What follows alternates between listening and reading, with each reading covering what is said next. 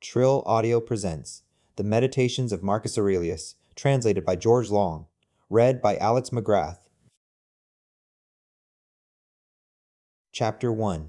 The First Book. 1. Of my grandfather Verus. I have learned to be gentle and meek, and to refrain from all anger and passion. From the fame and memory of him that begot me, I have learned both shamefastness and manlike behavior. Of my mother, I have learned to be religious and bountiful, and to forbear, not only to do, but to intend any evil, to content myself with a spare diet, and to fly all such excess as is incidental to great wealth. Of my great-grandfather, both to frequent public schools and auditories, and to get me good and able teachers at home, and that I ought not to think much if upon such occasions I were at excessive charges. 2. Of him that brought me up, not to be fondly addicted to either of the two great factions of the coursers in the circus, called Prasini and Veneti, nor in the amphitheatre partially to favor any of the gladiators, or fencers, as either the Parmulari or the Secutores. Moreover, to endure labor, nor to need many things, when I have anything to do it myself rather than by others, not to meddle with many businesses, and not easily to admit of any slander. 3. Of Diognetus, not to busy myself about vain things, and not easily to believe those things, which are commonly spoken, by such as take upon them to work wonders, and by sorcerers, or prestidigitators, and impostors, concerning the power of charms, and their driving out of demons, or evil spirits, and the like. Not to keep quails for the game, nor to be mad after such things. Not to be offended with other men's liberty of speech, and to apply myself unto philosophy. Him also I must thank, that ever I heard first Bacchius, then Tandisus and Marcianus, and that I did write dialogues in my youth, and that I took liking to the philosopher's little couch and skins and such other things which by the Grecian discipline are proper to those who profess philosophy. 4. To Rusticus I am beholding, that I first entered into the conceit that my life wanted some redress and cure, and then that I did not fall into the ambition of ordinary sophists, either to write tracts concerning the common theorems, or to exhort men unto virtue and the study of philosophy by public orations, as also that I never by way of ostentation did affect to show myself an active able man, for any kind of bodily exercises, and that I gave over the study of rhetoric and poetry, and of elegant neat language, that I did not use to walk about the house in my long robe, nor to do any such things. Moreover, I learned of him to write letters without any affectation or curiosity, such as that was, which by him was written to my mother from Sinuessa, and to be easy and ready to be reconciled, and well pleased again with them that had offended me, as soon as any of them would be content to seek unto me again. To read with diligence, not to rest satisfied with a light and superficial knowledge, nor quickly to assent to things commonly spoken of, whom also I must thank that ever I lighted upon Epictetus his Hypomnemata, or moral commentaries and common factions, which also he gave me of his own. 5.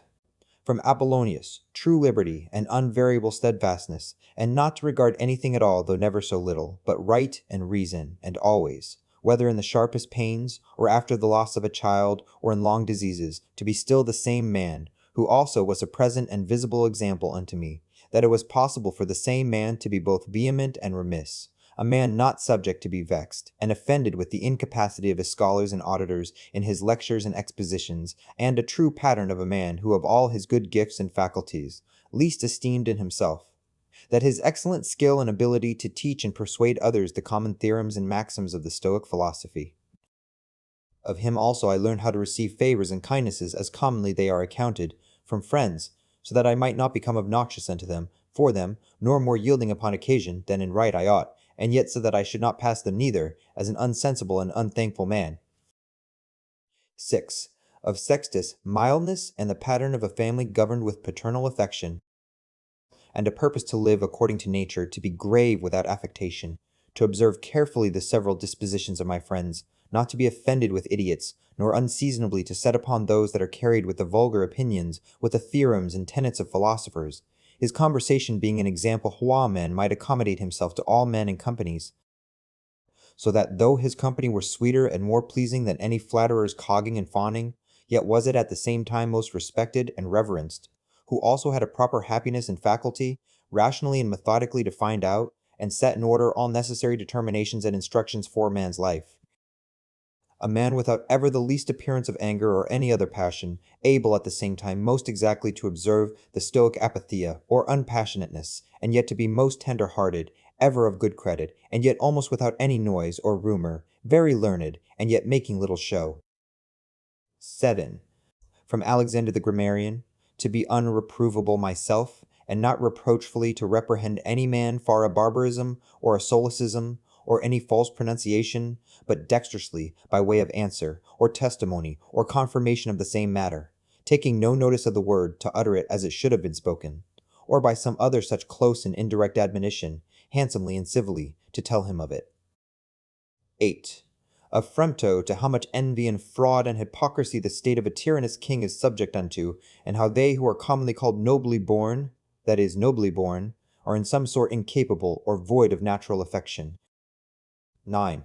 Of Alexander the Platonic, not often nor without great necessity to say, or to write to any man in a letter, I am not at leisure, nor in this manner still to put off those duties, which we owe to our friends and acquaintances, to every one in his kind under pretence of urgent affairs.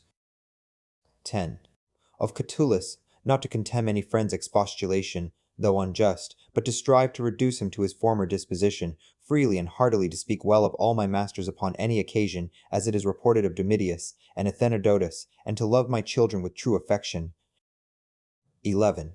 From my brother Severus to be kind and loving to all them of my house and family, by whom also I came to the knowledge of Thrasea, and Helvidius, and Cato, and Dio, and Brutus.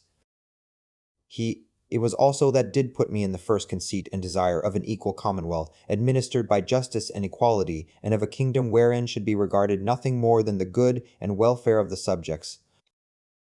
Of him also to observe a constant tenor, not interrupted, with any other cares and distractions, in the study and esteem of philosophy, to be bountiful and liberal in the largest measure, always to hope the best, and to be confident that my friends love me, in whom I moreover observed open dealing towards those whom he reproved at any time, and that his friends might without all doubt or much observation know what he would or would not, so open and plain was he.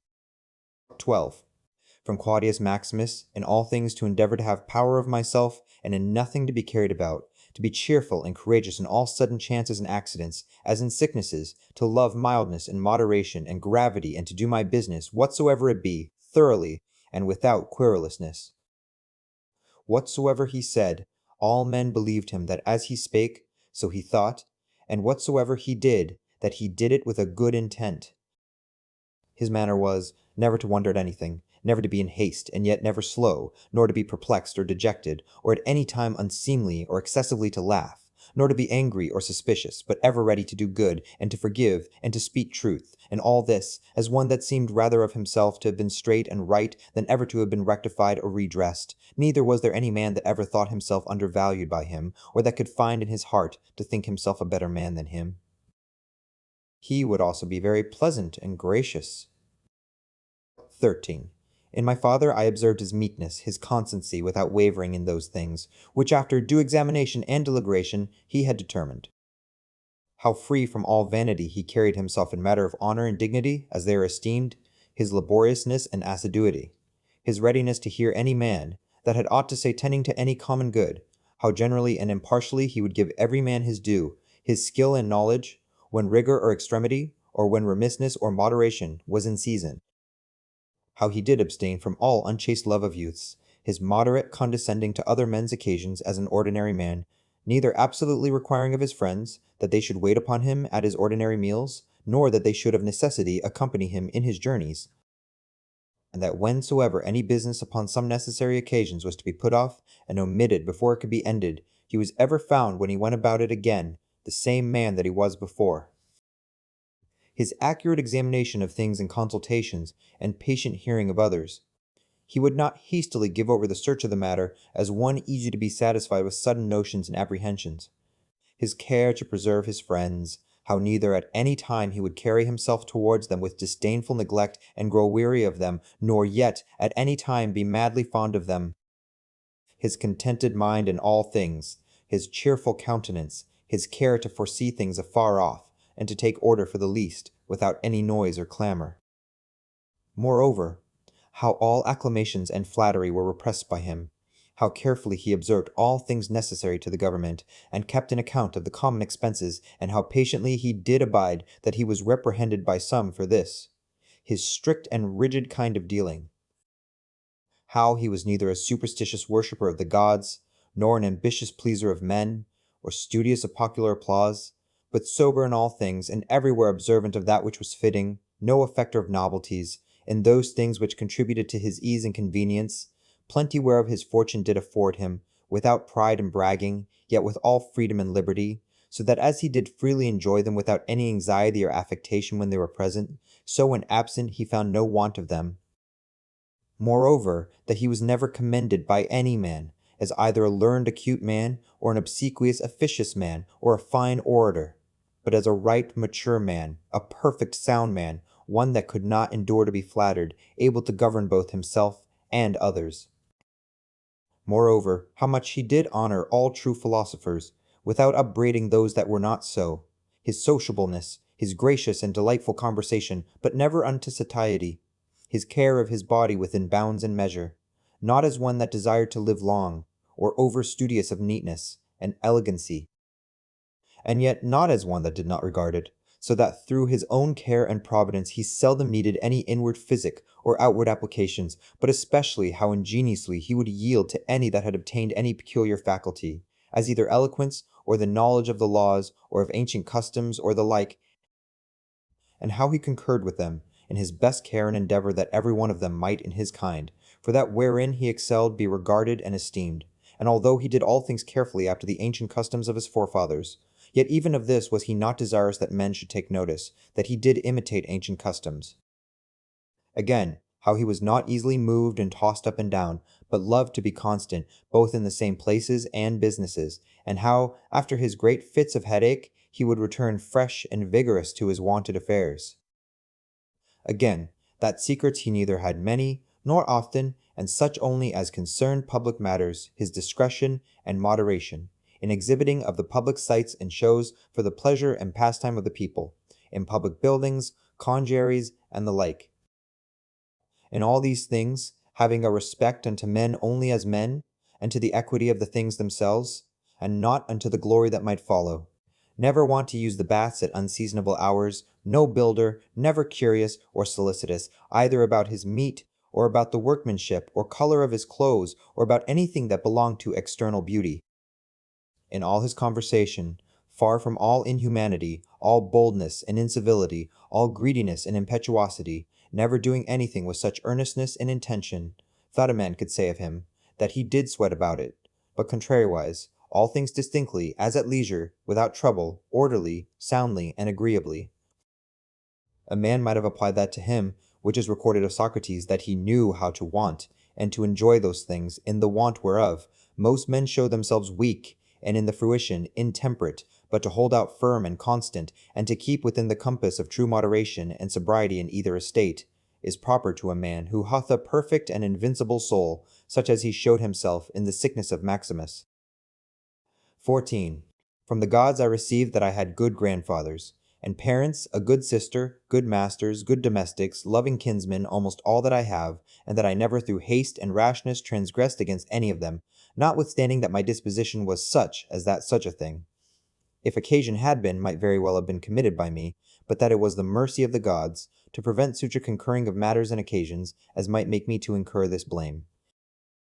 That I was not long brought up by the concubine of my father, that I preserved the flower of my youth, that I took not upon me to be a man before my time, but rather put it off longer than I needed, that I lived under the government of my lord and father, who would take away from me all pride and vainglory, and reduce me to that conceit and opinion that it was not impossible for a prince to live in the court without a troop of guards and followers, extraordinary apparel, such and such torches and statues, and other like particulars of state and magnificence, but that a man may reduce and contract himself almost to the state of a private man, and yet for all that not to become the more base and remiss in those public matters and affairs wherein power and authority is requisite. That I have had such a brother, who by his own example might stir me up to think of myself, and by his respect and love delight and please me, that I have got ingenuous children, and that they were not born distorted, nor with any other natural deformity, that I was no great proficient in the study of rhetoric and poetry, and of other faculties, which perchance I might have dwelt upon, if I had found myself to go on in them with success. That I did by times prefer those by whom I was brought up, to such places and dignities, which they seemed unto me most to desire, and that I did not put them off with hope and expectation, that, since that they were yet but young, I would do the same hereafter. That I ever knew Apollonius and Rusticus, and Maximus, that I have had occasion often and effectually to consider and meditate with myself, concerning that life which is according to nature, what the nature and manner of it is, so that as for the gods and such suggestions, helps, and inspirations as might be expected from them, nothing did hinder, but that I might have begun long before to live according to nature, or that even now that I was not yet partaker and in present possession of that life, that I myself, and that I did not observe those inward motions and suggestions, yea, and almost plain and apparent instructions and admonitions of the gods, was the only cause of it. That my body and suture life hath been able to hold out so long, that I never had to do with Benedicta and Theodotus, yea, and afterwards when I fell into some fits of love, I was soon cured. That having been often displeased with Rusticus, I never did him anything for which afterwards I had occasion to repent. That it being so that my mother was to die young, yet she lived with me all her latter years. That as often as I had a purpose to help and succor any that either were poor or fallen into some present necessity, I never was answered by my officers that there was not ready money enough to do it, and that I myself never had occasion to require the like succor from any other. That I have such a wife, so obedient, so loving, so ingenuous, that I had choice of fit and able men, to whom I might commit the bringing up of my children, that by dreams I have received help, as for other things, so in particular, how I might stay my casting of blood, and cure my dizziness, as that also that happened to thee in Cajeta, as unto Chryses when he prayed by the seashore. And when I did first apply myself to philosophy, that I did not fall into the hands of some sophists, or spend my time either in reading the manifold volumes of ordinary philosophers, nor in practicing myself in the solution of arguments and fallacies, nor dwelt upon the studies of the meteors and other natural curiosities. All these things without the assistance of the gods and fortune could not have been. 15. In the country of the Quadi Agranua these, betimes in the morning say to thyself, this day I shall have to do with an idle curious man, with an unthankful man, a railer, a crafty, false, or an envious man, an unsociable, uncharitable man. All these ill qualities have happened unto them through ignorance of that which is truly good and truly bad. But I that understand the nature of that which is good, that it only is to be desired, and of that which is bad, that it only is truly odious and shameful, who know moreover, that this transgressor, whosoever he be, is my kinsman, not by the same blood and seed, but by participation of the same reason, and of the same divine particle. How can I either be hurt by any of those, since it is not in their power to make me incur anything that is truly reproachful, or angry and ill-affected towards him, who by nature is so near unto me? For we are all born to be fellow workers, as the feet, the hands, and the eyelids, as the rows of the upper and under teeth. For such therefore to be in opposition is against nature. And what is it to chafe at, and to be averse from, but to be in opposition? 16. Whatsoever I am, is either flesh or life, or that which we commonly call the mistress and overruling part of man, reason. Away with thy books, suffer not thy mind any more to be distracted, and carried to and fro, for it will not be, but as even now ready to die. Think little of thy flesh, blood, bones, and a skin, a pretty piece of knit and twisted work, consisting of nerves, veins, and arteries. Think no more of it than so. And as for thy life, consider what it is, a wind, not one constant wind neither, but every moment of an hour let out, and sucked in again. The third is thy ruling part, and here consider. Thou art an old man, suffer not that excellent part to be brought in subjection, and to become slavish, suffer it not to be drawn up and down with unreasonable and unsociable lusts and motions, as it were with wires and nerves. Suffer it not any more, either to repine at anything now present, or to fear and fly anything to come, which the destiny hath appointed thee. 17. Whatsoever proceeds from the gods immediately, that any man will grant totally depends from their divine providence.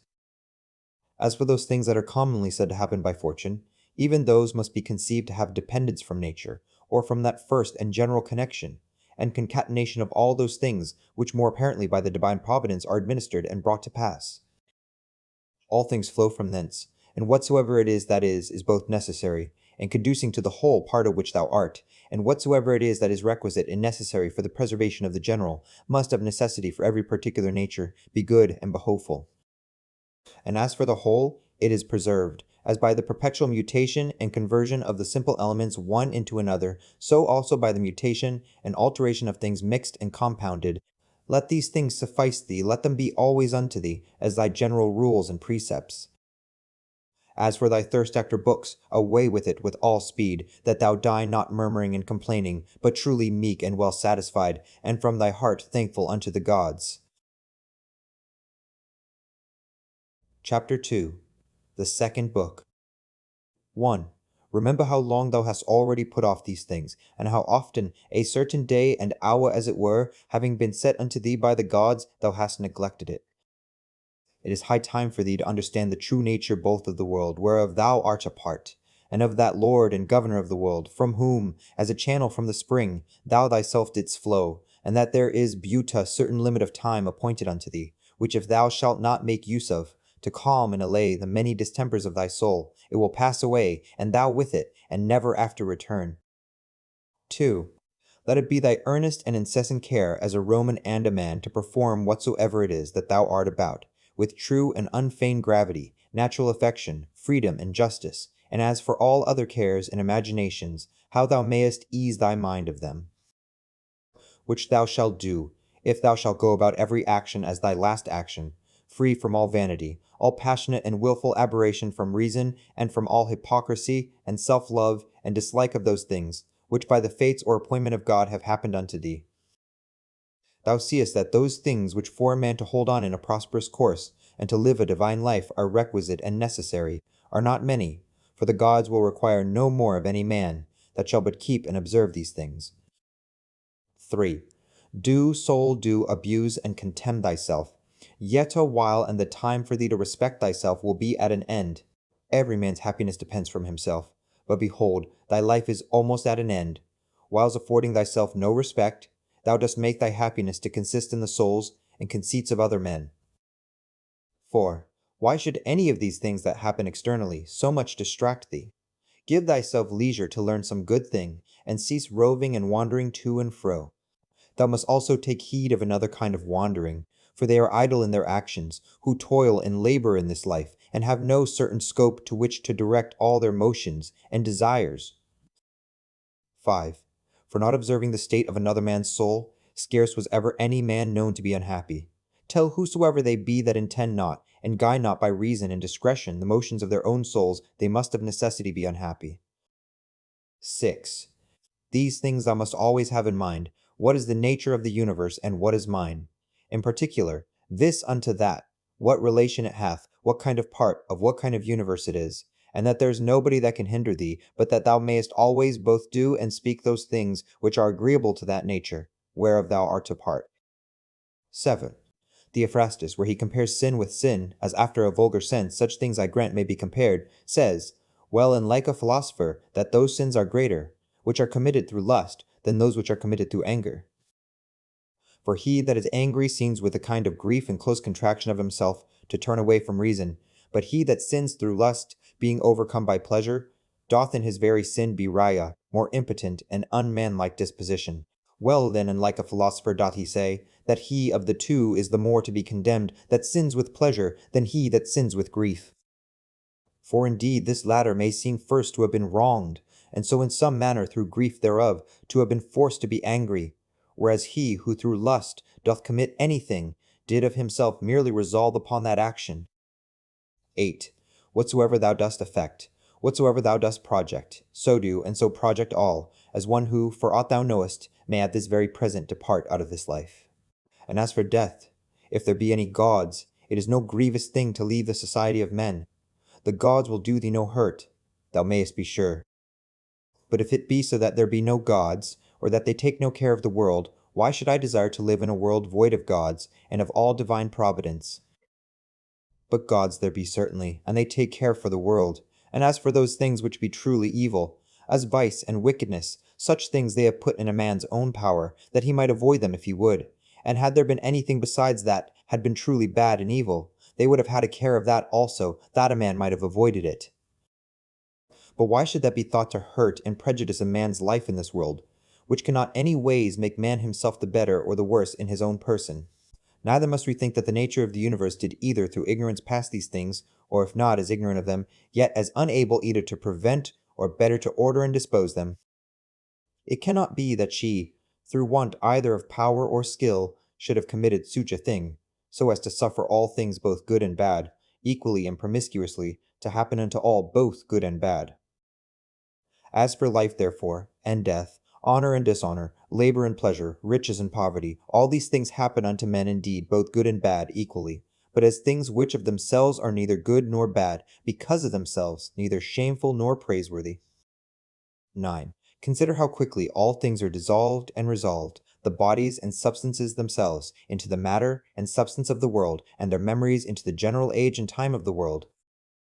Consider the nature of all worldly sensible things, of those especially, which either ensnare by pleasure, or for their irksomeness are dreadful, or for their outward luster and show are in great esteem and request. How vile and contemptible, how base and corruptible, how destitute of all true life and being they are. 10. It is the part of a man endowed with a good understanding faculty, to consider what they themselves are in very deed, from whose bare conceits and voices honor and credit do proceed, as also what it is to die. And how if a man shall consider this by itself alone, to die, and separate from it in his mind all those things which with it usually represent themselves unto us, he can conceive of it no otherwise than as of a work of nature, and he that fears any work of nature is a very child. Now, death. It is not only a work of nature, but also conducing to nature. 11. Consider with thyself how man, and by what part of his, is joined unto God, and how that part of man is affected, when it is said to be diffused. There is nothing more wretched than that soul, which in a kind of circuit compasseth all things, searching, as he saith, even the very depths of the earth, and by all signs and conjectures prying into the very thoughts of other men's souls, and yet of this is not sensible, that it is sufficient for a man to apply himself wholly, and to confine all his thoughts and cares to the tendance of that spirit which is within him, and truly and really to serve him. His service doth consist in this, the tall man keep himself pure from all violent passion and evil affection, from all rashness and vanity, and from all manner of discontent, either in regard of the gods or men. For indeed whatsoever proceeds from the gods deserves respect for their worth and excellency, and whatsoever proceeds from men, as they are our kinsmen, should by us be entertained with love, always, sometimes, as proceeding from their ignorance of that which is truly good and bad, a blindness no less than that by which we are not able to discern between white and black, with a kind of pity and compassion also. 12. If thou shouldest live 3,000 or as many as 10,000 of years, yet remember this, that man can part with no life properly, save with that little part of life which he now lives, and that which he lives is no other than that which at every instant he parts with. That then which is longest of duration, and that which is shortest, come both to one effect. For although in regard of that which is already past there may be some inequality, yet that time which is now present and in being is equal unto all men, and that being it which we part with whensoever we die, it doth manifestly appear that it can be but a moment of time that we then part with. For as for that which is either past or to come, a man cannot be said properly to part with it. For how should a man part with that which he hath not? These two things therefore thou must remember. First, that all things in the world from all eternity, by a perpetual revolution of the same times and things ever continued and renewed, are of one kind and nature, so that whether for 100 or 200 years only, or for an infinite space of time, a man see those things which are still the same, it can be no matter of great moment.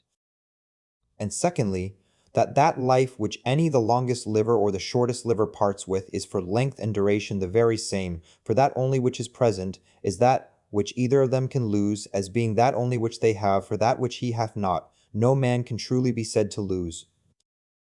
13. Remember, that all is but opinion and conceit, for those things are plain and apparent, which were spoken unto Monimus the Cynic, and as plain and apparent is the use that may be made of those things, if that which is true and serious in them be received as well as that which is sweet and pleasing. 14. So, a man's soul doth wrong and disrespect itself first, and especially, when as much as in itself lies it becomes an aposteme, and as it were an excrescency of the world. For to be grieved and displeased with anything that happens in the world is direct apostasy from the nature of the universe, part of which all particular natures of the world are. Secondly, when she either is averse from any man, or led by contrary desires or affections, tending to his hurt and prejudice, such as are the souls of them that are angry. Thirdly, when she is overcome by any pleasure or pain. Fourthly, when she doth dissemble, and covertly and falsely either doth or saith anything. Fifthly, when she doth either affect or endeavor anything to no certain end, but rashly and without due ratiocination and consideration, how consequent or inconsequent it is to the common end. For even the least things ought not to be done without relation unto the end, and the end of the reasonable creatures is to follow and obey him, who is the reason, as it were, and the law of this great city and ancient commonwealth. 15. The time of a man's life is as a point, the substance of it ever flowing, the sense obscure, and the whole composition of the body tending to corruption. His soul is restless, fortune uncertain, and fame doubtful, to be brief. As a stream, so are all things belonging to the body, as a dream or as a smoke, so are all that belong unto the soul. Our life is a warfare, and a mere pilgrimage. Fame after life is no better than oblivion. What is it then that will adhere and follow? Only one thing, philosophy. And philosophy doth consist in this, for a man to preserve that spirit which is within him, from all manner of contumelies and injuries, and above all pains or pleasures, never to do anything either rashly, or feignedly, or hypocritically, wholly to depend from himself and his own proper actions, all things that happen unto him to embrace contentedly, as coming from him from whom he himself also came, and above all things, with all meekness and a calm cheerfulness, to expect death, as being nothing else but the resolution of those elements, of which every creature is composed. And if the elements themselves suffer nothing by this, their perpetual conversion of one into another, that dissolution and alteration which is so common unto all, why should it be feared by any? Is not this according to nature? But nothing that is according to nature can be evil. Whilst I was ad carnuntum. Chapter 3. The Third Book. 1. A man must not only consider how daily his life wasteth and decreaseth, but this also, that if he live long, he cannot be certain, whether his understanding shall continue so able and sufficient, for either discreet consideration, in matter of businesses, or for contemplation, it being the thing, whereon true knowledge of things both divine and human doth depend. For if once he shall begin to dote, his respiration, nutrition, his imaginative and appetitive, and other natural faculties, may still continue the same, he shall find no want of them. But how to make that right use of himself that he should, how to observe exactly in all things that which is right and just, how to redress and rectify all wrong, or sudden apprehensions and imaginations, and even of this particular, whether he should live any longer or no, to consider duly, for all such things, wherein the best strength and vigor of the mind is most requisite, his power and ability will be past and gone.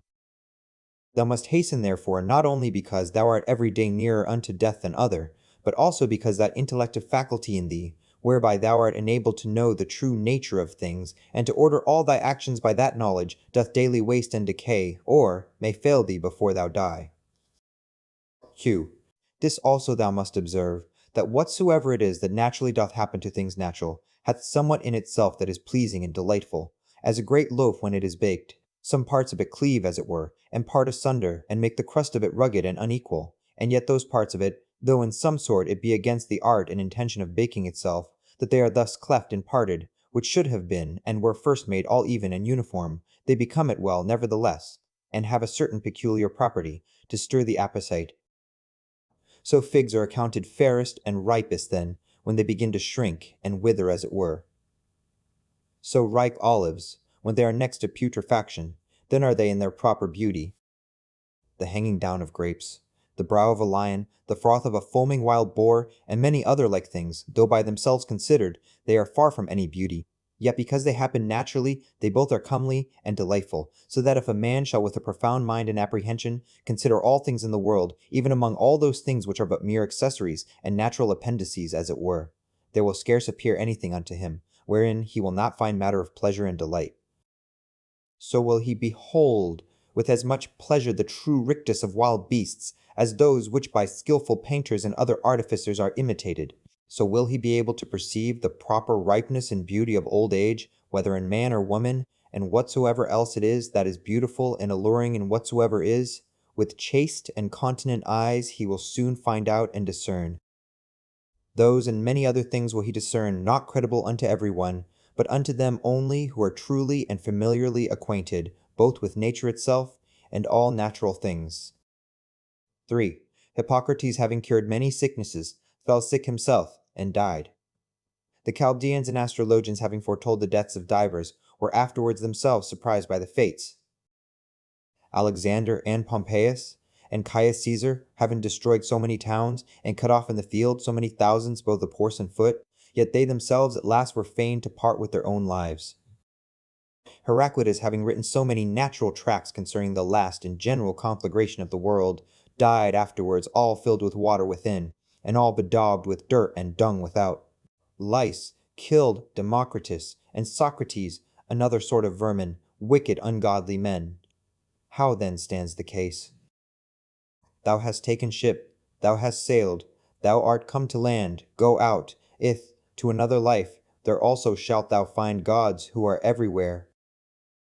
If all life and sense shall cease, then shalt thou cease also to be subject to either pains or pleasures, and to serve and tend this vile cottage, so much the viler, by how much that which ministers unto it doth excel, the one being a rational substance and a spirit, the other nothing but earth and blood. 4. Spend not the remnant of thy days in thoughts and fancies concerning other men, when it is not in relation to some common good, when by it thou art hindered from some other better work.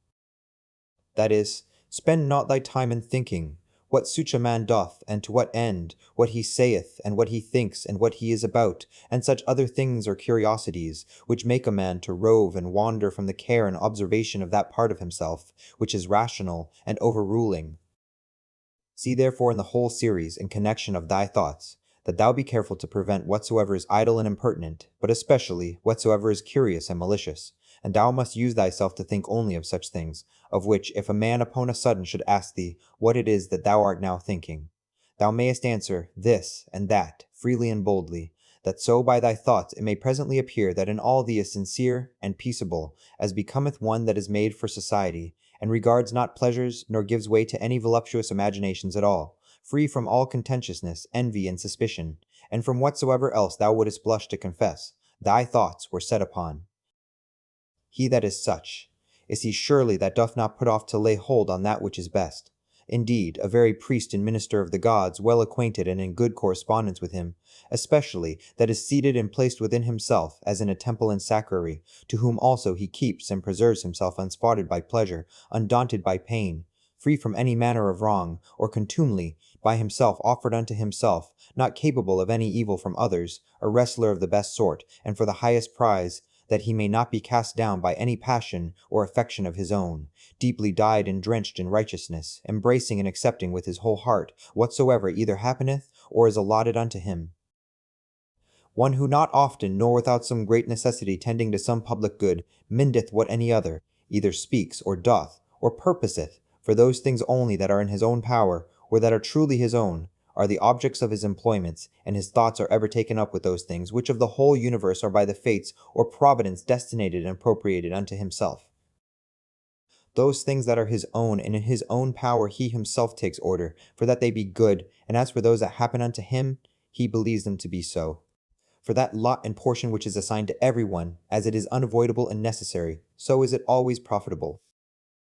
He remembers besides that whatsoever partakes of reason is akin unto him, and that to care for all men generally is agreeing to the nature of a man. But as for honor and praise, that they ought not generally to be admitted and accepted of from all, but from such only who live according to nature. As for them that do not, what manner of men they be at home or abroad, day or night, how condition themselves, with what manner of conditions, or with men of what conditions they moil and pass away the time together, he knoweth and remembers right well. He therefore regards not such praise and approbation as proceeding from them who cannot like and approve themselves. 5. Do nothing against thy will, nor contrary to the community, nor without due examination, nor with reluctancy. Affect not to set out thy thoughts with curious, neat language. Be neither a great talker, nor a great undertaker. Moreover, let thy God that is in thee to rule over thee find by thee that he had to do with a man, an aged man, a sociable man, a Roman, a prince, one that hath ordered his life, as one that expecteth, as it were, nothing but the sound of the trumpet, sounding a retreat to depart out of this life with all expedition. One who for his word or actions neither needs an oath nor any man to be a witness. 6. To be cheerful, and to stand in no need, either of other men's help or attendance, or of that rest and tranquillity, which thou must be beholden to others for. Rather like one that is straight of himself, or hath ever been straight, than one that hath been rectified. 7. If thou shalt find anything in this mortal life better than righteousness, than truth, temperance, fortitude, and in general better than a mind contented both with those things which according to right and reason she doth, and in those which without her will and knowledge happen unto thee by the providence. If I say, thou canst find out anything better than this, apply thyself unto it with thy whole heart, and that which is best wheresoever thou dost find it, enjoy freely. But if nothing thou shalt find worthy to be preferred to that spirit which is within thee, if nothing better than to subject unto thee thine own lusts and desires, and not to give way to any fancies or imaginations before thou hast duly considered of them, nothing better than to withdraw thyself, to use Socrates his words, from all sensuality, and submit thyself unto the gods, and to have care of all men in general, if thou shalt find that all other things in comparison of this are but vile, and of little moment, then give not way to any other thing, which being once though but affected and inclined unto, it will no more be in thy power without all distraction as thou oughtest to prefer and to pursue after that good, which is thine own and thy proper good.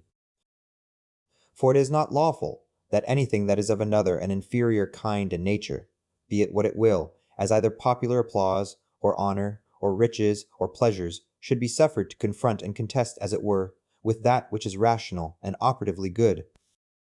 For all these things, if once though but for a while they begin to please, they presently prevail and pervert a man's mind, or turn a man from the right way.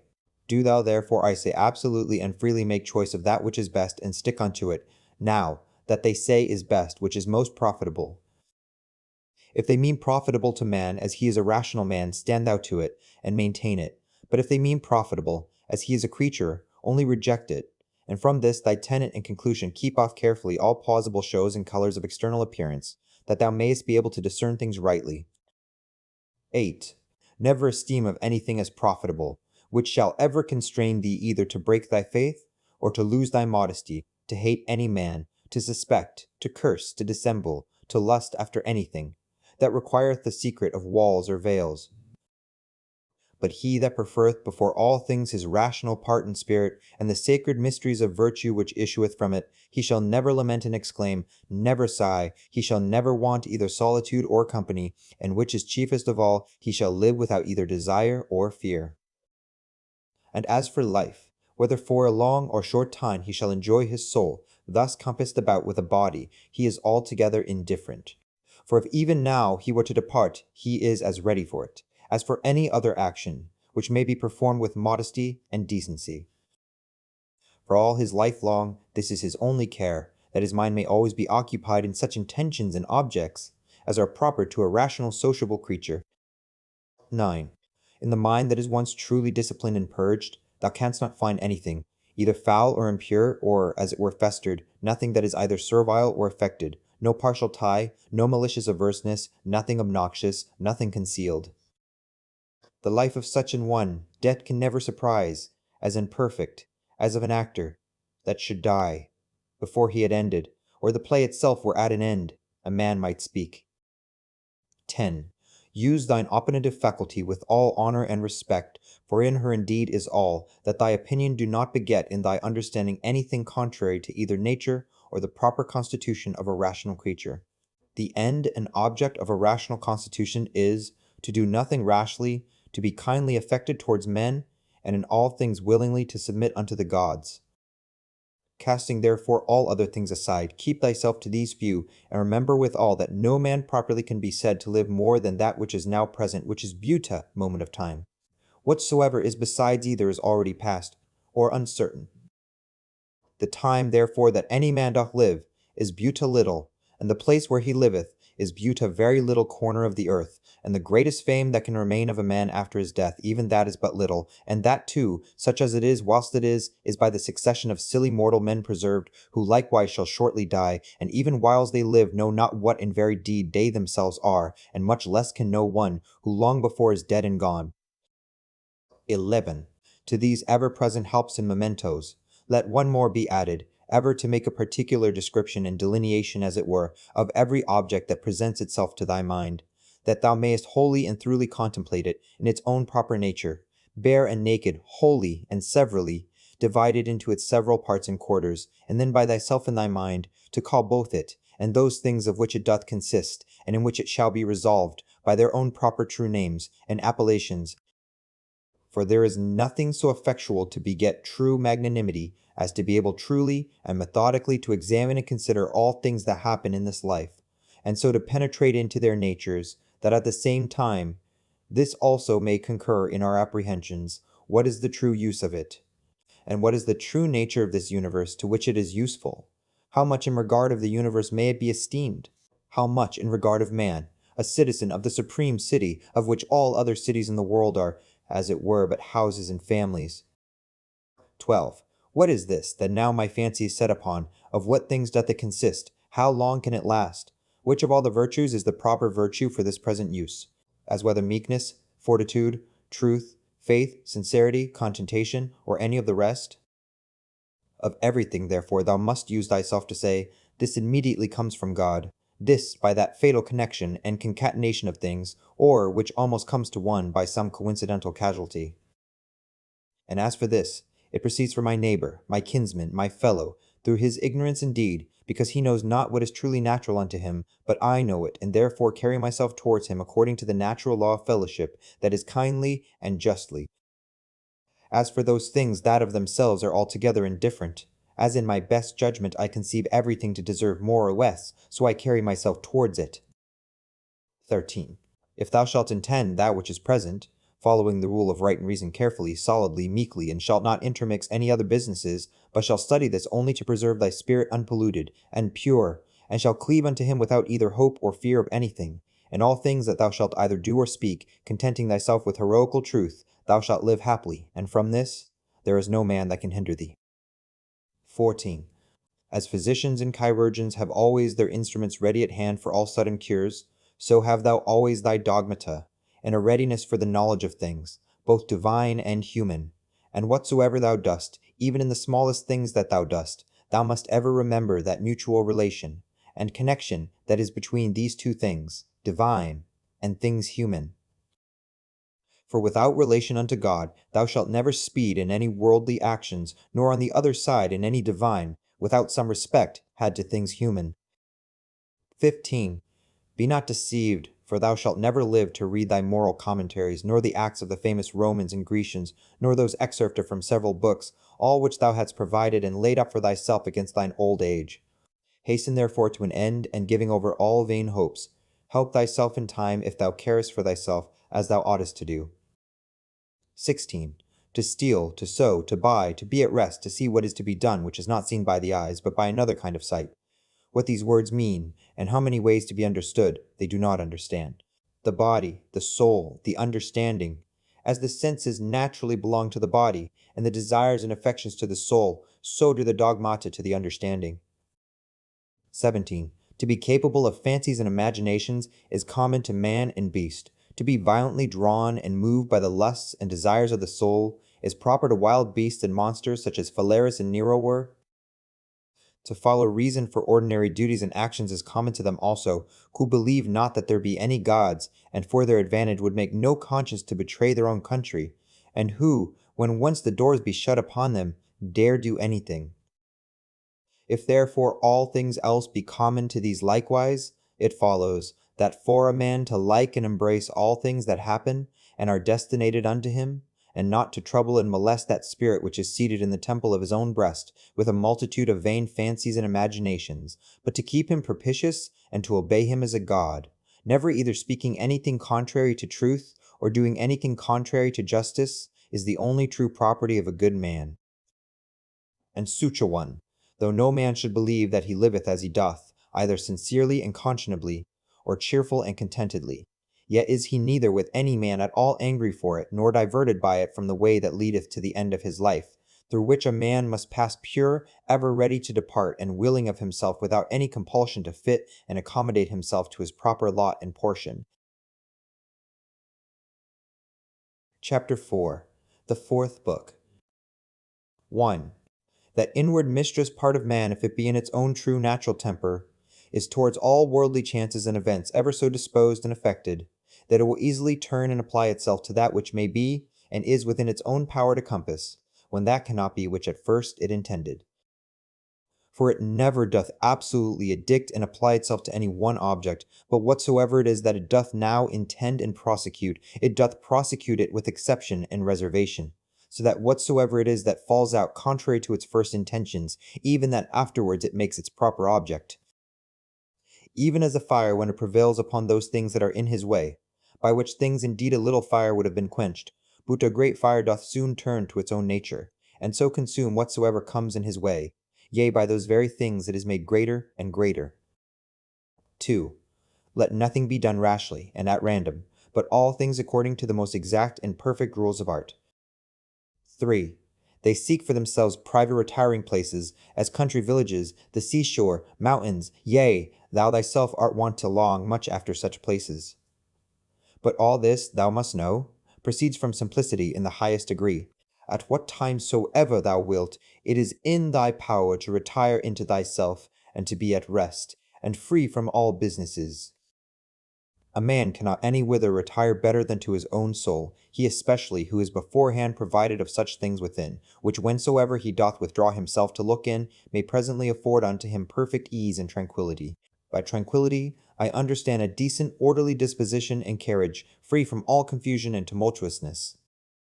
Afford then thyself this retiring continually, and thereby refresh and renew thyself. Let these precepts be brief and fundamental, which as soon as thou dost call them to mind, may suffice thee to purge thy soul throughly, and to send thee away well pleased with those things whatsoever they be, which now again, after this short withdrawing of thy soul into herself, thou dost return unto. For what is it that thou art offended at? Can it be at the wickedness of men, when thou dost call to mind this conclusion, that all reasonable creatures are made one for another, and that it is part of justice to bear with them, and that it is against their wills that they offend? And how many already, who once likewise prosecuted their enmities, suspected, hated, and fiercely contended, are now long ago stretched out and reduced unto ashes? It is time for thee to make an end. As for those things which among the common chances of the world happen unto thee as thy particular lot and portion, canst thou be displeased with any of them, when thou dost call that our ordinary dilemma to mind, either a Providence, or Democritus his atoms, and with it, whatsoever we brought to prove that the whole world is as it were one city? And as for thy body, what canst thou fear? If thou dost consider that thy mind and understanding, when once it hath recollected itself, and knows its own power, hath in this life and breath, whether it run smoothly and gently, or whether harshly and rudely, no interest at all, but is altogether indifferent, and whatsoever else thou hast heard and assented unto concerning either pain or pleasure. But the care of thine honor and reputation will perchance distract thee?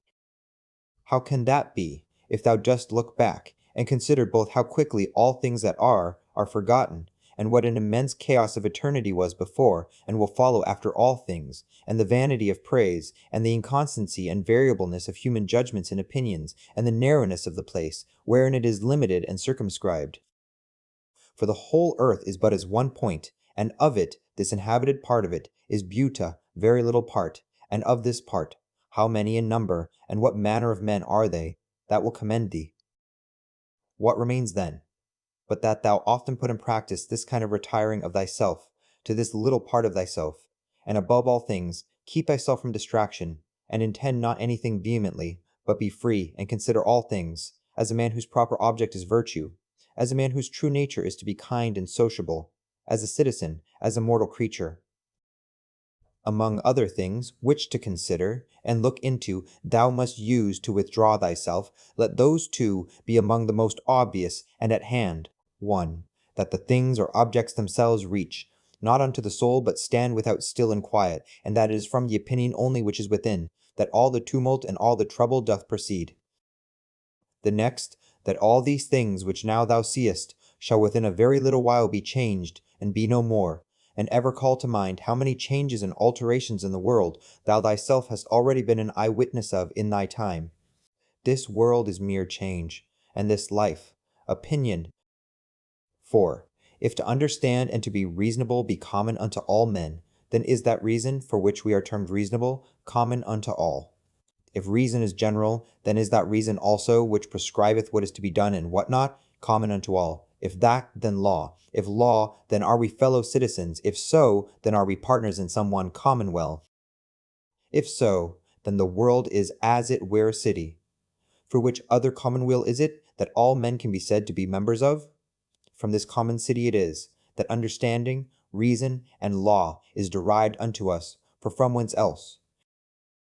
For as that which in me is earthly I have from some common earth, and that which is moist from some other element is imparted, as my breath and life hath its proper fountain, and that likewise which is dry and fiery in me, for there is nothing which doth not proceed from something, as also there is nothing that can be reduced unto mere nothing, so also is there some common beginning, from whence my understanding hath proceeded. 5. As generation is, so also death, a secret of nature's wisdom, a mixture of elements resolved into the same elements again, a thing surely which no man ought to be ashamed of, and a series of other fatal events and consequences, which a rational creature is subject unto, not improper or incongruous, nor contrary to the natural and proper constitution of man himself. 6. Such and such things, from such and such causes, must of necessity proceed. He that would not have such things to happen, is as he that would have the fig tree grow without any sap or moisture. In sum, remember this, that within a very little while, both thou and he shall both be dead, and after a little while more, not so much as your names and memories shall be remaining. 7. Let opinion be taken away, and no man will think himself wronged. If no man shall think himself wronged, then is there no more any such thing as wrong. That which makes not man himself the worse cannot make his life the worse, neither can it hurt him, either inwardly or outwardly. It was expedient in nature that it should be so, and therefore necessary. 8. Whatsoever doth happen in the world doth happen justly, and so if thou dost well take heed, thou shalt find it. I see not only in right order by a series of inevitable consequences, but according to justice, and as it were by way of equal distribution, according to the true worth of everything. Continue then to take notice of it, as thou hast begun, and whatsoever thou dost, do it not without this proviso, that it be a thing of that nature, that a good man, as the word good is properly taken, may do it. This observe carefully in every action. 9.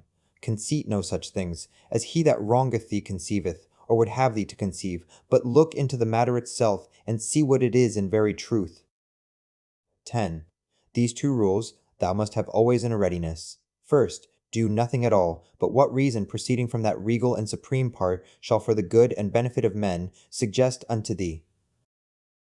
And secondly, if any man that is present shall be able to rectify thee, or to turn thee from some erroneous persuasion, that thou be always ready to change thy mind, and this change to proceed, not from any respect of any pleasure or credit thereon depending, but always from some probable apparent ground of justice, or of some public good thereby to be furthered, or from some other such inducement. 11. Hast thou reason? I have. Why then makest thou not use of it? For if thy reason do her part, what more canst thou require? 12. As a part hitherto thou hast had a particular subsistence, and now shalt thou vanish away into the common substance of him who first begot thee, or rather thou shalt be resumed again into that original rational substance out of which all others have issued and are propagated. Many small pieces of frankincense are set upon the same altar. One drops first and is consumed, another after, and it comes all to one. 13. Within 10 days, if so happen, thou shalt be esteemed a god of them, who now, if thou shalt return to the dogmata and to the honoring of reason, will esteem of thee no better than of a mere brute, and of an ape. 14. Not as though thou hadst thousands of years to live. Death hangs over thee, whilst yet thou livest, whilst thou mayest be good. 15. Now much time and leisure doth he gain, who is not curious to know what his neighbor hath said, or hath done, or hath attempted, but only what he doth himself, that it may be just and holy. Or to express it in Agathon's words, not to look about upon the evil conditions of others, but to run on straight in the line, without any loose and extravagant agitation. 16. He who is greedy of credit and reputation after his death, doth not consider that they themselves by whom he is remembered shall soon after every one of them be dead, and they likewise that succeed those, until at last all memory, which hitherto by the succession of men admiring and soon after dying hath had its course, be quite extinct. But suppose that both they that shall remember thee and thy memory with them should be immortal, what is that to thee? I will not say to thee after thou art dead, but even to thee living, what is thy praise? But only for a secret and politic consideration, which we call oikonomion, or dispensation. For as for that it is the gift of nature, whatsoever is commended in thee, what might be objected from thence, let that, now that we are upon another consideration, be omitted as unseasonable. That which is fair and goodly, whatsoever it be, and in what respect soever it be, that it is fair and goodly, it is so of itself, and terminates in itself, not admitting praise as a part or member. That therefore which is praised is not thereby made either better or worse. This I understand even of those things that are commonly called fair and good, as those which are commended either for the matter itself or for curious workmanship. As for that which is truly good, what can it stand in need of more than either justice or truth, or more than either kindness and modesty? Which of all those either becomes good or fair, because commended or dispraised suffers any damage? Doth the emerald become worse in itself, or more vile if it be not commended? Doth gold, or ivory, or purple? Is there anything that doth, though never so common, as a knife, a flower, or a tree? 17. If so be that the souls remain after death, say they that will not believe it, how is the air from all eternity able to contain them? How is the earth, say I, ever from that time able to contain the bodies of them that are buried? For as here, the change and resolution of dead bodies into another kind of subsistence, whatsoever it be, makes place for other dead bodies, so the souls after death transferred into the air, after they have conversed there a while, are either by way of transmutation, or transfusion, or conflagration, received again into that original rational substance from which all others do proceed, and so give way to those souls, who before coupled and associated unto bodies, now begin to subsist single. This, upon a supposition that the souls, after death, do for a while subsist single, may be answered. And here, besides the number of bodies so buried and contained by the earth, we may further consider the number of several beasts, eaten by us men and by other creatures. For notwithstanding that such a multitude of them is daily consumed, and as it were buried in the bodies of the eaters, yet is the same place and body able to contain them, by reason of their conversion, partly into blood, partly into air and fire. What in these things is the speculation of truth? To divide things into that which is passive and material, and that which is active and formal? 18.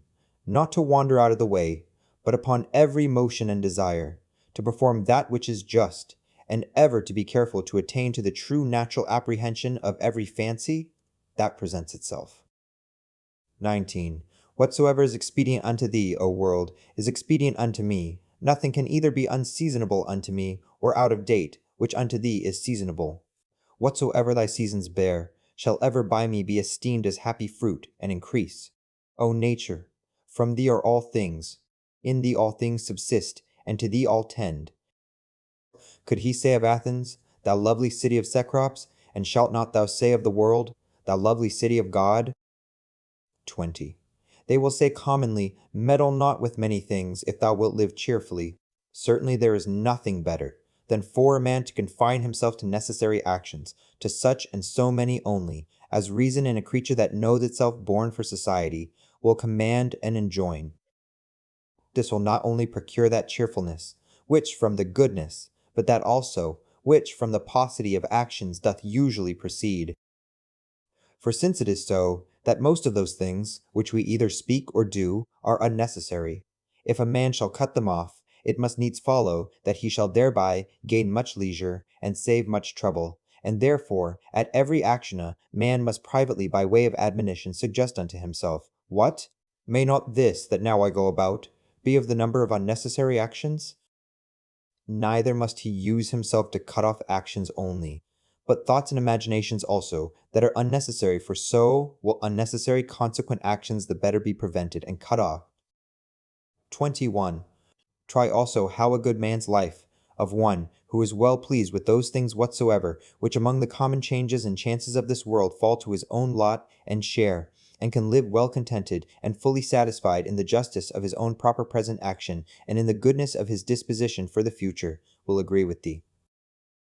Thou hast had experience of that other kind of life. Make now trial of this also. Trouble not thyself any more henceforth. Reduce thyself unto perfect simplicity. Doth any man offend? It is against himself that he doth offend. Why should it trouble thee? Hath anything happened unto thee? It is, well, whatsoever it be, it is that, which of all the common chances of the world from the very beginning in the series of all other things that have or shall happen, was destinated and appointed unto thee.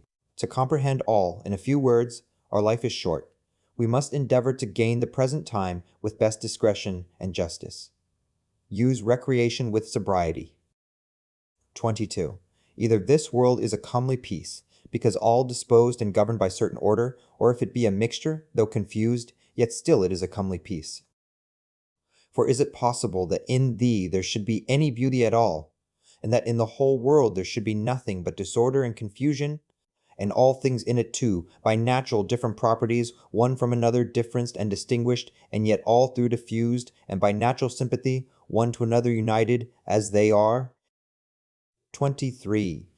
A black or malign disposition, an effeminate disposition, an hard inexorable disposition, a wild inhuman disposition, a sheepish disposition, a childish disposition, a blockish, a false, a scurril, a fraudulent, a tyrannical. What then? If ye be a stranger in the world, that knows not the things that are in it, why not be a stranger as well, that wonders at the things that are done in it? 24.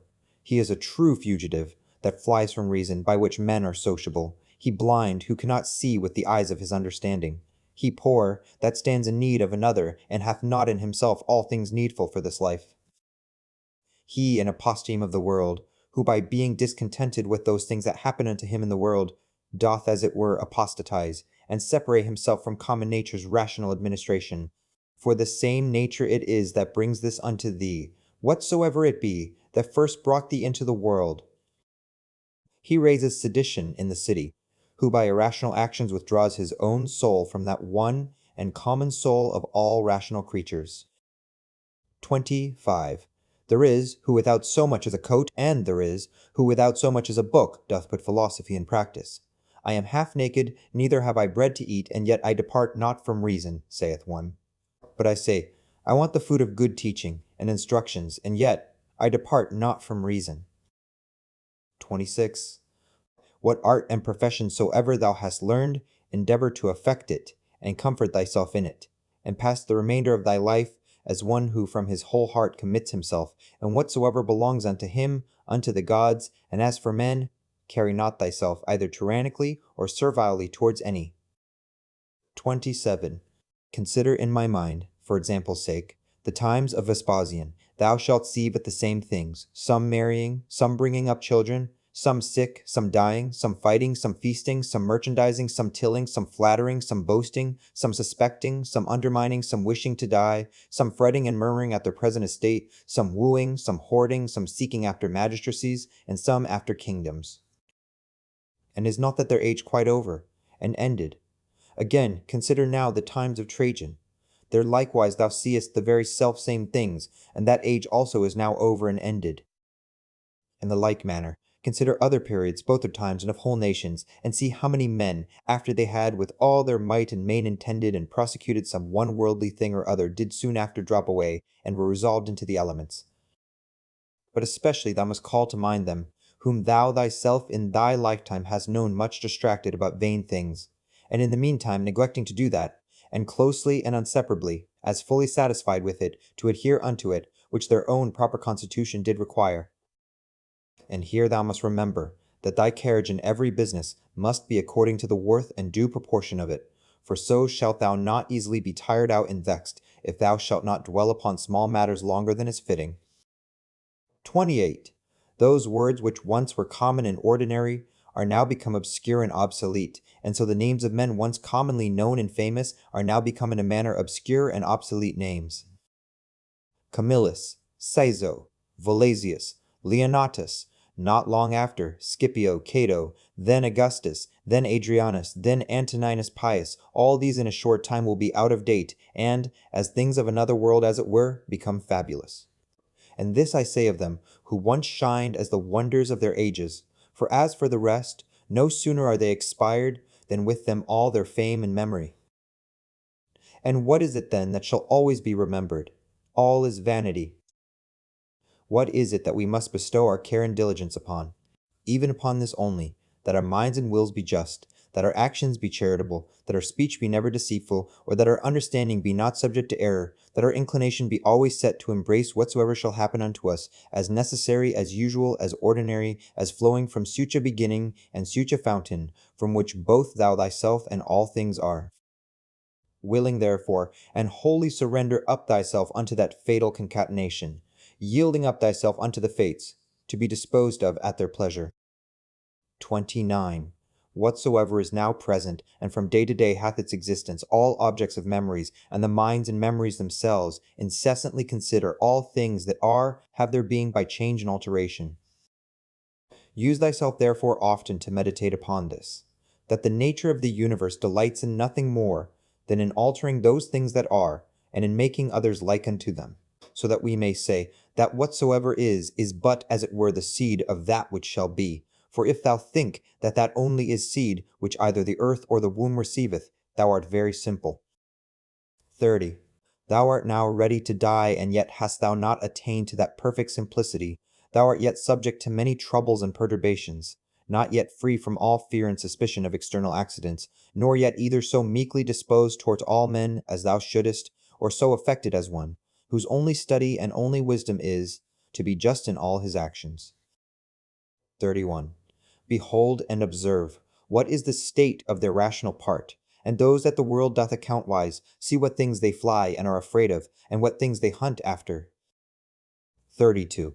In another man's mind and understanding thy evil cannot subsist, nor in any proper temper or distemper of the natural constitution of thy body, which is but as it were the coat or cottage of thy soul. Wherein then? But in that part of thee wherein the conceit and apprehension of any misery can subsist. Let not that part therefore admit any such conceit, and then all is well. Though thy body which is so near, it should either be cut or burnt, or suffer any corruption or putrefaction, yet let that part to which it belongs to judge of these be still at rest. That is, let her judge this, that whatsoever it is, that equally may happen to a wicked man and to a good man, is neither good nor evil. For that which happens equally to him that lives according to nature, and to him that doth not, is neither according to nature nor against it, and by consequent neither good nor bad. 33. Ever consider and think upon the world as being but one living substance, and having but one soul, and how all things in the world are terminated into one sensitive power, and are done by one general motion, as it were, in deliberation of that one soul, and how all things that are concur in the cause of one another's being, and by what manner of connection and concatenation all things happen. 34. What art thou? That better and divine part accepted, but as Epictetus said, well, a wretched soul, appointed to carry a carcass up and down. 35. To suffer change can be no hurt, as no benefit it is, by change to attain to being. The age and time of the world is as it were a flood and swift current, consisting of the things that are brought to pass in the world. For as soon as anything hath appeared, and is passed away, another succeeds, and that also will presently out of sight. 36. Whatsoever doth happen in the world is, in the course of nature, as usual and ordinary as a rose in the spring, and fruit in summer. Of the same nature as sickness and death, slander, and lying in wait, and whatsoever else ordinarily doth unto fools use to be occasion either of joy or sorrow. That, whatsoever it is that comes after, doth always very naturally, and as it were familiarly, follow upon that which was before. For thou must consider the things of the world, not as a loose independent number, consisting merely of necessary events, but as a discrete connection of things orderly and harmoniously disposed. There is then to be seen, in the things of the world, no to bare succession, but an admirable correspondence and affinity. 37. Let that of Heraclitus never be out of thy mind, that the death of earth is water, and the death of water is air, and the death of air is fire, and so on the contrary. Remember him also who was ignorant whither the way did lead, and how that reason being the thing by which all things in the world are administered, and which men are continually and most inwardly conversant with, yet is the thing which ordinarily they are most in opposition with, and how those things which daily happen among them cease not daily to be strange unto them, and that we should not either speak or do anything as men in their sleep by opinion and bare imagination, for then we think we speak and do, and that we must not be as children, who follow their father's example, or as by successive tradition from our forefathers we have received it. 38. Even as if any of the gods should tell thee, thou shalt certainly die tomorrow, or next day, thou wouldst not, except thou art extremely base and pusillanimous, take it for a great benefit, rather to die the next day after, than tomorrow, for alas, what is the difference? So, for the same reason, think it no great matter to die rather many years after, than the very next day. 39. Let it be thy perpetual meditation how many physicians who once looked so grim and so theatrically shrunk their brows upon their patients are dead and gone themselves. How many astrologers, after that in great ostentation they had foretold the death of some others, how many philosophers, after so many elaborate tracts and volumes concerning either mortality or immortality, how many brave captains and commanders, after the death and slaughter of so many, how many kings and tyrants, after they had with such horror and insolency abused their power upon men's lives, as though themselves had been immortal. How many, that I may so speak, whole cities, both men and towns, Hellas, Pompeii, Herculaneum, and others innumerable are dead and gone. Run them over also whom thou thyself one after another hast known in thy time to drop away. Such and such a one took care of such and such a one's burial, and soon after was buried himself. So one, so another, and all things in a short time. For herein lieth all indeed, ever to look upon all worldly things, as things for their continuance, that are but for a day, and for their worth, most vile and contemptible. As for example, what is man? That which but the other day, when he was conceived, was vile snivel, and within few days shall be either an embalmed carcass, or mere ashes. Thus must thou, according to truth and nature, duly consider how man's life is but for a very moment of time, and so depart meek and contented, even as if a ripe olive falling should praise the ground that bare her, and give thanks to the tree that begat her. 40. Thou must be like a promontory of the sea, against which, though the waves beat continually, yet it both itself stands, and about it are those swelling waves stilled and quieted. 41. O wretched I, to whom this mischance has happened, nay, happy I, to whom this thing being happened, I can continue without grief, neither wounded by that which is present, nor in fear of that which is to come. For as for this, it might have happened unto any man, but any man having such a thing befallen him could not have continued without grief. Why then should that rather be an unhappiness than this a happiness? But however, canst thou, O man, term that unhappiness which is no mischance to the nature of man? Canst thou think that a mischance to the nature of man which is not contrary to the end and will of his nature? What then hast thou learned is the will of man's nature? Doth that then which hath happened unto thee hinder thee from being just, or magnanimous, or temperate, or wise, or circumspect, or true, or modest, or free, or from anything else of all those things in the present enjoying and possession whereof the nature of man, as then enjoying all that is proper unto her, is fully satisfied?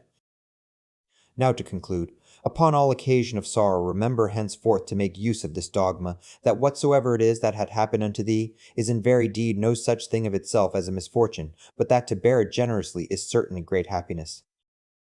42. It is but an ordinary coarse one, yet it is a good effectual remedy against the fear of death, for a man to consider in his mind the examples of such, who greedily and covetously, as it were, did for a long time enjoy their lives. What have they got more than they whose deaths have been untimely?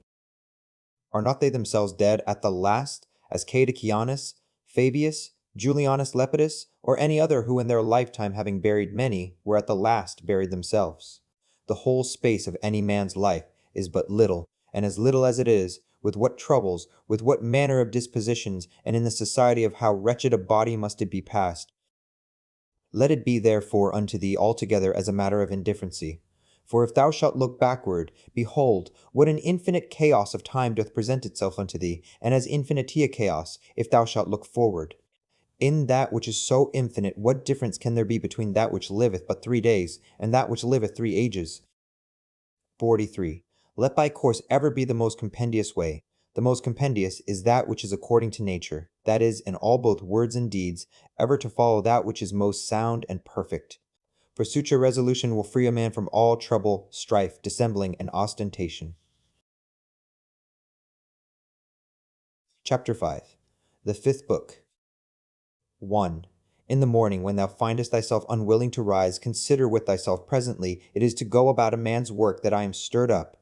Am I then yet unwilling to go about that, for which I myself was born and brought forth into this world? Or was I made for this, to lay me down, and make much of myself in a warm bed? Oh, but this is pleasing. And was it then for this that thou wert born, that thou mightest enjoy pleasure? Was it not in very truth for this, that thou mightest always be busy and in action?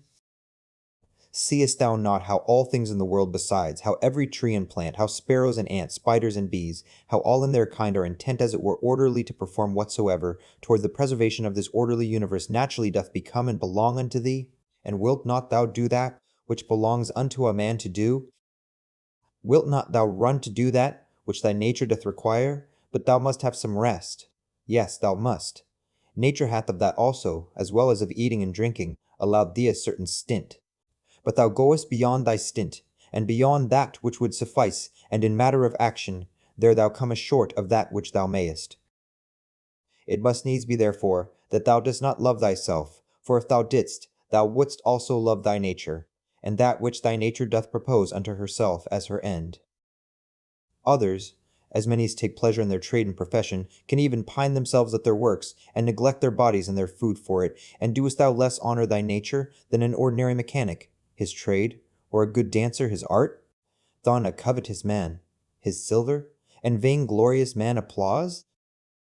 These, to whatsoever they take an affection, can be content to want their meat and sleep, to further that every one which he affects, and shall actions tending to the common good of human society seem more vile unto thee, or worthy of less respect and attention. 2. How easy a thing is it for a man to put off from him all turbulent, adventitious imaginations, and presently to be in perfect rest and tranquillity. 3. Think thyself fit and worthy to speak, or to do anything that is according to nature, and let not the reproach or report of some that may ensue upon it ever deter thee. If it be right and honest to be spoken or done, undervalue not thyself so much as to be discouraged from it. As for them, they have their own rational overruling part, and their own proper inclination, which thou must not stand and look about to take notice of, but go on straight, whither both thine own particular and the common nature do lead thee, and the way of both these is but one. 4. I continue my course by actions according to nature, until I fall and cease, breathing out my last breath into that air, by which continually breathed in I did live, and falling upon that earth, out of whose gifts and fruits my father gathered his seed, my mother her blood, and my nurse her milk, out of which for so many years I have been provided, both of meat and drink. And lastly, which beareth me that tread upon it, and beareth with me that so many ways do abuse it, or so freely make use of it, so many ways to so many ends. 5. No man can admire thee for thy sharp acute language, such is thy natural disability that way. Be it so, yet there be many other good things, for the want of which thou canst not plead the want or natural ability. Let them be seen in thee, which depend wholly from thee. Sincerity, gravity, laboriousness, contempt of pleasures, be not querulous, be content with little, be kind, be free. Avoid all superfluity, all vain prattling, be magnanimous. Doest not thou perceive how many things there be, which notwithstanding any pretense of natural indisposition and unfitness, thou mightest have performed and exhibited, and yet still thou doest voluntarily continue drooping downwards? Or wilt thou say that it is through defect of thy natural constitution, that thou art constrained to murmur, to be base and wretched to flatter, now to accuse, and now to please and pacify thy body, to be vainglorious, to be so giddy-headed and unsettled in thy thoughts? Nay, witnesses be the gods, of all these thou mightest have been rid long ago, only this thou must have been contented with, to have borne the blame of one that is somewhat slow and dull, wherein thou must so exercise thyself, as one who neither doth much take to heart this his natural defect, nor yet pleaseth himself in it. 6. Such there be, who when they have done a good turn to any, are ready to set them on the score for it, and to require retaliation. Others there be, who though they stand not upon retaliation, to require any, yet they think with themselves nevertheless that such a one is their debtor, and they know as their word is what they have done. Others again there be, who when they have done any such thing, do not so much as know what they have done, but are like unto the vine, which beareth her grapes, and when once she hath borne her own proper fruit, is contented, and seeks for no further recompense. As a horse after a race, and a hunting dog when he hath hunted, and a bee when she hath made her honey. Look not for applause and commendation, so neither doth that man that rightly doth understand his own nature when he hath done a good turn, but from one doth proceed to do another, even as the vine after she hath once borne fruit in her own proper season, is ready for another time. Thou therefore must be one of them, who what they do barely do it without any further thought, and are in a manner insensible of what they do. Nay, but, will some reply perchance, this very thing a rational man is bound unto, to understand what it is, that he doeth. For it is the property, say they, of one that is naturally sociable, to be sensible, that he doth operate sociably, nay, and to desire, that the party himself that is sociably dealt with should be sensible of it too. I answer, that which thou sayest is true indeed, but the true meaning of that which is said, thou dost not understand, and therefore art thou one of those first whom I mentioned. For they also are led by a probable appearance of reason, but if thou dost desire to understand truly what it is that is said, fear not that thou shalt therefore give over any sociable action. 7.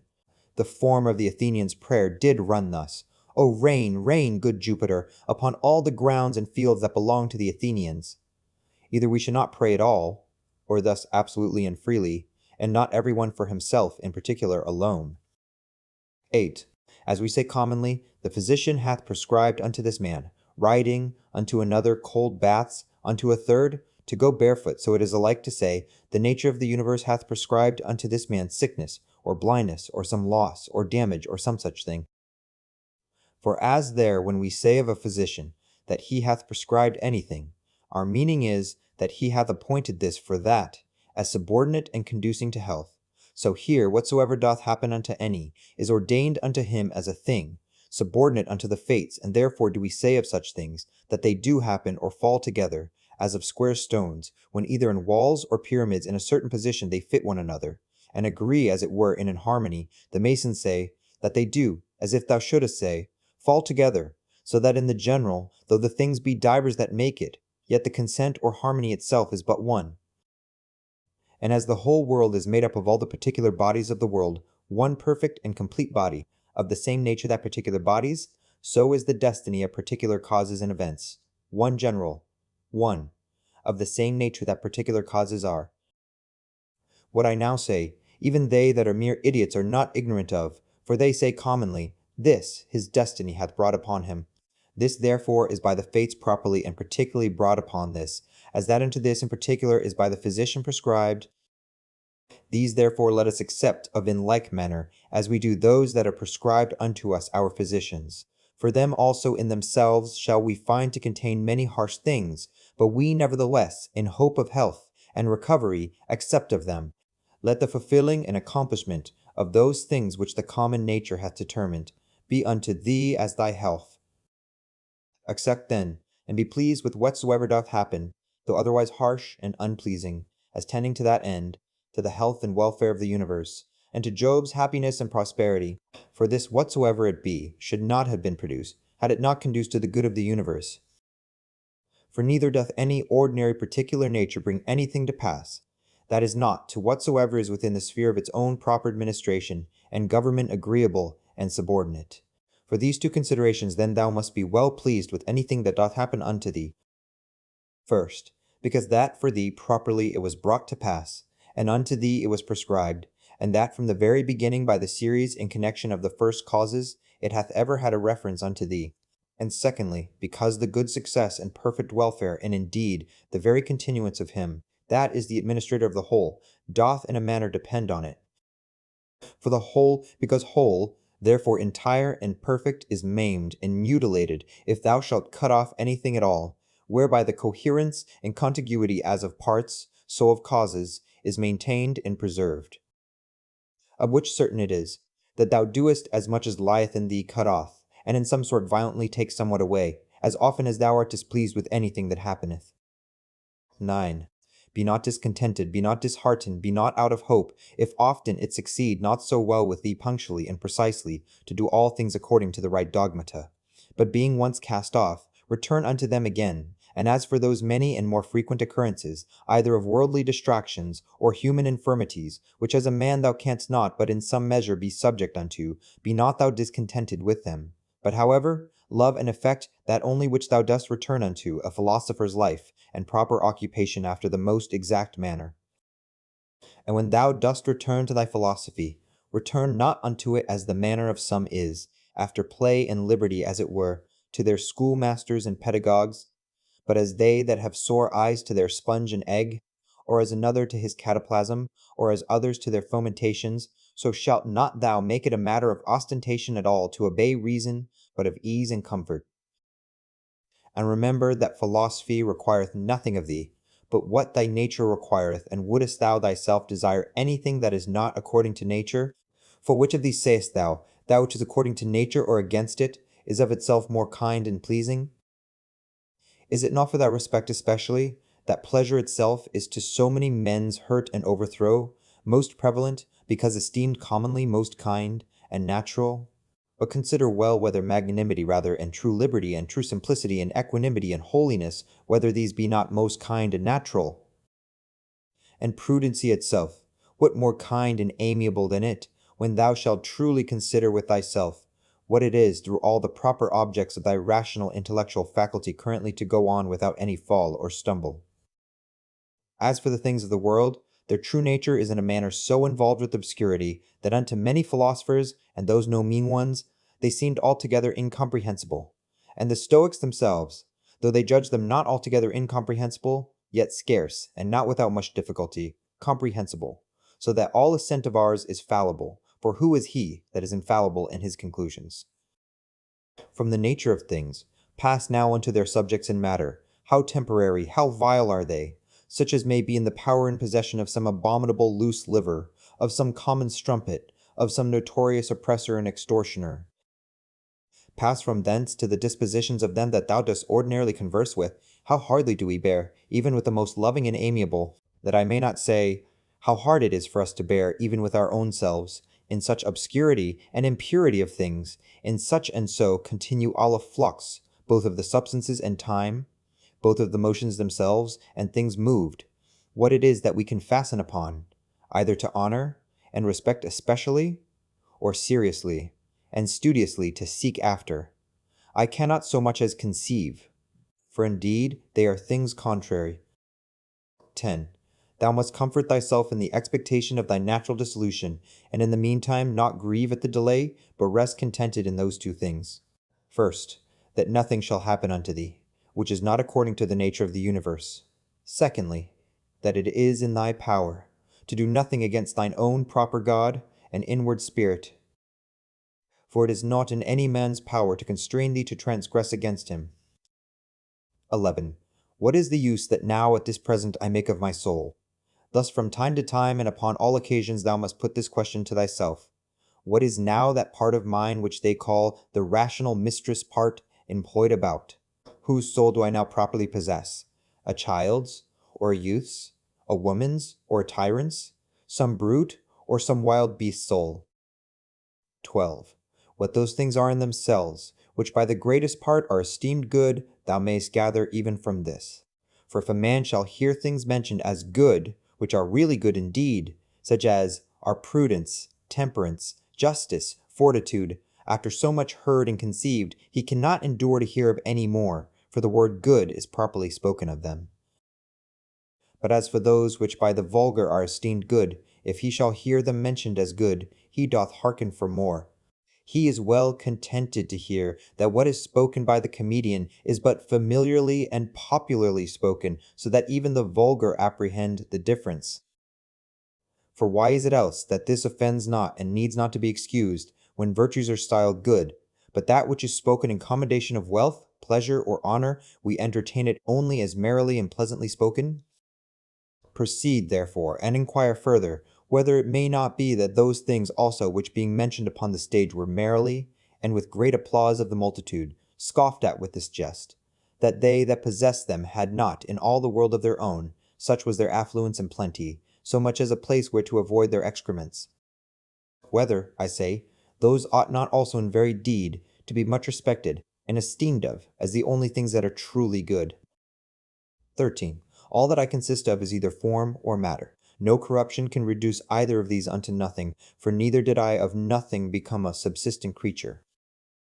Every part of mine then will by mutation be disposed in a certain part of the whole world, and that in time into another part, and so in infinitum, by which kind of mutation I also became what I am, and so did they that begot me, and they before them, and so upwards in infinitum. For so we may be allowed to speak, though the age and government of the world be to some certain periods of time limited and confined. 14. Reason and rational power are faculties which content themselves with themselves and their own proper operations, and as for their first inclination and motion, that they take from themselves. But their progress is right to the end and object, which is in their way, as it were, and lieth just before them, that is, which is feasible and possible, whether it be that which at the first they propose to themselves, or no. For which reason also such actions are termed, to intimate the directness of the way, by which they are achieved. Nothing must be thought to belong to a man, which doth not belong unto him as he is a man. These, the event of purposes, are not things required in a man. The nature of man doth not profess any such things. The final ends and consummations of actions are nothing at all to a man's nature. The end, therefore, of a man, or the summum bonum whereby that end is fulfilled, cannot consist in the consummation of actions purposed and intended. Again, concerning these outward worldly things, were it so that any of them did properly belong unto man, then would it not belong unto man, to condemn them, and to stand in opposition with them. Neither would he be praiseworthy that can live without them, or he good, if these were good indeed. Who of his own accord doth deprive himself of any of them?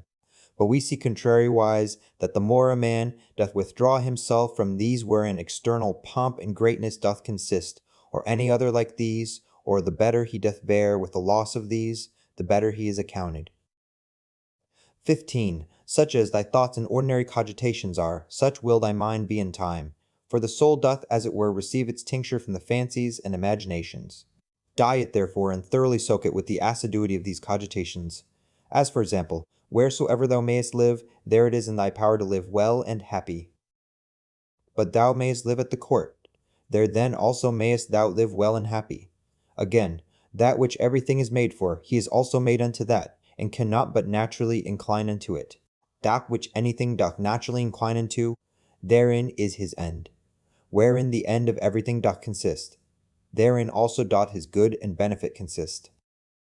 Society, therefore, is the proper good of a rational creature, for that we are made for society, it hath long since been demonstrated.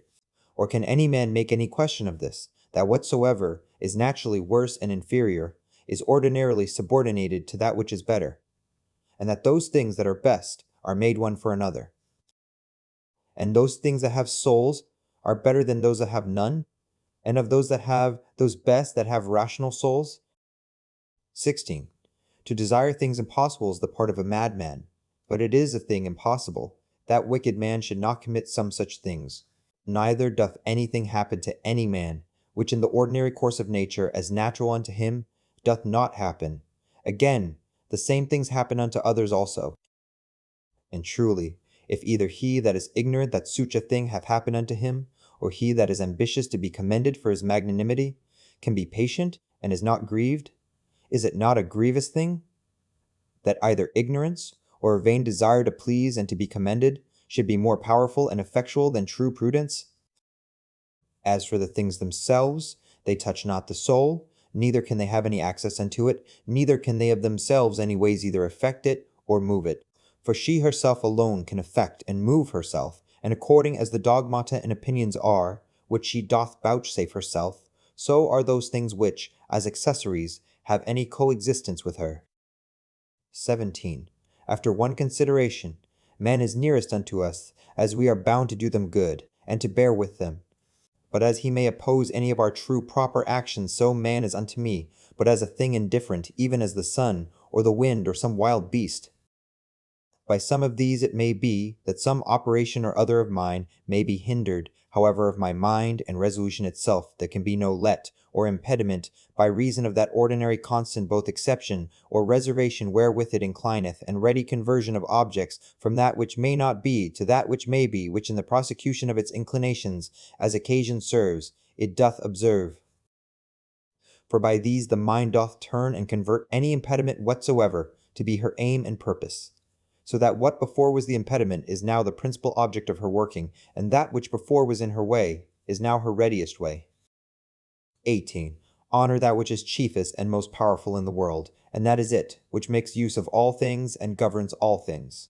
So also in thyself honor that which is chiefest and most powerful, and is of one kind and nature with that which we now spake of. For it is the very saying, which being in thee turneth all other things to its own use, and by whom also thy life is governed. 19. That which doth not hurt the city itself cannot hurt any citizen. This rule thou must remember to apply and make use of upon every conceit and apprehension of wrong.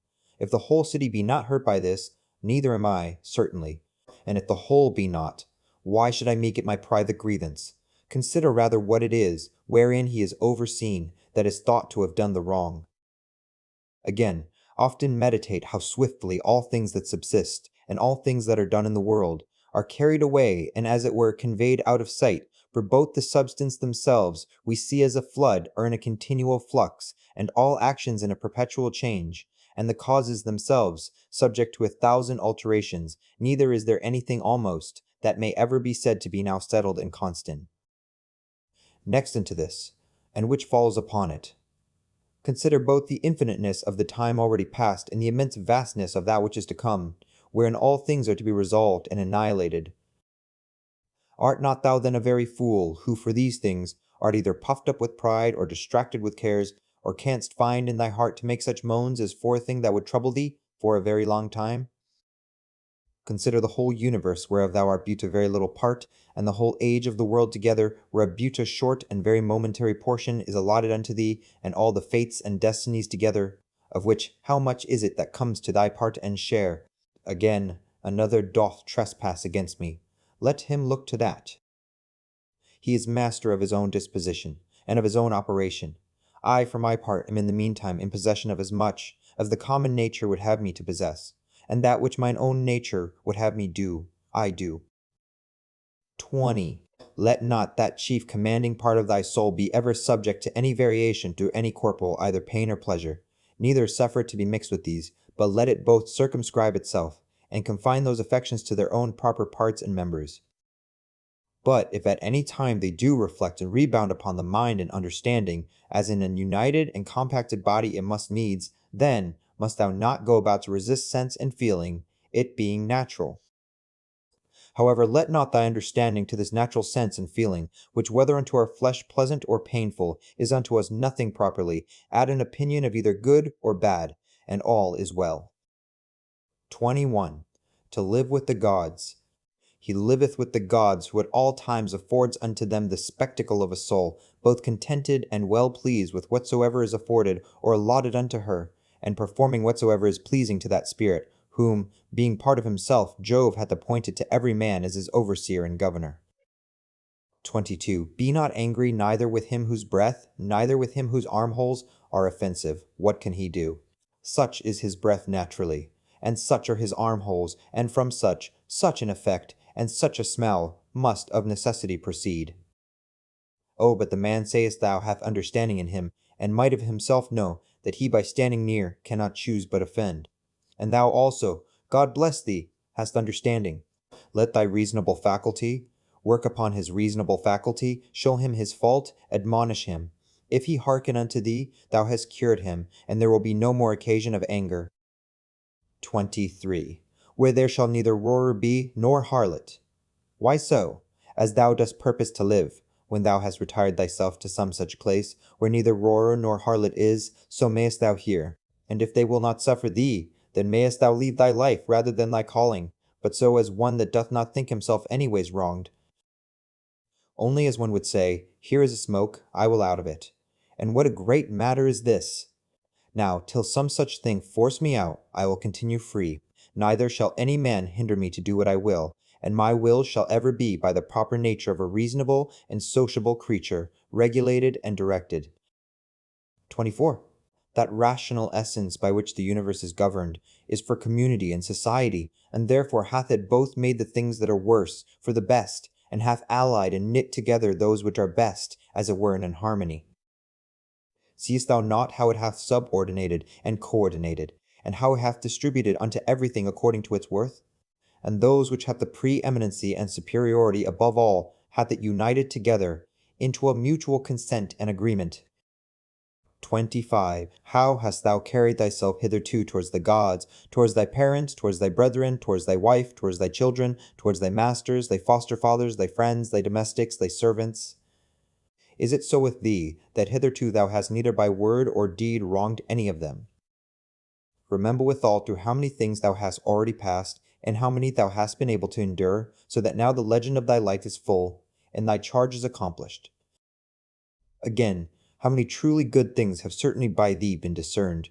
How many pleasures, how many pains hast thou passed over with contempt? How many things eternally glorious hast thou despised? Towards how many perverse, unreasonable men hast thou carried thyself kindly and discreetly? 26. Why should imprudent, unlearned souls trouble that which is both learned and prudent, and which is that is so? She that understandeth the beginning and the end, and hath the true knowledge of that rational essence, that passeth through all things subsisting, and through all ages, being ever the same, disposing and dispensing as it were this universe by certain periods of time. 27. Within a very little while thou wilt be either ashes or a skeleton, and a name perchance, and perchance not so much as a name. And what is that but an empty sound, and a rebounding echo? Those things which in this life are dearest unto us, and of most account, they are in themselves but vain, putrid, contemptible. The most weighty and serious, if rightly esteemed, but as puppies, biting one another, or untoward children, now laughing and then crying. As for faith, and modesty, and justice, and truth, they long since, as one of the poets hath it, have abandoned this spacious earth, and retired themselves into heaven. What is it then that doth keep thee here, if things sensible be so mutable and unsettled, and the senses so obscure and so fallible, and our souls nothing but an exhalation of blood, and to be in credit among such be but vanity? What is it that thou dost stay for? An extinction, or a translation, either of them with a propitious and contented mind. But still that time come, what will content thee? What else, but to worship and praise the gods, and to do good unto men, to bear with them, and to forbear to do them any wrong, and for all external things belonging either to this thy wretched body, or life, to remember that they are neither thine nor in thy power. 28. Thou mayest always speed, if thou wilt, but make choice of the right way, if in the course both of thine opinions and actions thou wilt observe a true method. These two things be common to the souls, as of God, so of men, and of every reasonable creature. First, that in their own proper work they cannot be hindered by anything. And secondly, that their happiness doth consist in a disposition to, and in the practice of righteousness, and that in these their desire is terminated. 29. If this neither be my wicked act, nor an act anyways depending from any wickedness of mine, and that by it the public is not hurt, what doth it concern me? And wherein can the public be hurt? For thou must not altogether be carried by conceit and common opinion. As for help thou must afford that unto them after thy best ability, and as occasion shall require, though they sustain damage. But in these middle or worldly things, but however do not thou conceive that they are truly hurt thereby, for that is not right. But as that old foster father in the comedy, being now to take his leave, doth with a great deal of ceremony require his foster child's rhombus, or rattle tup, remembering nevertheless that it is but a rhombus, so here also do thou likewise. For indeed, what is all this pleading and public bawling for at the courts? O man, hast thou forgotten what those things are? Yea, but they are things that others much care for and highly esteem of. Wilt thou therefore be a fool too? Once I was, let that suffice. 30. Let death surprise me when it will, and where it will, I may be, or a happy man nevertheless. For he is a happy man, who in his lifetime dealeth unto himself a happy lot and portion. A happy lot and portion is good inclinations of the soul, good desires, good actions. Chapter 6. The Sixth Book. 1. The matter itself, of which the universe doth consist, is of itself very tractable and pliable. That rational essence that doth govern it hath in itself no cause to do evil.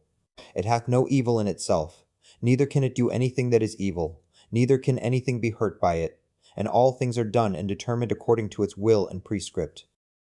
Though, be it all one unto thee, whether half frozen or well warm, whether only slumbering, or after a full sleep, whether discommended or commended, thou do thy duty, or whether dying or doing somewhat else, for that also to die must among the rest be reckoned as one of the duties and actions of our lives.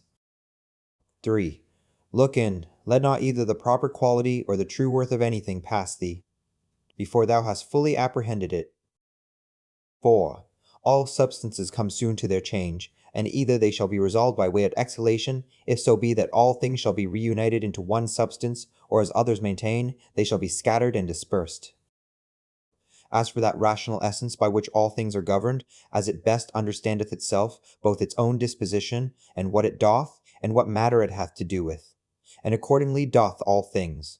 So we that do not, no wonder, if we wonder at many things, the reasons whereof we cannot comprehend. 5. The best kind of revenge is, not to become like unto them. 6. Let this be thy only joy and thy only comfort, from one sociable kind action without intermission to pass unto another, God being ever in thy mind. 7. The rational commanding part, as it alone can stir up and turn itself, so it maketh both itself to be, and everything that happeneth, to appear unto itself, as it will itself. 8. According to the nature of the universe, all things particular are determined, not according to any other nature, either about compassing and containing, or within, dispersed and contained, or without, depending. Either this universe is a mere confused mass, and an intricate context of things, which shall in time be scattered and dispersed again, or it is an union consisting of order, and administered by providence. If the first, why should I desire to continue any longer in this fortuite confusion and commixtion, or why should I take care for anything else, but that as soon as may be, I may be earth again? And why should I trouble myself any more whilst I seek to please the gods? Whatsoever I do, dispersion is my end, and will come upon me whether I will or no. But if the latter be, then am not I religious in vain, then will I be quiet and patient and put my trust in him, who is the governor of all. 9. Whensoever by some present hard occurrences thou art constrained to be in some sort troubled and vexed, return unto thyself as soon as may be, and be not out of tune longer than thou must needs. For so shalt thou be the better able to keep thy part another time, and to maintain the harmony, if thou dost use thyself to this continually, once out, presently to have recourse unto it, and to begin again. 10. If it were that thou hadst at one time both a stepmother and a natural mother living, thou wouldst honor and respect her also. Nevertheless, to thine own natural mother would thy refuge and recourse be continually. So let the court and thy philosophy be unto thee. Have recourse unto it often, and comfort thyself in her, by whom it is that those other things are made tolerable unto thee, and thou also in those things not intolerable unto others. 11. How marvelous useful it is for a man to represent unto himself meats, and all such things that are for the mouth, under a right apprehension and imagination. As for example, this is the carcass of a fish, this of a bird, and this of a hog. And again, more generally, this falernum, this excellent highly commended wine, is but the bare juice of an ordinary grape. This purple robe, but sheep's hairs, dyed with the blood of a shellfish. So for coitus, it is but the attrition of an ordinary base entrail, and the excretion of a little vile snibble, with a certain kind of convulsion, according to Hippocrates his opinion. How excellent useful are these lively fancies and representations of things, thus penetrating and passing to the objects, to make their true nature known and apparent. This must thou use all thy life long, and upon all occasions, and then especially, when matters are apprehended as of great worth and respect, thy art and care must be to uncover them, and to behold their vileness, and to take away from them all those serious circumstances and expressions under which they made so grave a show. For outward pomp and appearance is a great juggler, and then especially art thou most in danger to be beguiled by it, when to a man's thinking thou most seemest to be employed about matters of moment. 12. See what Craggs pronounceth concerning Xenocrates himself. 13. Those things which the common sort of people do admire are most of them such things as are very general, and may be comprehended under things merely natural, or naturally affected and qualified, as stones, wood, figs, vines, olives. Those that be admired by them that are more moderate and restrained are comprehended under things animated, as flocks and herds.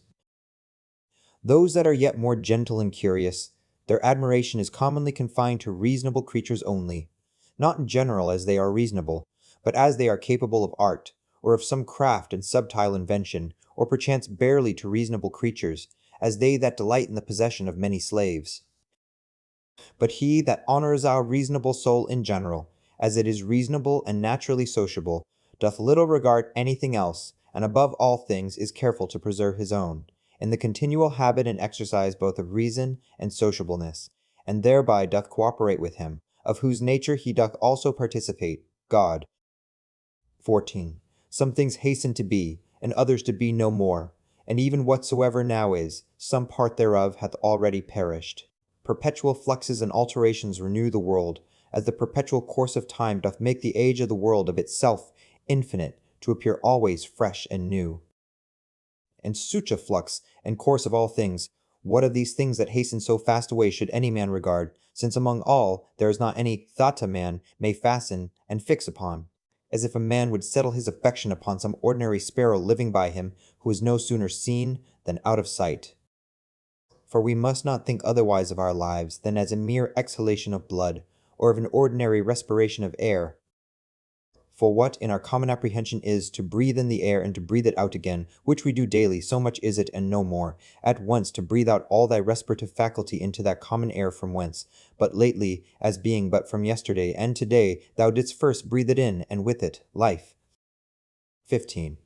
Not vegetative spiration. It is not surely which plants have, that in this life should be so dear unto us, nor sensitive respiration, the proper life of beasts, both tame and wild, nor this, our imaginative faculty, nor that we are subject to be led and carried up and down by the strength of our sensual appetites, or that we can gather and live together, or that we can feed, for that in effect is no better than that we can void the excrements of our food.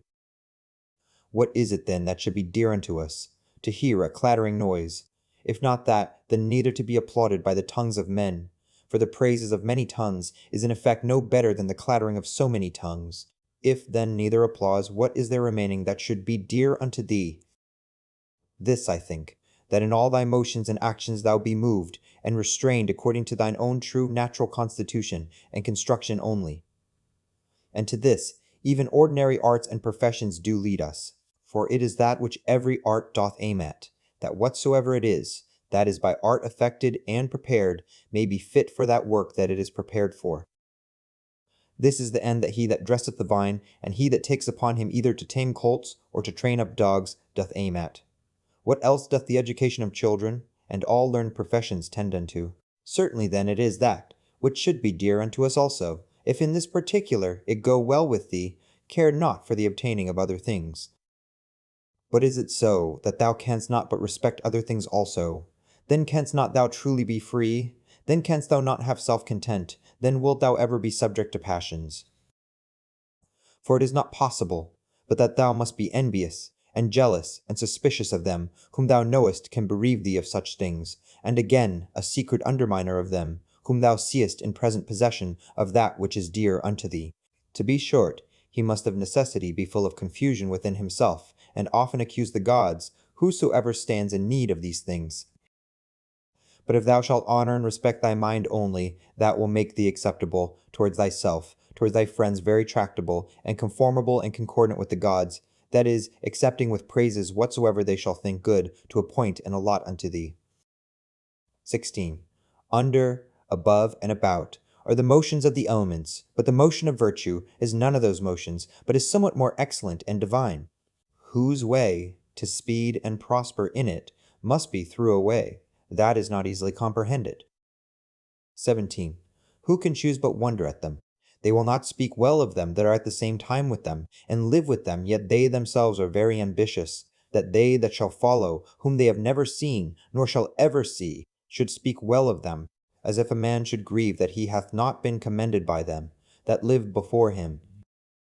18. Do not ever conceive anything impossible to man, which by thee cannot, or not without much difficulty be effected, but whatsoever in general thou canst conceive possible and proper unto any man, think that very possible unto thee also. 19. Suppose that at the palustra somebody hath all to torn thee with his nails, and hath broken thy head, well, thou art wounded, yet thou dost not exclaim thou art not offended with him. Thou dost not suspect him for it afterwards, as one that watcheth to do thee a mischief. Yea, even then, though thou dost thy best to save thyself from him, yet not from him as an enemy. It is not by way of any suspicious indignation, but by way of gentle and friendly declination. Keep the same mind and disposition in other parts of thy life also. For many things there be, which we must conceit and apprehend, as though we had had to do with an antagonist at the palestra. For as I said, it is very possible for us to avoid and decline, though we neither suspect nor hate. 20. If anybody shall reprove me, and shall make it apparent unto me, that in any either opinion or action of mine I do err, I will most gladly retract. For it is the truth that I seek after, by which I am sure that never any man was hurt, and as sure that he is hurt that continueth in any error, or ignorance whatsoever. 21.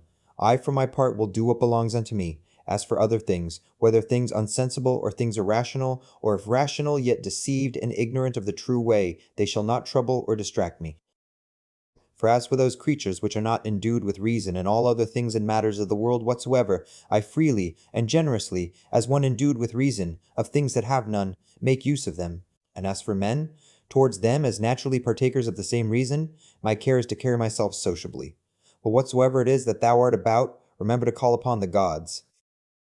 And as for the time how long thou shalt live to do these things, let it be altogether indifferent unto thee, for even 3 such hours are sufficient. 22. Alexander of Macedon, and he that dressed his mules, when once dead, both came to one.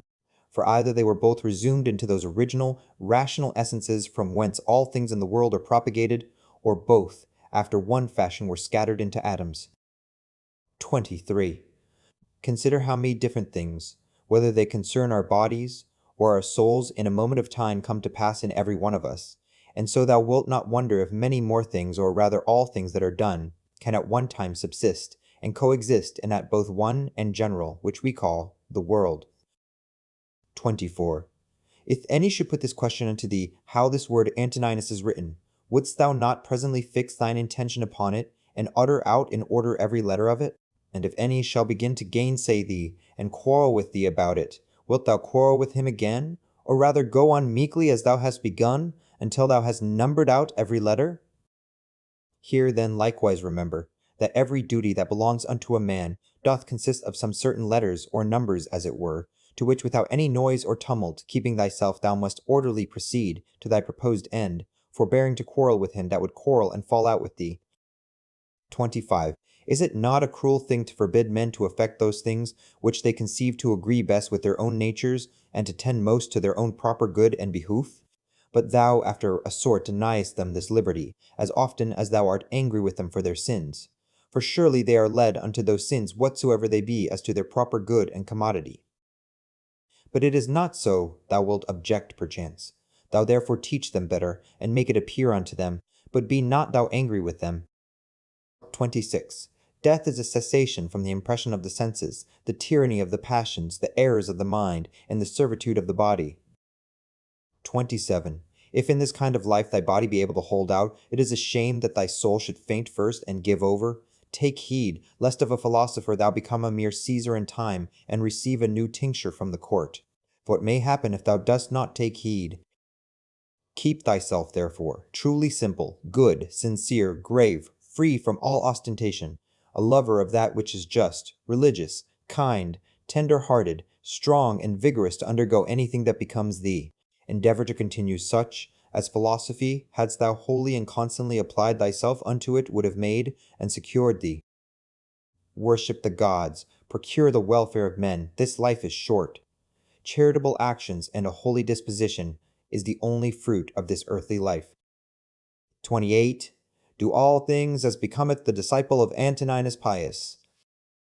Remember his resolute constancy in things that were done by him according to reason, his equability in all things, his sanctity, the cheerfulness of his countenance, his sweetness, and how free he was from all vainglory, how careful to come to the true and exact knowledge of matters in hand, and how he would by no means give over till he did fully and plainly understand the whole state of the business, and how patiently and without any contestation he would bear with them that did unjustly condemn him, how he would never be over hasty in anything, nor give ear to slanders and false accusations, but examine and observe with best diligence the several actions and dispositions of men. Again, how he was no backbiter, nor easily frightened, nor suspicious, and in his language free from all affectation and curiosity, and how easily he would content himself with few things, as lodging, bedding, clothing, and ordinary nourishment, and attendance. How able to endure labor, how patient, able through his spare diet to continue from morning to evening without any necessity of withdrawing before his accustomed hours to the necessities of nature, his uniformity and constancy in matter of friendship, how he would bear with them that with all boldness and liberty opposed his opinions, and even rejoice if any man could better advise him, and lastly, how religious he was without superstition. All these things of him remember, that whensoever thy last hour shall come upon thee, it may find thee, as it did him, ready for it in the possession of a good conscience. 29. Stir up thy mind, and recall thy wits again from thy natural dreams and visions, and when thou art perfectly awoken, and canst perceive that they were but dreams that troubled thee, as one newly awakened out of another kind of sleep, look upon these worldly things with the same mind as thou didst upon those that thou sawest in thy sleep. 30. I consist of body and soul. Unto my body all things are indifferent, for of itself it cannot affect one thing more than another with apprehension of any difference. As for my mind, all things which are not within the verge of her own operation are indifferent unto her, and for her own operations, those altogether depend of her, neither does she busy herself about any, but those that are present. For as for future and past operations, those also are now at this present indifferent unto her. 31. As long as the foot doth that which belongeth unto it to do, and the hand that which belongs unto it, their labor, whatsoever it be, is not unnatural. So a man, as long as he doth that which is proper unto a man, his labor cannot be against nature, and if it be not against nature, then neither is it hurtful unto him. But if it were, so that happiness did consist in pleasure, how came notorious robbers, impure abominable livers, parricides, and tyrants in so large a measure to have their part of pleasures? 32. Dost thou not see how even those that profess mechanic arts, though in some respect they be no better than mere idiots, yet they stick close to the course of their trade, neither can they find in their heart to decline from it, and is it not a grievous thing that an architect or a physician shall respect the course and mysteries of their profession, more than a man the proper course and condition of his own nature, reason, which is common to him and to the gods? 33. Asia, Europe, what are they? But as corners of the whole world, of which the whole sea is but as one drop, and the great Mount Athos but as a clod, as all present time is, but as one point of eternity. All petty things, all things that are soon altered, soon perished, and all things come from one beginning, either all severally and particularly deliberated and resolved upon by the general ruler and governor of all, or all by necessary consequence. So that the dreadful hiatus of a gaping lion, and all poison, and all hurtful things are but as the thorn and the mire, the necessary consequences of goodly fair things. Think not of these, therefore, as things contrary to those which thou dost much honor and respect, but consider in thy mind the true fountain of all. 34. He that seeth the things that are now hath seen all that either was ever or ever shall be, for all things are of one kind and all like one unto another. Meditate often upon the connection of all things in the world, and upon the mutual relation that they have one unto another, for all things are after sort folded and involved one within another, and by these means all agree well together. For one thing is consequent unto another, by locomotion, by natural conspiration and agreement, and by substantial union, or reduction of all substances into one. 35. Fit and accommodate thyself to that estate and to those occurrences, which by the destinies have been annexed unto thee, and love those men whom thy fate it is to live with, but love them truly. An instrument, a tool, an utensil, whatsoever it be, if it be fit for the purpose it was made for, it is as it should be. though he perchance that made and fitted it be out of sight and gone. But in things natural, that power which hath framed and fitted them is and abideth within them still, for which reason she ought also the more to be respected, and we are the more obliged if we may live and pass our time according to her purpose and intention, to think that all is well with us, and according to our own minds. After this manner also, and in this respect it is, that he that is all in all doth enjoy his happiness. 36.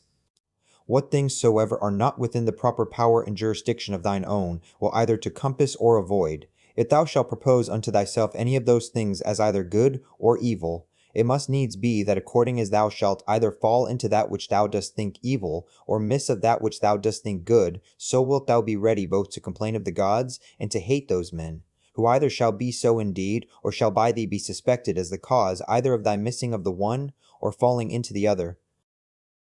And indeed, we must needs commit many evils, if we incline to any of these things more or less, with an opinion of any difference. But if we mind and fancy those things only, as good and bad which wholly depend of our own wills, there is no more occasion why we should either murmur against the gods, or be at enmity with any man. 37. We all work to one effect, some willingly, and with a rational apprehension of what we do, others without any such knowledge. As I think Heraclitus in a place speaketh of them that sleep, that even they do work in their kind, and do confer to the general operations of the world. One man therefore doth cooperate after one sort, and another after another sort, but even he that doth murmur, and to his power doth resist and hinder, even he as much as any doth cooperate. For of such also did the world stand in need. Now do thou consider among which of these thou wilt rank thyself. For as for him who is the administrator of all, he will make good use of thee whether thou wilt or no, and make thee as a part and member of the whole, so to cooperate with him, that whatsoever thou doest shall turn to the furtherance of his own counsels and resolutions. But be not thou for shame such a part of the whole, as that vile and ridiculous verse, which Chrysippus in a place doth mention, is a part of the comedy. 38. Doth either the sun take upon him to do that which belongs to the rain, or his son Aesculapius that, which unto the earth doth properly belong? How is it with every one of the stars in particular? Though they all differ one from another, and have their several charges and functions by themselves, do they not all nevertheless concur and cooperate to one end? 39. If so be that the gods have deliberated in particular of those things that should happen unto me, I must stand to their deliberation, as discreet and wise. For Theta, God should be an imprudent God, is a thing hard even to conceive, and why should they resolve to do me hurt? For what profit either unto them or the universe, which they specially take care for, could arise from it? But if so be that they have not deliberated of me in particular, certainly they have of the whole in general, and those things which in consequence and coherence of this general deliberation happen unto me in particular, I am bound to embrace and accept of. But if so be that they have not deliberated at all, which indeed is very irreligious for any man to believe, for then let us neither sacrifice, nor pray, nor respect our oaths, neither let us any more use any of those things which we persuaded of the presence and secret conversation of the gods among us, daily use and practice. But, I say, if so be that they have not indeed either in general or particular deliberated of any of those things that happen unto us in this world, yet God be thanked, that of those things that concern myself it is lawful for me to deliberate myself, and all my deliberation is but concerning that which may be to me most profitable. Now that unto every one is most profitable, which is according to his own constitution and nature. And my nature is, to be rational in all my actions, and as a good and natural member of a city and commonwealth, towards my fellow members ever to be sociably and kindly disposed and affected. My city and country, as I am Antoninus, is Rome, as a man, the whole world. Those things, therefore, that are expedient and profitable to those cities, are the only things that are good and expedient for me. 40. Whatsoever in any kind doth happen to any one is expedient to the whole. And thus much to content us might suffice, that it is expedient for the whole in general. But yet this also shalt thou generally perceive, if thou dost diligently take heed, that whatsoever doth happen to any one man or men. And now I am content that the word expedient should more generally be understood of those things which we otherwise call middle things, or things indifferent, as health, wealth, and the like. 41. As the ordinary shows of the theatre and of other such places, when thou art presented with them, affect thee, as the same things still seen, and in the same fashion make the sight ingrateful and tedious. So must all the things that we see all our life long affect us. For all things, above and below, are still the same, and from the same causes. When then will there be an end? 42. Let the several deaths of men of all sorts, and of all sorts of professions, and of all sort of nations, be a perpetual object of thy thoughts, so that thou mayest even come down to Philistio, Phoebus, and Organian. Pass now to other generations. Thither shall we after many changes, where so many brave orators are, or so many grave philosophers, Heraclitus, Pythagoras, Socrates, where so many heroes of the old times, and then so many brave captains of the latter times, and so many kings. After all these were Eudoxus, Hipparchus, Archimedes, were so many other sharp, generous, industrious, subtile, peremptory dispositions, and among others even they that have been the greatest scoffers and deriders of the frailty and brevity of this, our human life, as Menippus, and others, as many as there have been such as he. Of all these consider that they long since are all dead and gone. And what do they suffer by it? Nay, they that have not so much as a name remaining, what are they the worse for it? One thing there is, and that only, which is worth our while in this world, and ought by us much to be esteemed, and that is, according to truth and righteousness, meekly and lovingly to converse with false and unrighteous men. 43. When thou wilt comfort and cheer thyself, call to mind the several gifts and virtues of them whom thou dost daily converse with, as for example the industry of the one, the modesty of another, the liberality of a third, of another, some other thing. For nothing can so much rejoice thee as the resemblances and parallels of several virtues, visible and eminent in the dispositions of those who live with thee, especially when, all at once, as near as may be, they represent themselves unto thee, and therefore thou must have them always in a readiness. 44. Dost thou grieve that thou dost weigh but so many pounds, and not 300 rather? Just as much reason hast thou to grieve that thou must live but so many years, and not longer. For as for bulk and substance thou dost content thyself with that proportion of it that is allotted unto thee, so shouldst thou for time. 45. Let us do our best endeavors to persuade them, but however, if reason and justice lead thee to it, do it, though they be never so much against it. But if any shall by force withstand thee, and hinder thee in it, convert thy virtuous inclination from one object unto another, from justice to contented equanimity and cheerful patience, so that what in the one is thy hindrance, thou mayest make use of it for the exercise of another virtue, and remember that it was with due exception and reservation that thou didst at first incline and desire. For thou didst not set thy mind upon things impossible. Upon what then? That all thy desires might ever be moderated with this due kind of reservation. And this thou hast, and mayest always obtain, whether the thing desired be in thy power or no. And what do I care for more, if that for which I was born and brought forth into the world, to rule all my desires with reason and discretion, may be? 46. The ambitious supposeth another man's act, praise and applause, to be his own happiness, the voluptuous his own sense and feeling, but he that is wise his own action. 47. It is in thy power absolutely to exclude all manner of conceit and opinion, as concerning this matter, and by the same means to exclude all grief and sorrow from thy soul. For as for the things and objects themselves, they of themselves have no such power, whereby to beget and force upon us any opinion at all. 48.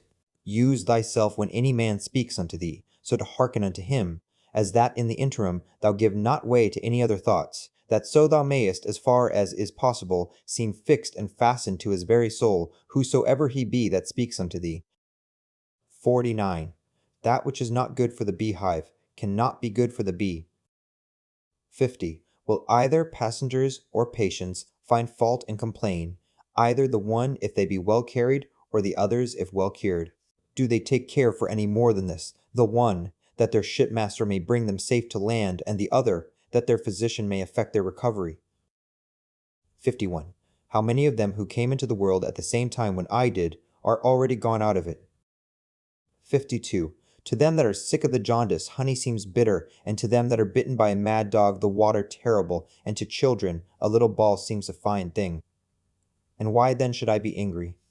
Or do I think that error and false opinion is less powerful to make men transgress, than either choler, being immoderate and excessive, to cause the jaundice, or poison to cause rage.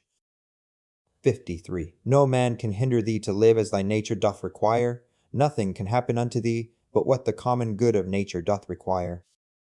54. What manner of men they be whom they seek to please, and what to get, and by what actions, how soon time will cover and bury all things, and how many it hath already buried. Chapter 7. The Seventh Book. 1. What is wickedness? It is that which many time and often thou hast already seen and known in the world. And so oft as anything doth happen that might otherwise trouble thee, let this memento presently come to thy mind, that it is that which thou hast already often seen and known. Generally, above and below, thou shalt find but the same things. The very same things whereof ancient stories, middle-aged stories, and fresh stories are full, whereof towns are full, and houses full. There is nothing that is new. All things that are both usual and of little continuance. 2. What fear is there that thy dogmata, or philosophical resolutions and conclusions, should become dead in thee, and lose their proper power and efficacy to make thee live happy, as long as those proper and correlative fancies and representations of things on which they mutually depend, which continually to stir up and revive, is in thy power, are still kept fresh and alive? It is in my power concerning this thing that has happened, whatsoever it be, to conceit that which is right and true. If it be, why then am I troubled? Those things that are without my understanding are nothing to it at all, and that is it only which doth properly concern me. Be always in this mind, and thou wilt be right. 3. That which most men would think themselves most happy for, and would prefer before all things, if the gods would grant it unto them after their deaths, thou mayest whilst thou livest grant unto thyself, to live again. See the things of the world again, as thou hast already seen them. For what is it else to live again? Public shows and solemnities, with much pomp and vanity, stage plays, flocks and herds, conflicts and contentions, a bone thrown to a company of hungry curs, a bait for greedy fishes, the painfulness and continual burden, bearing of wretched ants, the running to and fro of terrified mice, little puppets drawn up and down with wires and nerves, these be the objects of the world. Among all these thou must stand steadfast, meekly affected, and free from all manner of indignation, with this right ratiocination and apprehension, that as the worth is of those things which a man doth affect, so is in very deed every man's worth more or less. 4. Word after word, every one by itself, must the things that are spoken be conceived and understood, and so the things that are done, purpose after purpose, every one by itself likewise. And as in matter of purposes and actions, we must presently see what is the proper use and relation of every one, so of words must we be as ready, to consider of every one what is the true meaning and signification of it according to truth and nature, however it be taken in common use. 5. Is my reason and understanding sufficient for this, or no?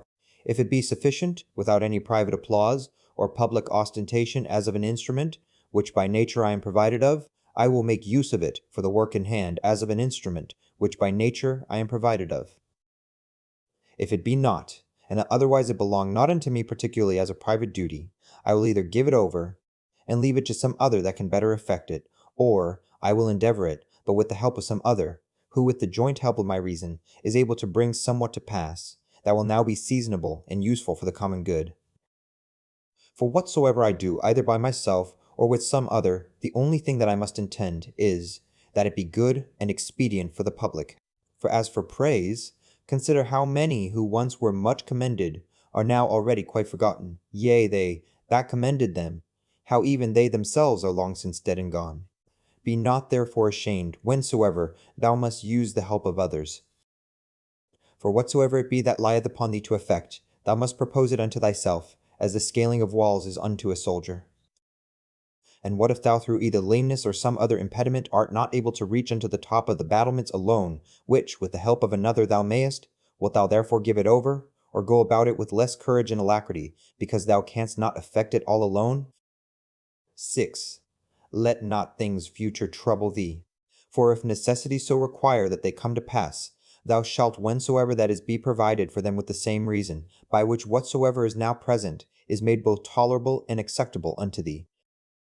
All things are linked and knitted together, and the knot is sacred, neither is there anything in the world that is not kind and natural in regard of any other thing, or that hath not some kind of reference and natural correspondence with whatsoever is in the world besides. For all things are ranked together, and by that decency of its due place and order that each particular doth observe, they all concur together to the making of one and the same cosmos or world, as if you said, a comely piece, or an orderly composition. For all things throughout, there is but one and the same order, and through all things, one and the same God, the same substance and the same law. There is one common reason, and one common truth that belongs unto all reasonable creatures.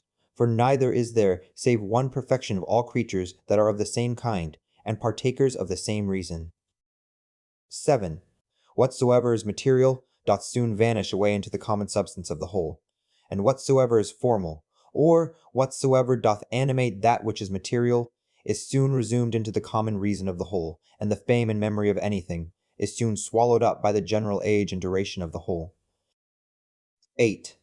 To a reasonable creature, the same action is both according to nature and according to reason. 9. Straight of itself, not made straight. 10. As several members in one body united, so are reasonable creatures in a body divided and dispersed, all made and prepared for one common operation. And this thou shalt apprehend the better, if thou shalt use thyself often to say to thyself, I am a member, or a member of the mass and body of reasonable substances. But if thou shalt say, I am a part, or a part, thou dost not yet love men from thy heart. The joy that thou takest in the exercise of bounty is not yet grounded upon a due ratiocination and right apprehension of the nature of things. Thou dost exercise it as yet upon this ground barely, as a thing convenient and fitting, not as doing good to thyself, when thou dost good unto others. 11. Of things that are external, happen what will to that which can suffer by external accidents. Those things that suffer let can complain themselves, if they will. As for me, as long as I conceive no such thing, that which has happened is evil, I have no hurt, and it is in my power not to conceive any such thing. 12. Whatsoever any man either doth or saith, thou must be good, not for any man's sake, but for thine own nature's sake, as if either gold, or the emerald, or purple, should ever be saying to themselves, whatsoever any man either doth or saith, I must still be an emerald, and I must keep my color. 13. This may ever be my comfort and security, my understanding, that ruleth over all, will not of itself bring trouble and vexation upon itself. This I say, it will not put itself in any fear, it will not lead itself into any concupiscence. If it be in the power of any other to compel it to fear, or to grieve, it is free for him to use his power. But sure, if itself do not of itself, through some false opinion or supposition, incline itself to any such disposition, there is no fear. For as for the body, why should I make the grief of my body to be the grief of my mind? If that itself can either fear or complain, let it. But as for the soul, which indeed can only be truly sensible of either fear or grief, to which only it belongs according to its different imaginations and opinions, to admit of either of these, or of their contraries, thou mayst look to that thyself, that it suffer nothing. Induce her not to any such opinion or persuasion. The understanding is of itself sufficient unto itself, and needs not, if itself doth not bring itself to need any other thing besides itself, and by consequent as it needs nothing, so neither can it be troubled or hindered by anything, if itself doth not trouble and hinder itself. 14. What is happiness but a good daemon, or spirit? What then dost thou do here, O opinion? By the gods I adjure thee, that thou get thee gone as thou camest, for I need thee not. Thou camest indeed unto me according to thy ancient wonted manner. It is that all men have ever been subject unto. That thou camest therefore, I am not angry with thee, only begone, now that I have found thee what thou art. 15. Is any man so foolish as to fear change, to which all things that once were not owe their being, and what is it that is more pleasing and more familiar to the nature of the universe? How couldst thou thyself use thy ordinary hot baths, should not the wood that heateth them first be changed? How couldst thou receive any nourishment from those things that thou hast eaten, if they should not be changed? Can anything else almost that is useful and profitable be brought to pass without change? How then dost not thou perceive that for thee also, by death to come to change, is a thing of the very same nature, and is necessary for the nature of the universe? 16. Through the substance of the universe, as through a torrent pass all particular bodies, being all of the same nature, and all joint workers with the universe itself, as in one of our bodies so many members among themselves. How many such as Chrysippus, how many such as Socrates, how many such as Epictetus, hath the age of the world long since swallowed up and devoured? Let this, be it either men or businesses, that thou hast occasion to think of, to the end that thy thoughts be not distracted, and thy mind too earnestly set upon anything, upon every such occasion presently come to thy mind.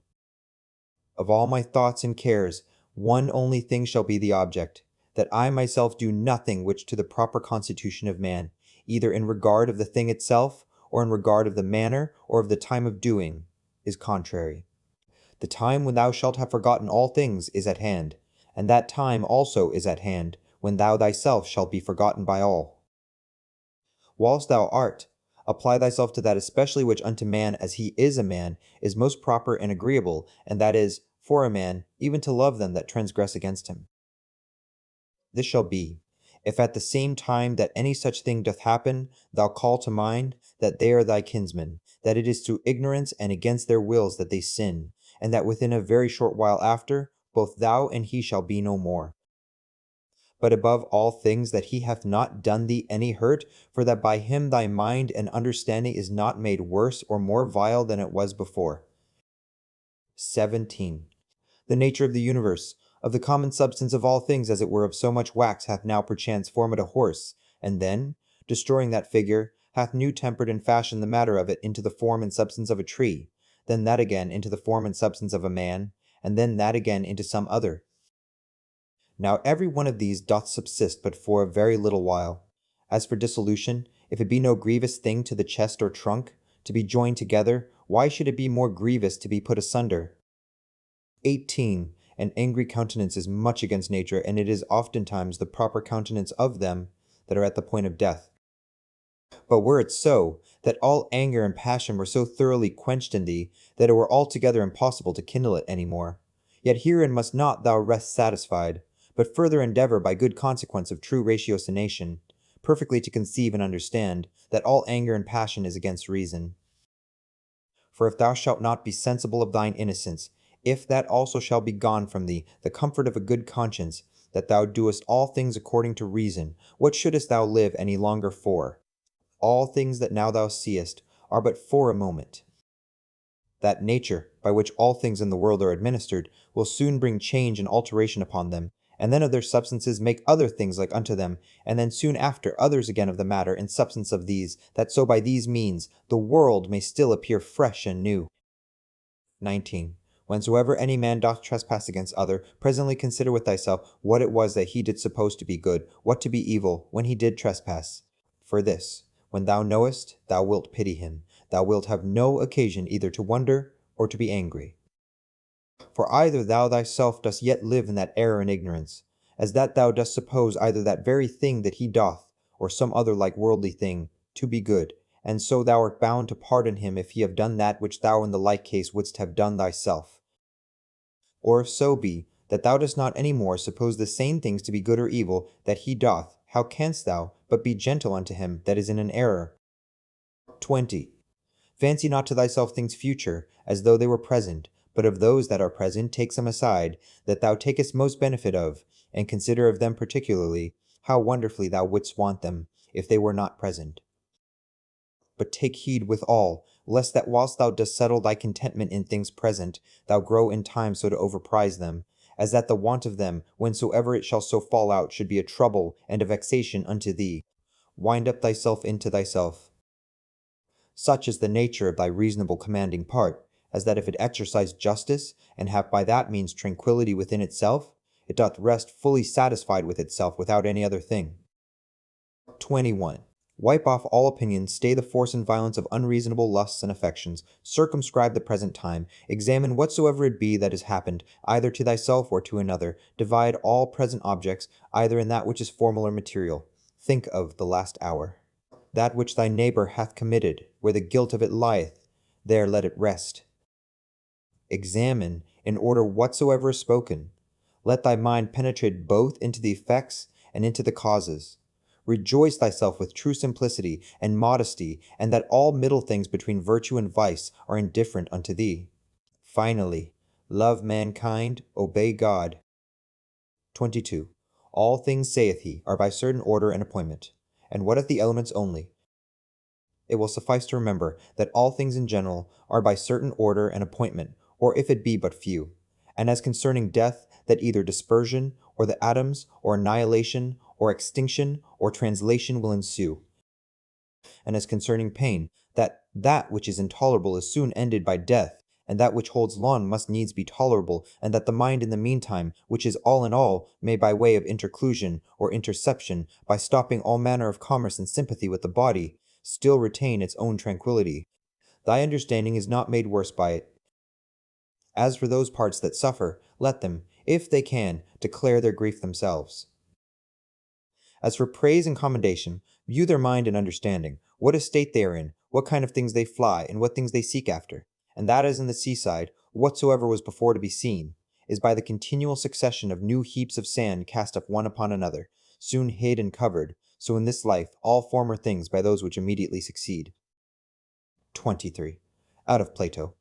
He then, whose mind is endowed with true magnanimity, who hath accustomed himself to the contemplation both of all times and of all things in general, can this mortal life, thinkest thou, seem any great matter unto him? It is not possible, answer he. Then, neither will such a one account death a grievous thing? By no means. 24. Out of Antisthenes. It is a princely thing to do well, and to be ill spoken of. It is a shameful thing that the face should be subject unto the mind, to be put into what shape it will, and to be dressed by it as it will, and that the mind should not bestow so much care upon herself, as to fashion herself, and to dress herself as best becometh her. 25. Out of several poets and comics, it will but little avail thee, to turn thine anger and indignation upon the things themselves that have fallen across unto thee. For as for them, they are not sensible of it, and so on. Thou shalt but make thyself a laughing-stock, both unto the gods and men, and so on. Our life is reaped like a ripe ear of corn, one is yet standing and another is down, and so on. But if so be that I and my children be neglected by the gods, there is some reason even for that, and so on. As long as right and equity is of my side, and so on. Not to lament with them, not to tremble, and so on. 26. Out of Plato. My answer, full of justice and equity, should be this: thy speech is not right, O man. If thou supposest that he that is of any worth at all should apprehend either life or death as a matter of great hazard and danger, and should not make this rather his only care, to examine his own actions, whether just or unjust, whether actions of a good or of a wicked man, and so on. For thus in very truth stands the case, O ye men of Athens. What place or station soever a man either hath chosen to himself, judging it best for himself, or is by lawful authority put and settled in, therein do I think all appearance of danger notwithstanding, that he should continue as one who feareth neither death nor anything else, so much as he feareth to commit anything that is vicious and shameful, and so on. But, O noble sir, consider, I pray, whether true generosity and true happiness do not consist in somewhat else rather than in the preservation either of our or other men's lives. For it is not the part of a man that is a man indeed, to desire to live long or to make much of his life whilst he liveth, but rather he that is such will in these things wholly refer himself unto the gods, and believing that which every woman can tell him, that no man can escape death, the only thing that he takes thought and care for is this, that what time he liveth he may live as well and as virtuously as he can possibly, and so on. To look about, and with the eyes to follow the course of the stars and planets as though thou wouldst run with them, and to mind perpetually the several changes of the elements one into another, for such fancies and imaginations help much to purge away the dross and filth of this our earthly life, and so on. That also is a fine passage of Plato's, where he speaketh of worldly things in these words: Thou must also as from some higher place look down, as it were, upon the things of this world, as flocks, armies, husbandmen's labors, marriages, divorces, generations, deaths, the tumults of courts and places of judicatures, desert places, the several nations of barbarians, public festivals, mournings, fairs, markets. How all things upon earth are pell-mell, and how miraculously things contrary one to another concur to the beauty and perfection of this universe. 27. To look back upon things of former ages as upon the manifold changes and conversions of several monarchies and commonwealths. We may also foresee things future, for they shall all be of the same kind, neither is it possible that they should leave the tune, or break the concert that is now begun, as it were, by these things that are now done and brought to pass in the world. It comes all to one, therefore, whether a man be a spectator of the things of this life but 40 years, or whether he see them 10,000 years together, for what shall he see more? And as for those parts that came from the earth, they shall return unto the earth again, and those that came from heaven, they also shall return unto those heavenly places. Whether it be a mere dissolution, an unbinding of the manifold intricacies and entanglements of the confused atoms, or some such dispersion of the simple and incorruptible elements, with meats and drinks and divers charms, they seeked to divert the channel, that they might not die. Yet must we needs endure that blast of wind that cometh from above, though we toil and labor never so much. 28. He hath a stronger body, and is a better wrestler than I. What then? Is he more bountiful? Is he more modest? Doth he bear all adverse chances with more equanimity, or with his neighbour's offences with more meekness and gentleness than I? 29. Where the matter may be affected agreeably to that reason, which both unto the gods and men is common, there can be no just cause of grief or sorrow. For where the fruit and benefit of an action well begun and prosecuted according to the proper constitution of man may be reaped and obtained, or is sure and certain, it is against reason that any damage should there be suspected. In all places and at all times, it is in thy power religiously to embrace whatsoever by God's appointment is happened unto thee, and justly to converse with those men whom thou hast to do with, and accurately to examine every fancy that presents itself, that nothing may slip and steal in, before thou hast rightly apprehended the true nature of it. 30. Look not about upon other men's minds and understandings, but look right on forwards whither nature, both that of the universe, in those things that happen unto thee, and thine in particular, in those things that are done by thee, doth lead and direct thee. Now everyone is bound to do that, which is consequent and agreeable to that end which by his true natural constitution he was ordained unto. As for all other things, they are ordained for the use of reasonable creatures, as in all things we see that that which is worse and inferior is made for that which is better. Reasonable creatures, they are ordained one for another. That therefore which is chief in every man's constitution is, that he intend the common good.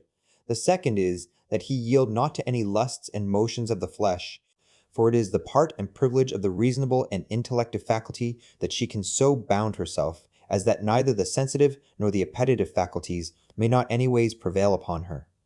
For both these are brutish, and therefore over both she challengeth mastery, and cannot anyways endure, if in her right temper, to be subject unto either. And this indeed most justly, for by nature she was ordained to command all in the body. The third thing proper to man by his constitution is, to avoid all rashness and precipitancy, and not to be subject to error. To these things then, let the mind apply herself and go straight on, without any distraction about other things, and she hath her end, and by consequent her happiness. 31. As one who had lived, and were now to die by right whatsoever is yet remaining, bestow that wholly as a gracious overplus upon a virtuous life. Love and affect that only, whatsoever it be that happeneth, and is by the fates appointed unto thee. For what can be more reasonable? And is anything that happen unto thee by way of cross or calamity, call to mind presently and set before thine eyes the examples of some other men, to whom the selfsame thing did once happen likewise. Well, what did they? They grieved, they wondered, they complained. And where are they now? All dead and gone. Wilt thou also be like one of them? Or rather, leaving to men of the world, whose like both in regard of themselves and them that they converse with is nothing but mere mutability, or men of as fickle minds, as fickle bodies, ever changing and soon change themselves. Let it be thine only care and study how to make a right use of all such accidents. For there is good use to be made of them, and they will prove fit matter for thee to work upon, if it shall be both thy care and thy desire, that whatsoever thou doest, thou thyself mayest like and approve thyself for it. And both these see, that thou remember well, according as the diversity of the matter of the action that thou art about shall require.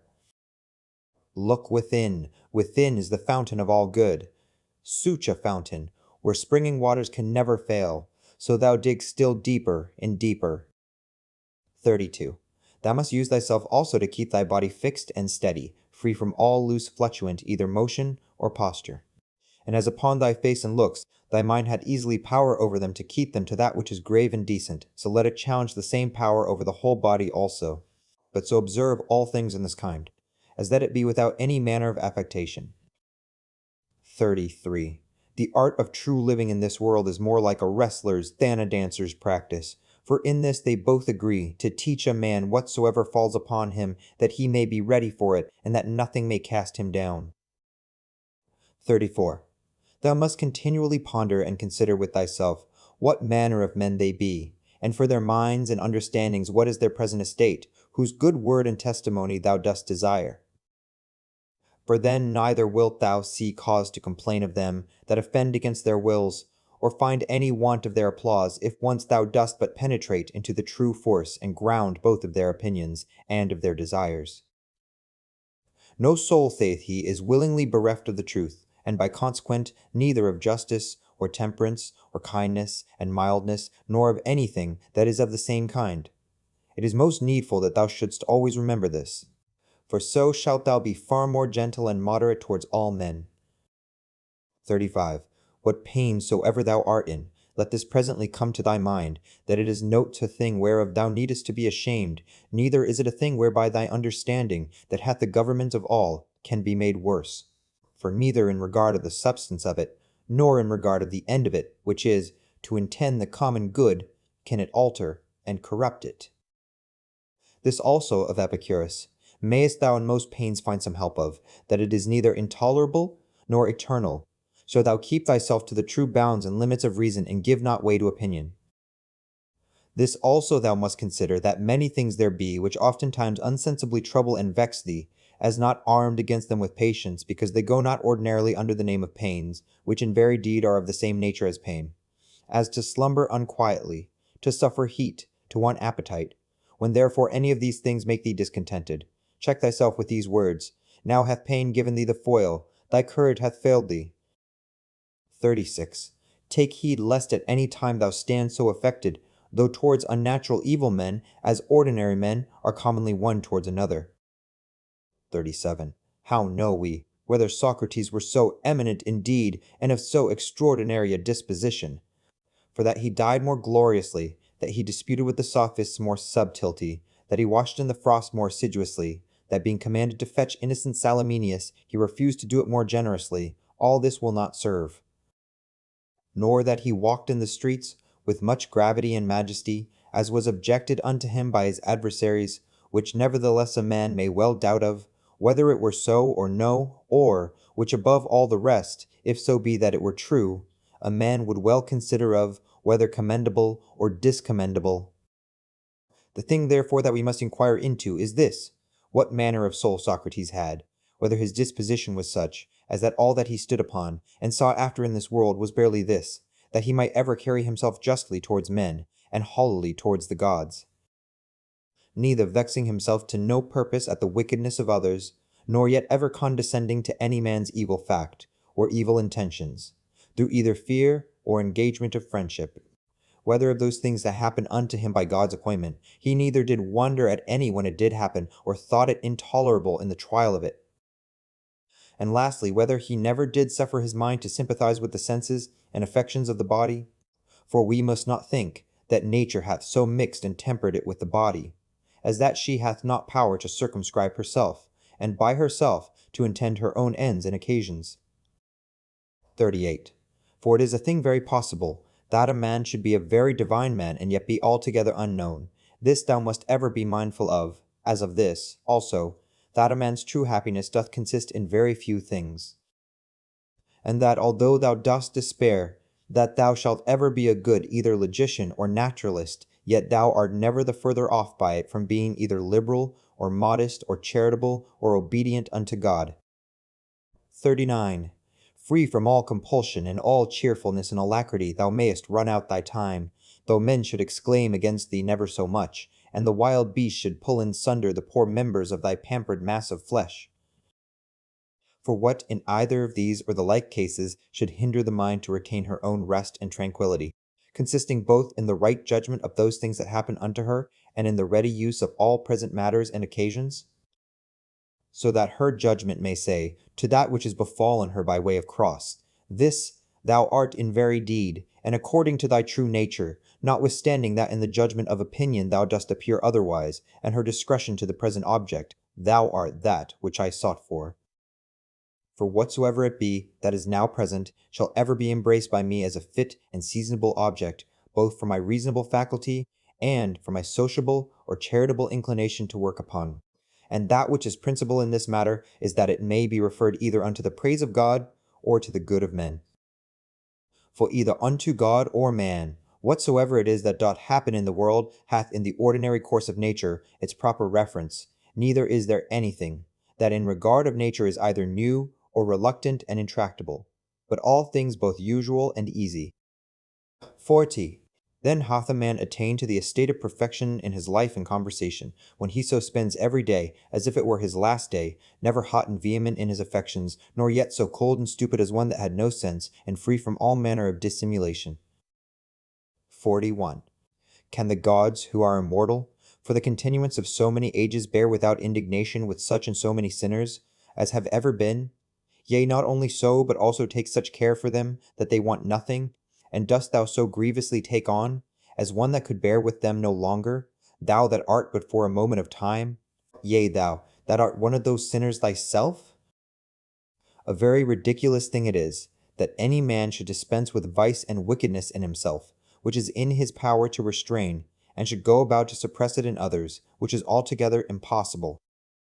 42. What object soever our reasonable and sociable faculty doth meet with, that affords nothing either for the satisfaction of reason, or for the practice of charity, she worthily doth think unworthy of herself. 43. When thou hast done well, and another is benefited by thy action, must thou like a very fool look for a third thing besides, as that it may appear unto others also that thou hast done well, or that thou mayest in time receive one good turn for another. No man useth to be weary of that which is beneficial unto him, but every action according to nature is beneficial. Be not weary then of doing that which is beneficial unto thee, whilst it is so unto others. 44. The nature of the universe did once certainly before it was created, whatsoever it hath done since, deliberate, and so resolve upon the creation of the world. Now since that time, whatsoever it is, that is, and happens in the world, is either but a consequent of that one and first deliberation, or if so be that this ruling rational part of the world takes any thought and care of things particular, they are surely his reasonable and principal creatures, that are the proper object of his particular care and providence. This often thought upon will much conduce to thy tranquillity. Chapter 8. The Eighth Book. 1. This also, among other things, may serve to keep thee from vainglory, if thou shalt consider that thou art now altogether incapable of the commendation of one, who all his life long, or from his youth at least, hath lived a philosopher's life. For both unto others, and to thyself especially, it is well known, that thou hast done many things contrary to that perfection of life. Thou hast therefore been confounded in thy course, and henceforth it will be hard for thee to recover the title and credit of a philosopher. And to it also is thy calling and profession repugnant. If therefore thou dost truly understand what it is that is of moment indeed, as for thy fame and credit, take no thought or care for that. Let it suffice thee if all the rest of thy life, be it more or less, thou shalt live as thy nature requireth, or according to the true and natural end of thy making. Take pains, therefore, to know what it is that thy nature requireth, and let nothing else distract thee. Thou hast already had sufficient experience that of those many things that hitherto thou hast erred and wandered about, thou couldst not find happiness in any of them, not in syllogisms and logical subtleties, not in wealth, not in honor and reputation, not in pleasure, in none of all these. Wherein then is it to be found? In the practice of those things, which the nature of man, as he is a man, doth require. How then shall he do those things? If his dogmata, or moral tenets and opinions, from which all motions and actions do proceed, be right and true. Which be those dogmata? Those that concern that which is good or evil, as that there is nothing truly good and beneficial unto man, but that which makes him just, temperate, courageous, liberal, and that there is nothing truly evil and hurtful unto man, but that which causeth the contrary effects. 2. Upon every action that thou art about, put this question to thyself: How will this, when it is done, agree with me? Shall I have no occasion to repent of it? Yeta. Very little while, and I am dead and gone, and all things are at end.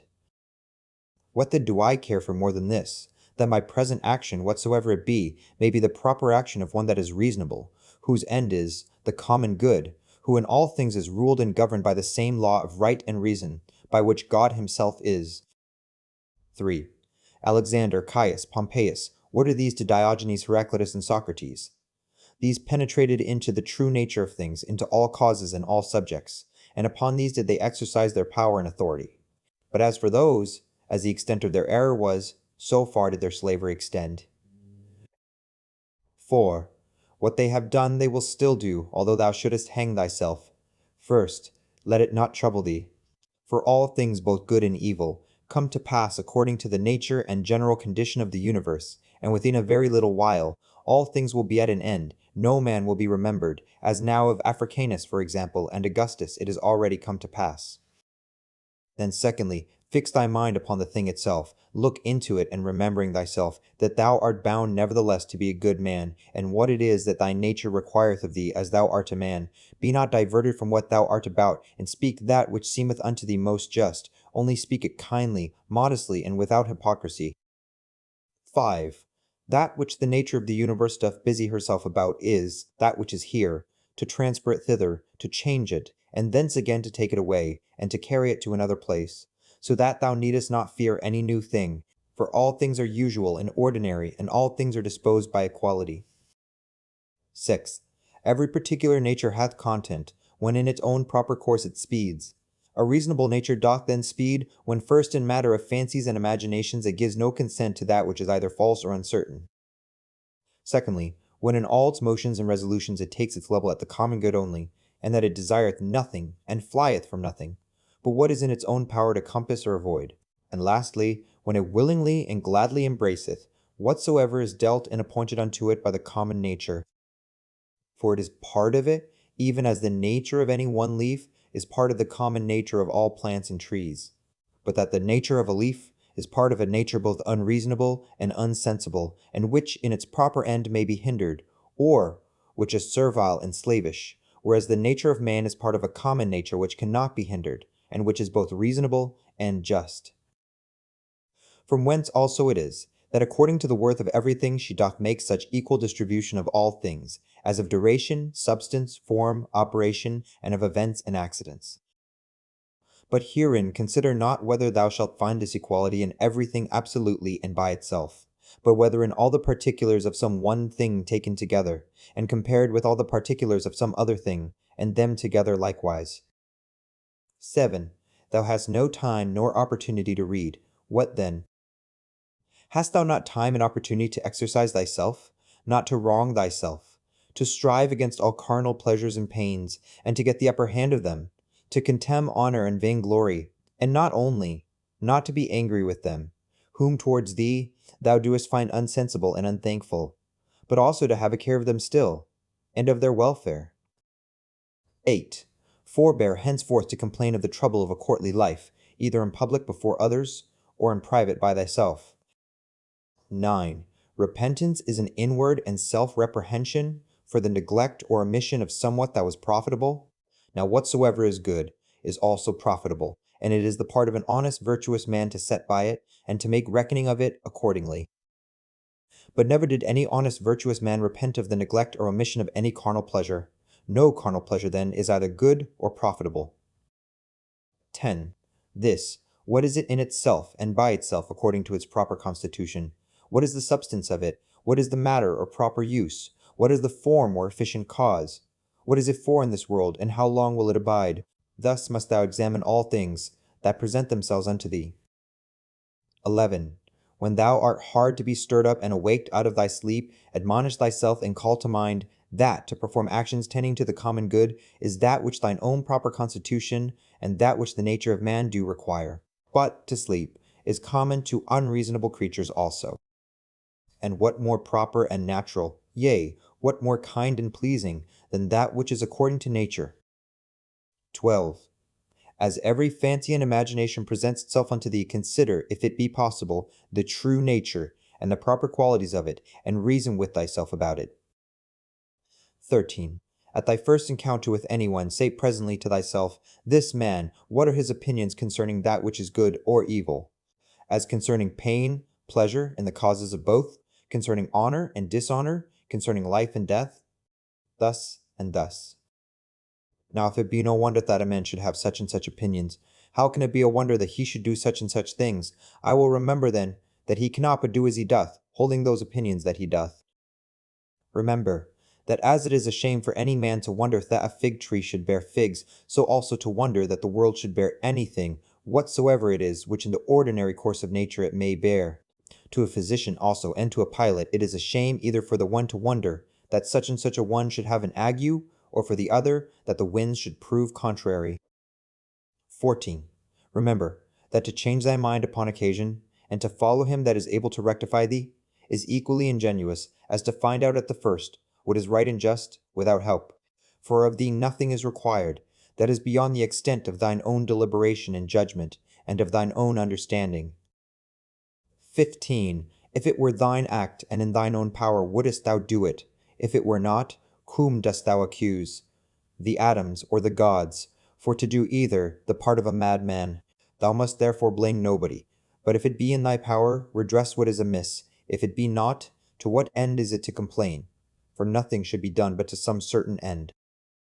16. Whatsoever dieth and falleth, however and wheresoever it die and fall, it cannot fall out of the world. Here it have its abode and change, here also shall it have its dissolution into its proper elements. The same are the world's elements, and the elements of which thou dost consist. And they, when they are changed, they murmur not. Why shouldest thou? 17. Whatsoever is was made for something, as a horse, a vine. Why wonderest thou? The sun itself will say of itself, I was made for something, and so hath every god its proper function. What then wert thou made for? To disport and delight thyself? See how even common sense and reason cannot brook it. 18. Nature hath its end as well in the end, and final consummation of anything that is, as in the beginning and continuation of it.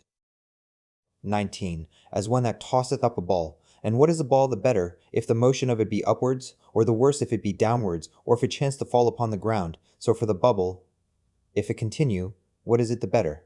And if it dissolve, what is it the worse? And so is it of a candle too. And so must thou reason with thyself, both in matter of fame and in matter of death. For as for the body itself, the subject of death, wouldest thou know the vileness of it? Turn it about that thou mayest behold it the worst sides upwards as well, as in its more ordinary pleasant shape. How doth it look when it is old and withered?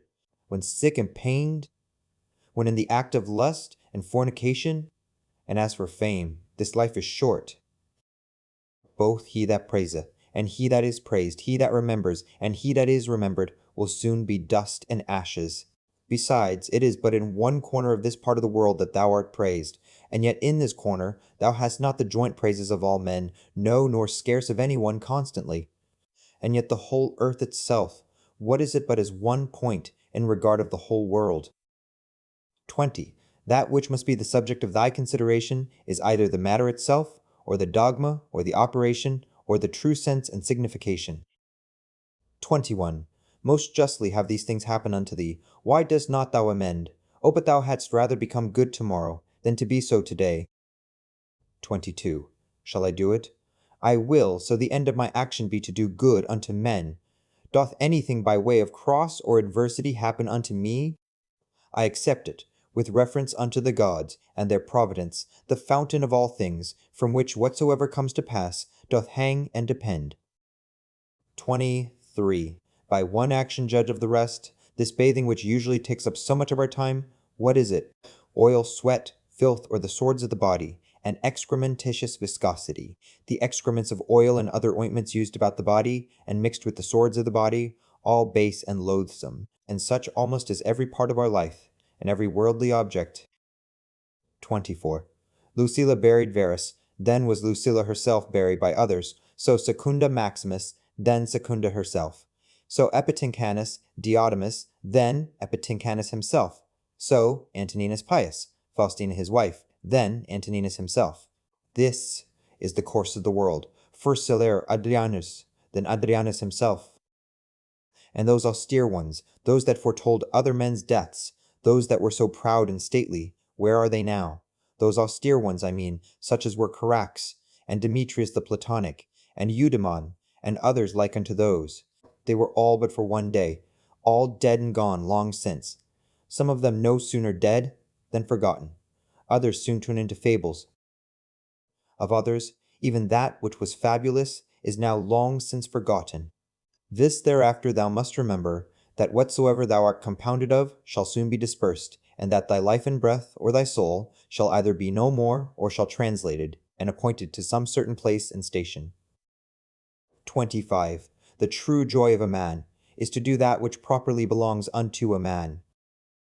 That which is most proper unto a man is, first, to be kindly affected towards them that are of the same kind and nature as he is himself, to contemn all sensual motions and appetites, to discern rightly all plausible fancies and imaginations, to contemplate the nature of the universe, both it and things that are done in it. In which kind of contemplation, 3, several relations are to be observed. The first, to the apparent secondary cause. The second, to the first original cause, God, from whom originally proceeds whatsoever doth happen in the world. The third and last, to them that we live and converse with, what use may be made of it, to their use and benefit. 26. If pain be an evil, either it is in regard of the body, and that cannot be, because the body of itself is altogether insensible, or in regard of the soul. But it is in the power of the soul to preserve her own peace and tranquillity, and not to suppose that pain is evil. For all judgment and deliberation, all prosecution or aversation is from within, whither the sense of evil, except to be led in by opinion, cannot penetrate. 27. Wipe off all idle fancies, and say unto thyself incessantly, Now if I will, it is in my power to keep out of this my soul all wickedness, all lust and concupiscences, all trouble and confusion. But on the contrary, to behold and consider all things according to their true nature, and to carry myself towards everything according to its true worth. Remember then this thy power that nature hath given thee. 28. Whether thou speak in the Senate, or whether thou speak to any particular, let thy speech always be grave and modest. But thou must not openly and vulgarly observe that sound and exact form of speaking concerning that which is truly good and truly civil, the vanity of the world and of worldly men, which otherwise truth and reason doth prescribe. 29. Augustus, his court, his wife, his daughter, his nephews, his sons-in-law, his sister Agrippa, his kinsmen, his domestics, his friends, Arius, Maecenas, his slayers of beasts for sacrifice and divination. There thou hast the death of a whole court together. Proceed now on to the rest that have been since that of Augustus. Hath death dwelt with them otherwise, though so many and so stately whilst they lived, than it doth use to deal with any one particular man? Consider now the death of a whole kindred and family, as of that of the Pompeys, as that also that useth to be written upon some monuments. He was the last of his own kindred. Oh, what care did his predecessors take, that they might leave a successor, yet behold at last, one or other must of necessity be the last. Here again, therefore consider the death of a whole kindred. 30. Contract thy whole life to the measure and proportion of one single action, and if in every particular action thou dost perform what is fitting to the utmost of thy power, let it suffice thee. And who can hinder thee, but that thou mayest perform what is fitting, but there may be some outward let and impediment? Not any that can hinder thee, but that whatsoever thou dost, thou may do it justly, temperately, and with the praise of God. Yea, but there may be somewhat, whereby some operation or other of thine may be hindered. And then, with that very thing that doth hinder, thou mayst be well pleased, and so by this gentle and equanimous conversion of thy mind unto that which may be, instead of that which at first thou didst intend, in the room of that former action there succeedeth another, which agrees as well with this contraction of thy life, that we now speak of. 31. Receive temporal blessings without ostentation when they are sent, and thou shalt be able to part with them with all readiness and facility when they are taken from thee again. 32. If ever thou sawest either a hand, or a foot, or a head lying by itself in some place or other, as cut off from the rest of the body, such must thou conceive him to make himself, as much as in him lieth, that either is offended with anything that has happened, whatsoever it be, and as it were, divides himself from it, or that commits anything against the natural law of mutual correspondence, and society among men, or he that commits any act of uncharitableness. Whosoever thou art such, thou art cast forth, I know not whither, out of the general unity, which is according to nature.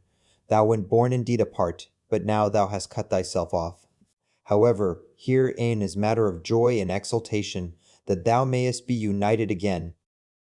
God hath not granted it unto any other part, that once separated and cut off, it might be reunited and come together again. But, behold, that goodness how great and immense it is, which hath so much esteemed man. As at first he was so made, that he needed not, except he would himself, have divided himself from the whole. So once divided and cut off, it hath so provided and ordered it, that if he would himself, he might return, and grow together again, and be admitted into its former rank and place of a part, as he was before. 33.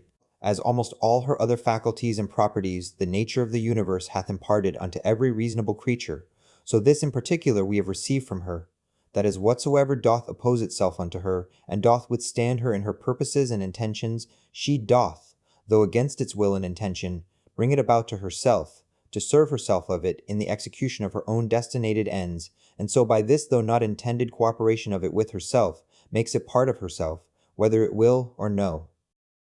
So may every reasonable creature, what crosses and impediments soever it meets with in the course of this mortal life, it may use them as fit and proper objects, to the furtherance of whatsoever it intended and absolutely proposed unto itself as its natural end and happiness.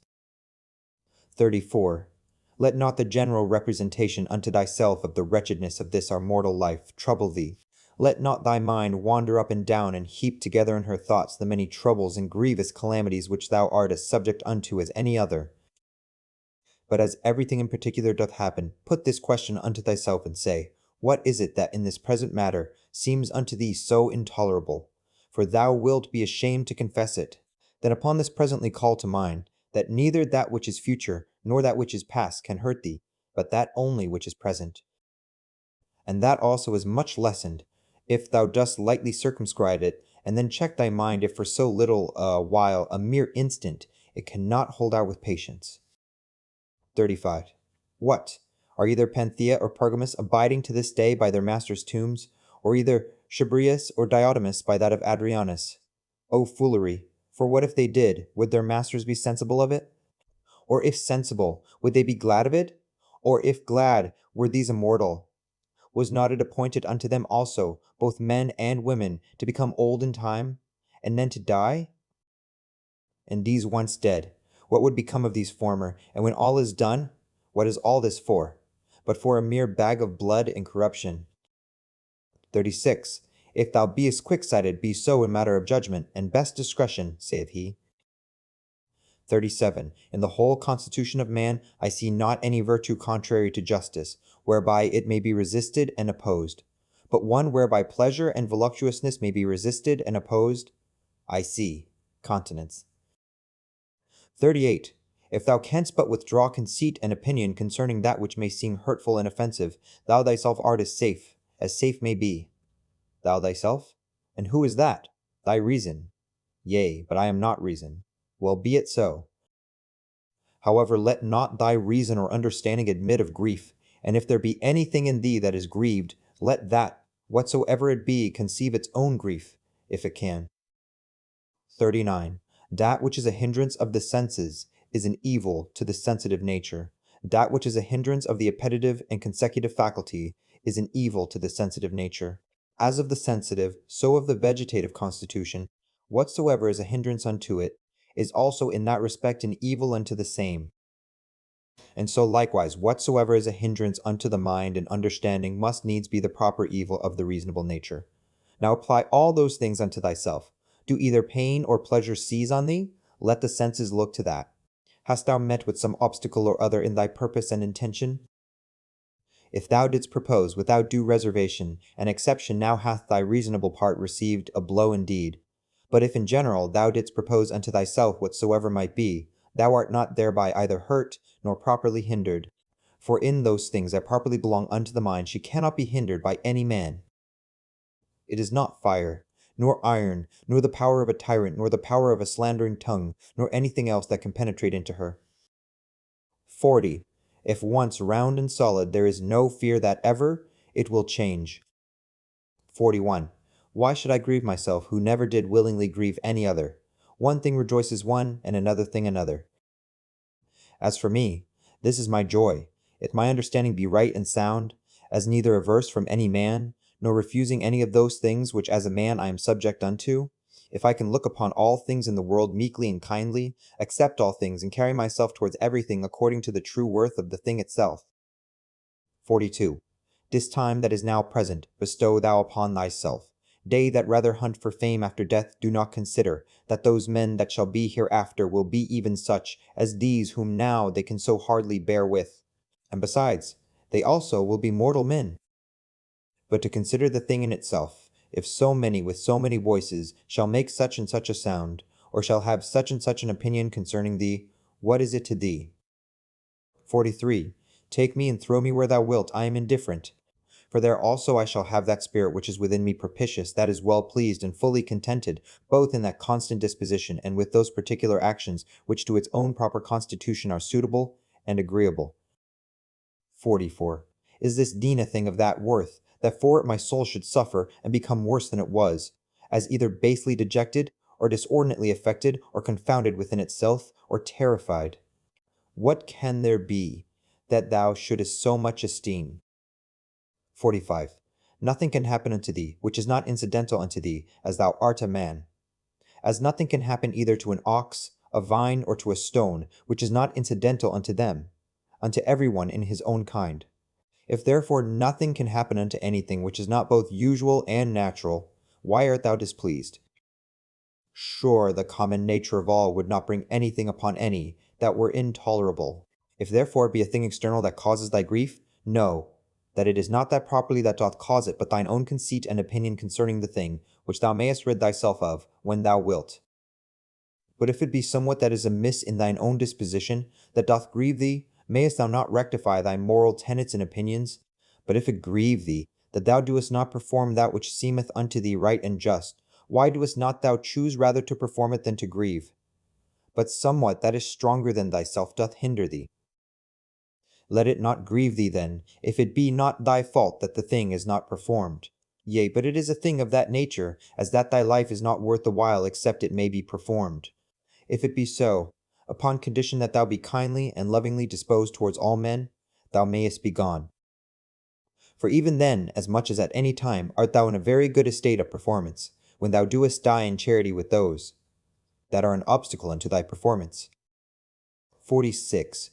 Remember that thy mind is of that nature as that it becometh altogether unconquerable. When once recollected in herself, she seeks no other content than this, that she cannot be forced, yea, though it so fall out, that it be even against reason itself, that it doth bandy. How much less, when by the help of reason she is able to judge of things with discretion?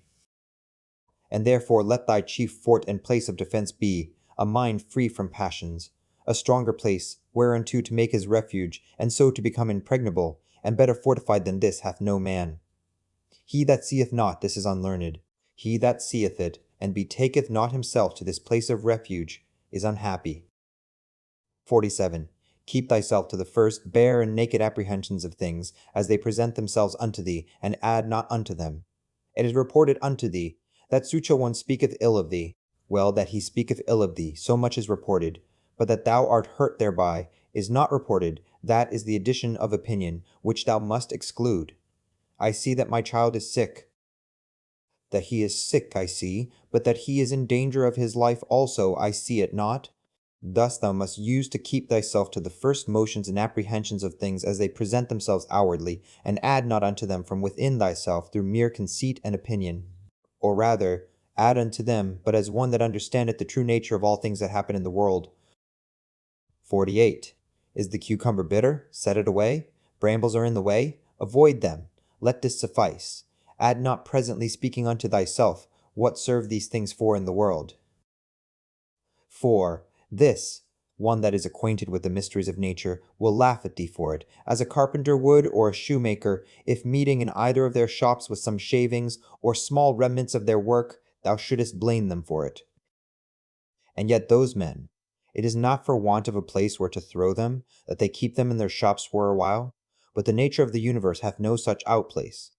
But herein doth consist the wonder of her art and skill, that she having once circumscribed herself within some certain bounds and limits, whatsoever is within her that seems either corrupted, or old, or unprofitable, she can change it into herself, and of these very things can make new things, so that she needeth not to seek elsewhere out of herself either for a new supply of matter and substance, or for a place where to throw out whatsoever is irrecoverably putrid and corrupt. Thus she, as for place, so for matter and art, is herself sufficient unto herself. 49. Not to be slack and negligent, or loose and wanton in thy actions, nor contentious and troublesome in thy conversation, nor to rove and wander in thy fancies and imaginations, not basely to contract thy soul, nor boisterously to sally out with it, or furiously to launch out as it were, nor ever to want employment. 50. They kill me, they cut my flesh, they persecute my person with curses. What then? May not thy mind for all this continue pure, prudent, temperate, just, as a fountain of sweet and clear water, though she be cursed by some stander by, yet do her springs nevertheless still run as sweet and clear as before, yea, though either dirt or dung be thrown in, yet is it no sooner thrown than dispersed, and she cleared. She cannot be dyed or infected by it. What then must I do, that I may have within myself an overflowing fountain, and know to well? Beget thyself by continual pains and endeavors to true liberty with charity, and true simplicity and modesty. 51. He that knoweth not what the world is, knoweth not where he himself is, and he that knoweth not what the world was made for, cannot possibly know either what are the qualities or what is the nature of the world. Now he that in either of these is to seek for what he himself was made is ignorant also. What then dost thou think of that man, who proposeth unto himself as a matter of great moment the noise and applause of men, who both where they are and what they are themselves are altogether ignorant? Dost thou desire to be commended of that man, who thrice in 1 hour perchance doth himself curse himself? Dost thou desire to please him, who pleaseth not himself? Or dost thou think that he pleaseth himself, who doth use to repent himself almost of everything that he doth? 52. Not only now henceforth to have a common breath, or to hold correspondency of breath, with that air that compasseth us about, but to have a common mind, or to hold correspondency of mind also with that rational substance which compasseth all things. 4. That also is of itself, and of its own nature, if a man can but draw it in as he should, everywhere diffused, and passeth through all things, no less than the air doth, if a man can but suck it in. 53. Wickedness in general doth not hurt the world, particular wickedness doth not hurt any other. Only unto him it is hurtful, whosoever he be that offends, unto whom in great favor and mercy it is granted, that whensoever he himself shall but first desire it, he may be presently delivered of it. Unto my free will, my neighbor's free will, whoever he be, as his life or his body is altogether indifferent, for though we are all made one for another, yet have our minds and understandings each of them their own proper and limited jurisdiction.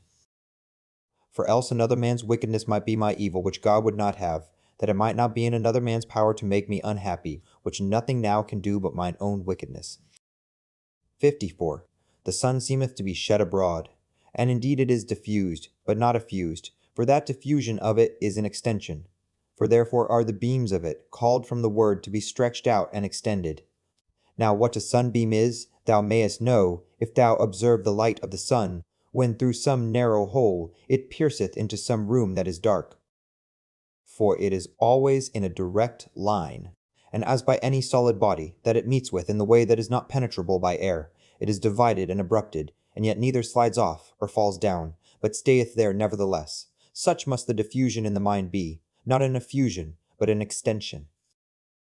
What obstacles and impediments soever she meeteth within her way, she must not violently, and by way of an impetuous onset light upon them, neither must she fall down, but she must stand, and give light unto that which doth admit of it.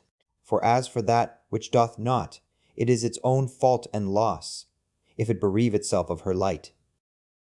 55. He that feareth death, either feareth that he shall have no sense at all, or that his senses will not be the same, whereas he should rather comfort himself that either no sense at all, and so no sense of evil, or, if any sense, then another life, and so no death properly. 56. All men are made one for another, either then teach them better, or bear with them. 57. The motion of the mind is not as the motion of a dart. For the mind, when it is wary and cautelous, and by way of diligent circumspection turneth herself many ways, may then as well be said to go straight on to the object, as when it useth no such circumspection. 58. To pierce and penetrate into the estate of everyone's understanding that thou hast to do with, as also to make the estate of thine own open and penetrable to any other. Chapter 9. The Ninth Book. 1. He that is unjust is also impious. For the nature of the universe, having made all reasonable creatures one for another, to the end that they should do one another good, more or less according to the several persons and occasions, but in nowise hurt one another, it is manifest that he that doth transgress against this her will is guilty of impiety towards the most ancient and venerable of all the deities. For the nature of the universe is the nature the common parent of all, and therefore piously to be observed of all things that are, and that which now is, to whatsoever first was, and gave it its being, hath relation of blood and kindred. She is also called truth, and is the first cause of all truths. He therefore that willingly and wittingly doth lie is impious in that he doth receive, and so commit injustice. But he that against his will, in that he disagreeth from the nature of the universe, and in that striving with the nature of the world he doth in his particular violate the general order of the world, for he doth no better than strive and war against it, who contrary to his own nature applieth himself to that which is contrary to truth. For nature had before furnished him with instincts and opportunities sufficient for the attainment of it, which he having hitherto neglected, is not now able to discern that which is false from that which is true. He also that pursues after pleasures, as that which is truly good, and flies from pains, as that which is truly evil, is impious. For such a one must of necessity oftentimes accuse that common nature, as distributing many things both unto the evil and unto the good, not according to the deserts of either, as unto the bad oftentimes pleasures, and the causes of pleasures, so unto the good pains and the occasions of pains. Again, he that feareth pains and crosses in this world, feareth some of those things which some time or other must needs happen in the world, and that we have already showed to be impious. And he that pursueth after pleasures will not spare to compass his desires, to do that which is unjust, and that is manifestly impious. Now those things which unto nature are equally indifferent, for she had not created both pain and pleasure, if both had not been unto her equally indifferent, they that will live according to nature must in those things, as being of the same mind and disposition that she is, be as equally indifferent. Whosoever therefore in either matter of pleasure and pain, death and life, honor and dishonor, which things nature in the administration of the world indifferently doth make use of, is not as indifferent, it is apparent that he is impious. When I say that common nature doth indifferently make use of them, my meaning is, that they happen indifferently in the ordinary course of things, which by a necessary consequence, whether as principal or accessory, come to pass in the world, according to that first and ancient deliberation of Providence, by which she, from some certain beginning, did resolve upon the creation of such a world, conceiving then in her womb, as it were, some certain rational generative seeds and faculties of things, future, whether subjects, changes, successions, both such and just so many. 2. It were indeed more happy and comfortable for a man to depart out of this world, having lived all his life long clear from all falsehood, dissimulation, voluptuousness, and pride.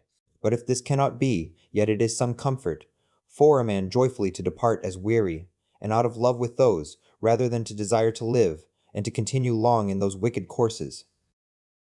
Hath not yet experience taught thee to fly from the plague? For a far greater plague is the corruption of the mind, than any certain change and distemper of the common air can be. This is a plague of creatures as they are living creatures, but that of men as they are men, or reasonable. 3. Thou must not in matter of death carry thyself scornfully, but as one that is well pleased with it, as being one of those things that nature hath appointed. For what thou dost conceive of these, of a boy to become a young man, to wax old, to grow, to ripen, to get teeth, or a beard, or grey hairs to beget, to bear, or to be delivered, or what other action soever it be, that is natural unto man according to the several seasons of his life, such a thing is it also to be dissolved. It is therefore the part of a wise man in matter of death, not in any wise to carry himself either violently or proudly but patiently to wait for it, as one of nature's operations, that with the same mind as now thou dost expect, when that which yet is but an embryo in thy wife's belly shall come forth, thou mayst expect also when thy soul shall fall off from that outward coat or skin, wherein as a child in the belly it lieth involved and shut up. But thou desirest the more popular, and though not so direct and philosophical, yet a very powerful and penetrative recipe against the fear of death. Nothing can make thee more willing to part with thy life, than if thou shalt consider, both what the subjects themselves are that thou shalt part with, and what manner of disposition thou shalt no more have to do with. True it is, that offended with them thou must not be by no means, but take care of them, and meekly bear with them. However, this thou mayst remember, that whensoever it happens that thou depart, it shall not be from men that held the same opinions that thou dost. For that indeed, if it were so, is the only thing that might make thee averse from death, and willing to continue here, if it were thy hap to live with men that had obtained the same belief that thou hast. But now, what a toil it is for thee to live with men of different opinions, thou seest, so that thou hast rather occasion to say, Hasten, I thee pray, O death, lest I also in time forget myself. For he that sinneth, sinneth unto himself. He that is unjust hurts himself, in that he makes himself worse than he was before. Not he only that committeth, but he also that omitteth something, is oftentimes unjust. 5. If my present apprehension of the object be right, and my present action charitable, and this, towards whatsoever doth proceed from God, be my present disposition, to be well pleased with it, it sufficeth. 6. To wipe away fancy, to use deliberation, to quench concupiscence, to keep the mind free to herself. 7. Of all unreasonable creatures, there is but one unreasonable soul, and of all that are reasonable, but one reasonable soul, divided betwixt them all. As of all earthly things there is but one earth, and but one light that we see by, and but one air that we breathe in, as many as either breathe or see. Now whatsoever partakes of some common thing, naturally affects and inclines unto that, whereof it is part, being of one kind in nature with it. Whatsoever is earthly, presseth downwards to the common earth. Whatsoever is liquid, would flow together, and whatsoever is airy, would be together likewise, so that without some obstacle and some kind of violence, they cannot well be kept asunder. Whatsoever is fiery doth not only by reason of the elementary fire tend upwards, but here also is so ready to join and to burn together, that whatsoever doth want sufficient moisture to make resistance, is easily set on fire.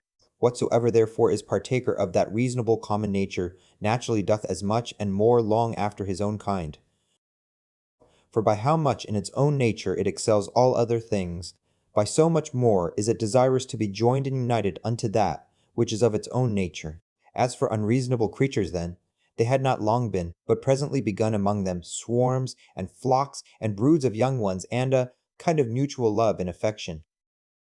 For though but unreasonable, yet a kind of soul these had, and therefore was that natural desire of union more strong and intense in them, as in creatures of a more excellent nature, than either in plants, or stones, or trees.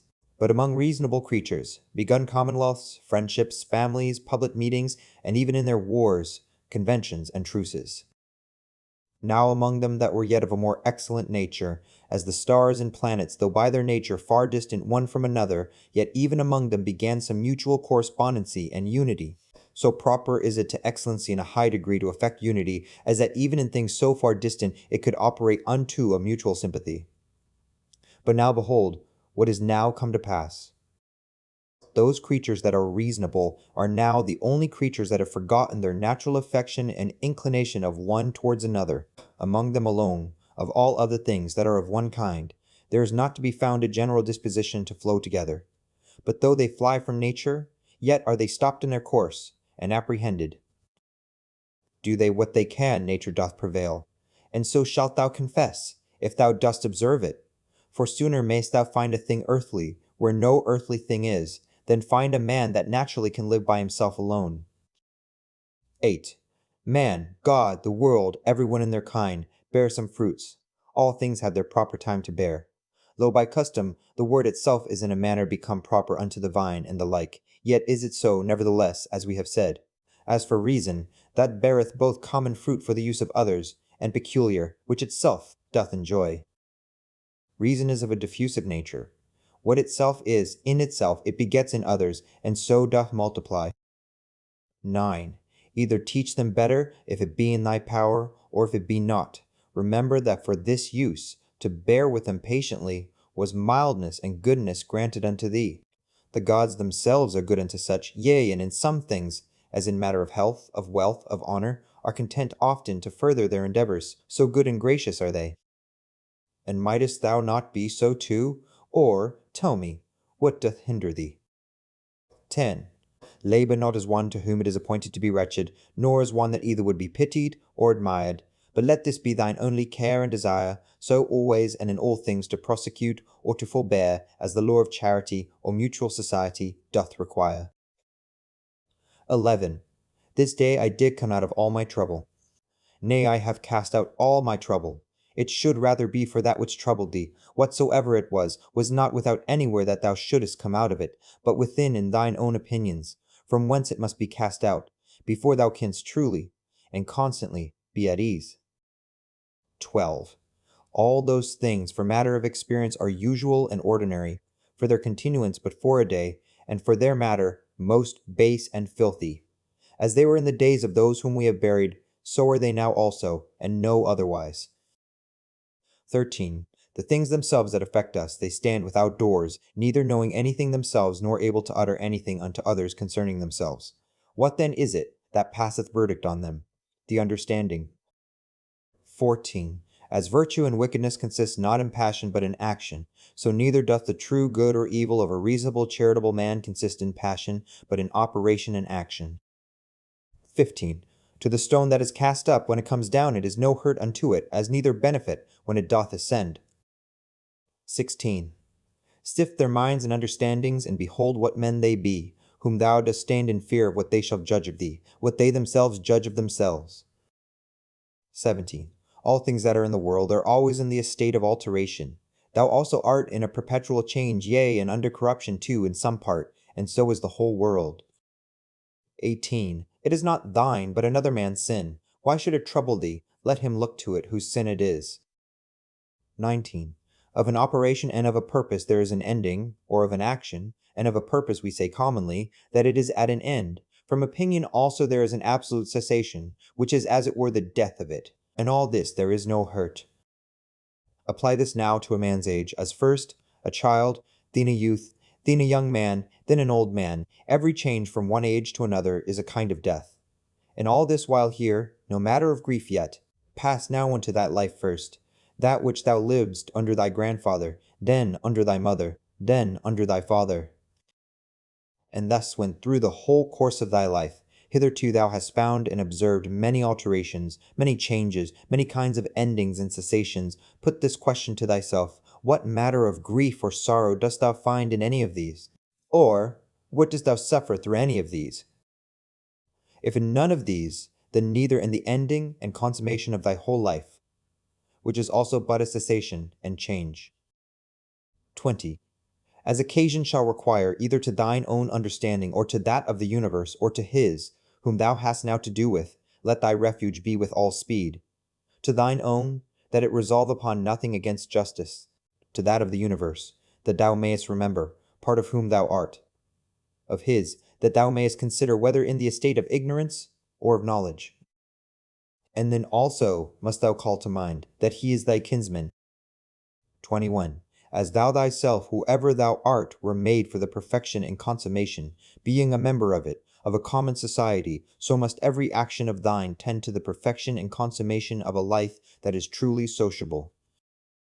What action soever of thine, therefore, that either immediately or afar off, hath not reference to the common good, that is an exorbitant and disorderly action, yea, it is seditious, as one among the people who from such and such a consent in unity, should factiously divide and separate himself.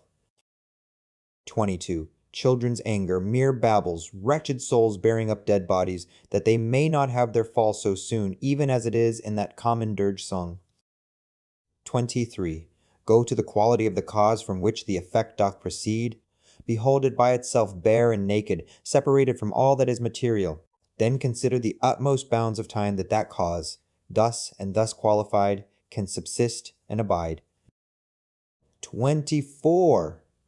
Infinite are the troubles and miseries that thou hast already been put to by reason of this only, because that for all happiness it did not suffice thee, or that thou didst not account it sufficient happiness, that thy understanding did operate according to its natural constitution.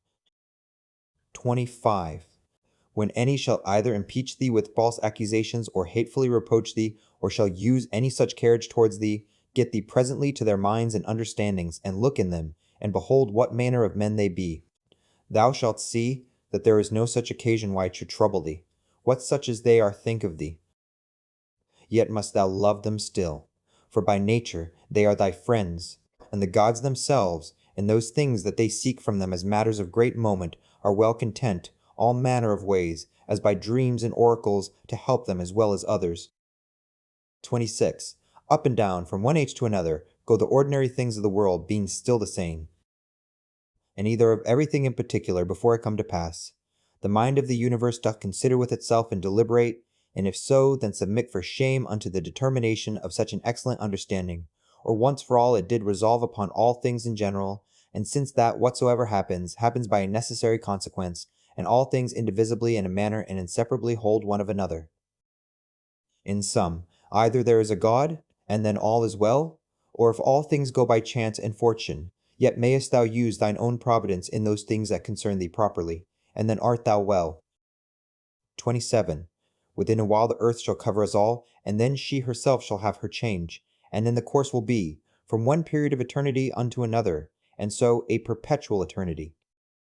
Now can any man that shall consider with himself in his mind the several rollings or successions of so many changes and alterations, and the swiftness of all these rulings, can he otherwise but contemn in his heart and despise all worldly things? The cause of the universe is as it were a strong torrent, it carrieth all away. 28. And these your professed politicians, the only true practical philosophers of the world, as they think of themselves, so full of affected gravity, or such professed lovers of virtue and honesty, what wretches be they, in very deed, how vile and contemptible in themselves! O man, what ado doest thou keep? Do what thy nature doth now require. Resolve upon it, if thou mayest, and take no thought whether anybody shall know it or no. Yea, but sayest thou, I must not expect of Plato's commonwealth.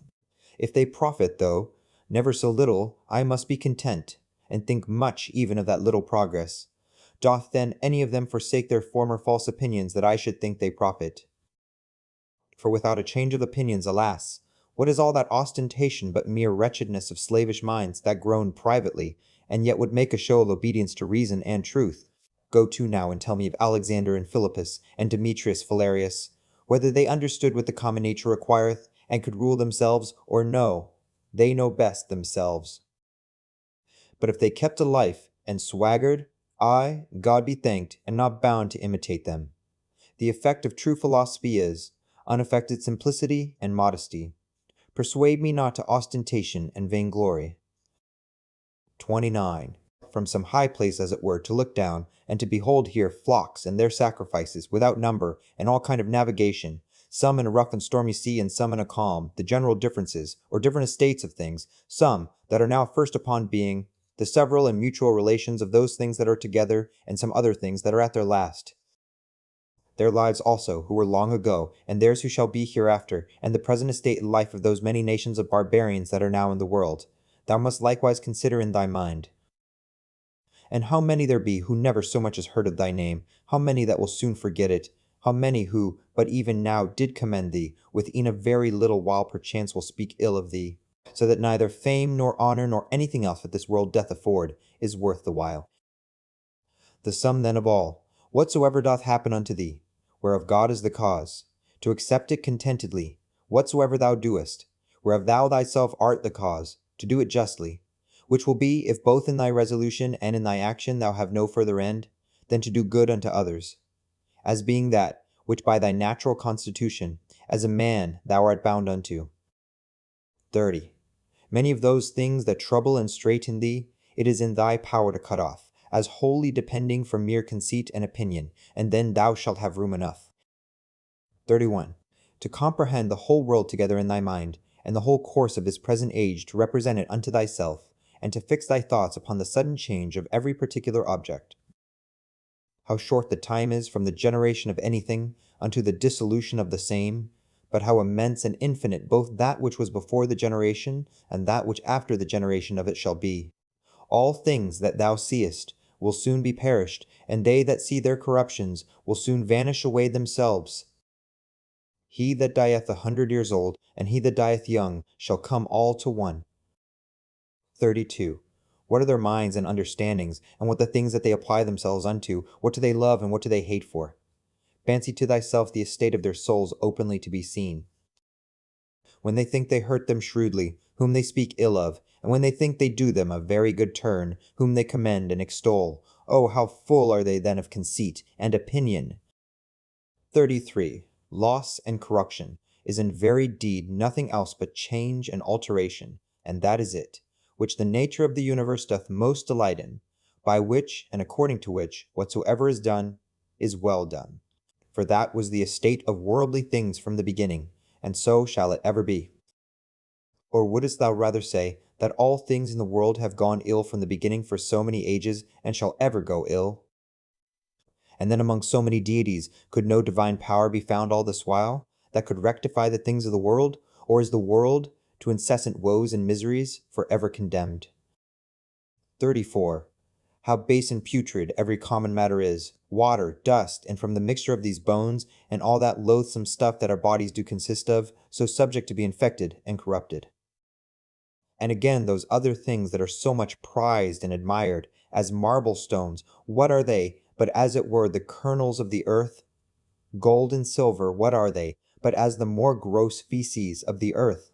Thy most royal apparel for matter, it is but as it were the hair of a silly sheep, and for color the very blood of a shellfish. Of this nature are all other things.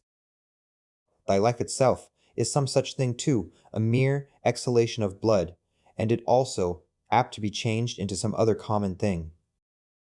35. Will this querulousness, this murmuring, this complaining and dissembling never be at an end?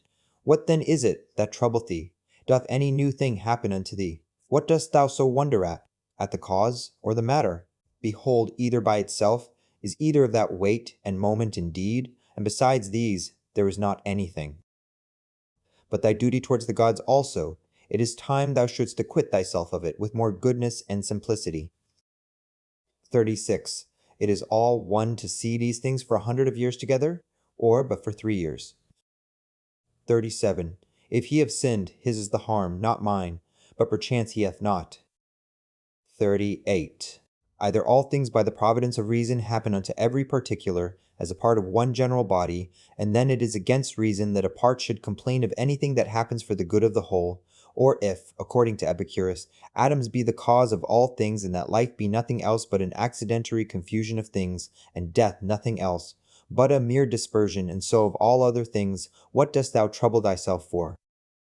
39. Sayest thou unto that rational part, thou art dead, corruption hath taken hold on thee? Doth it then also void excrements? Doth it, like either oxen or sheep, graze or feed, that it also should be mortal, as well as the body? 40. Either the gods can do nothing for us at all, or they can still and delay all the distractions and distempers of thy mind. If they can do nothing, why doest thou pray? If they can, why wouldst not thou rather pray that they will grant unto thee, that thou mayest neither fear nor lust after any of those worldly things which cause these distractions and distempers of it?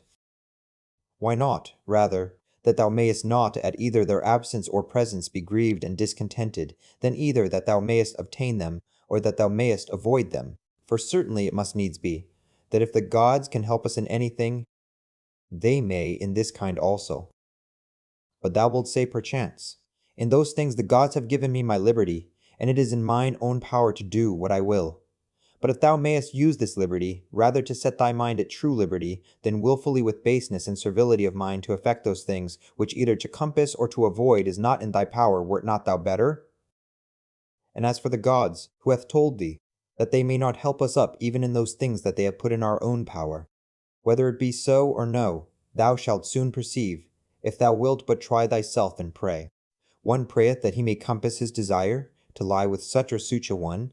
Pray thou that thou mayst not lust to lie with her. Another, how he may be rid of such a one. Pray thou that thou mayst so patiently bear with him, as that thou have no such need to be rid of him. Another, that he may not lose his child. Pray thou that thou mayest not fear to lose him. To this end and purpose, let all thy prayer be, and see what will be the event. 41.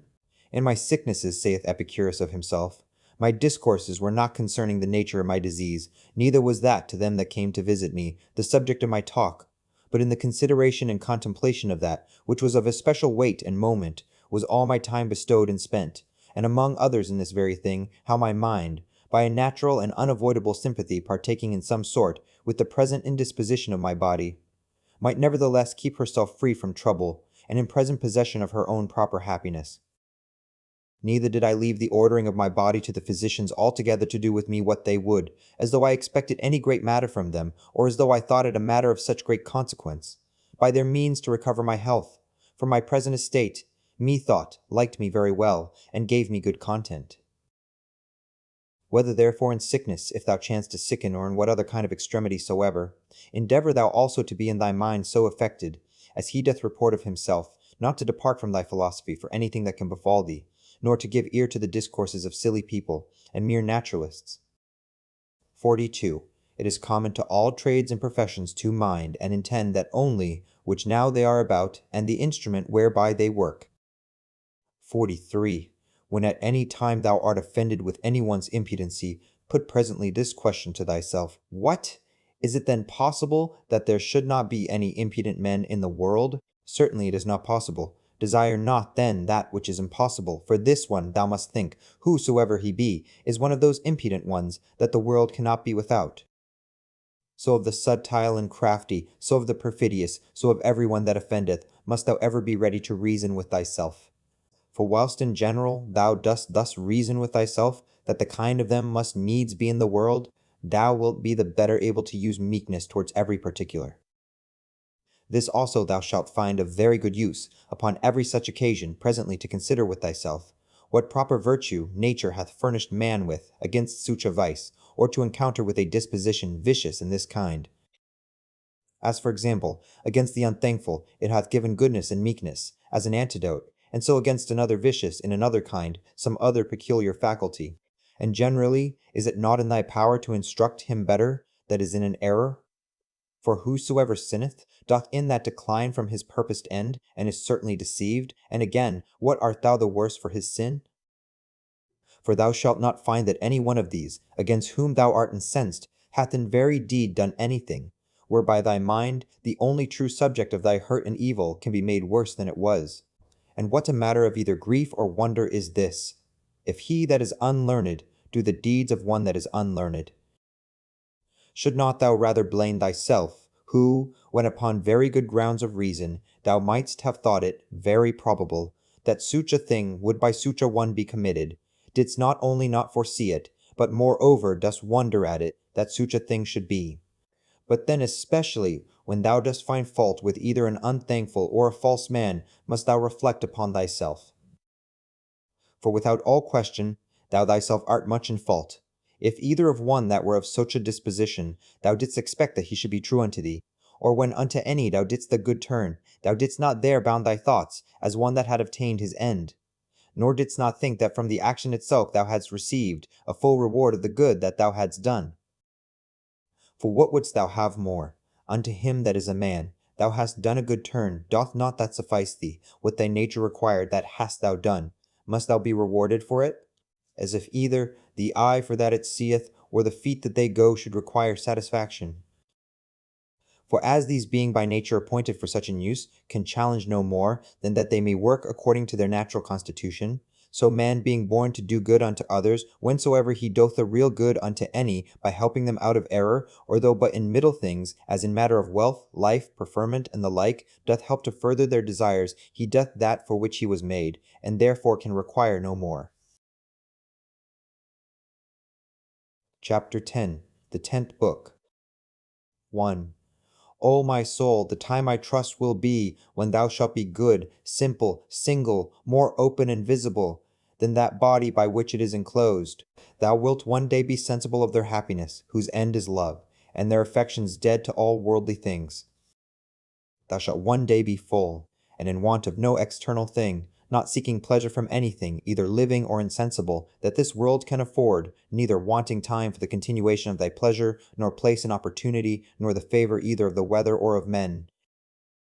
When thou shalt have content in thy present estate, and all things present shall add to thy content, when thou shalt persuade thyself that thou hast all things, all for thy good, and all by the providence of the gods, and of things future also shall be as confident, that all will do well, as tending to the maintenance and preservation in some sort, of his perfect welfare and happiness, who is perfection of life, of goodness and beauty, who begets all things, and containeth all things in himself, and in himself doth recollect all things from all places that are dissolved, that of them he may beget others again like unto them.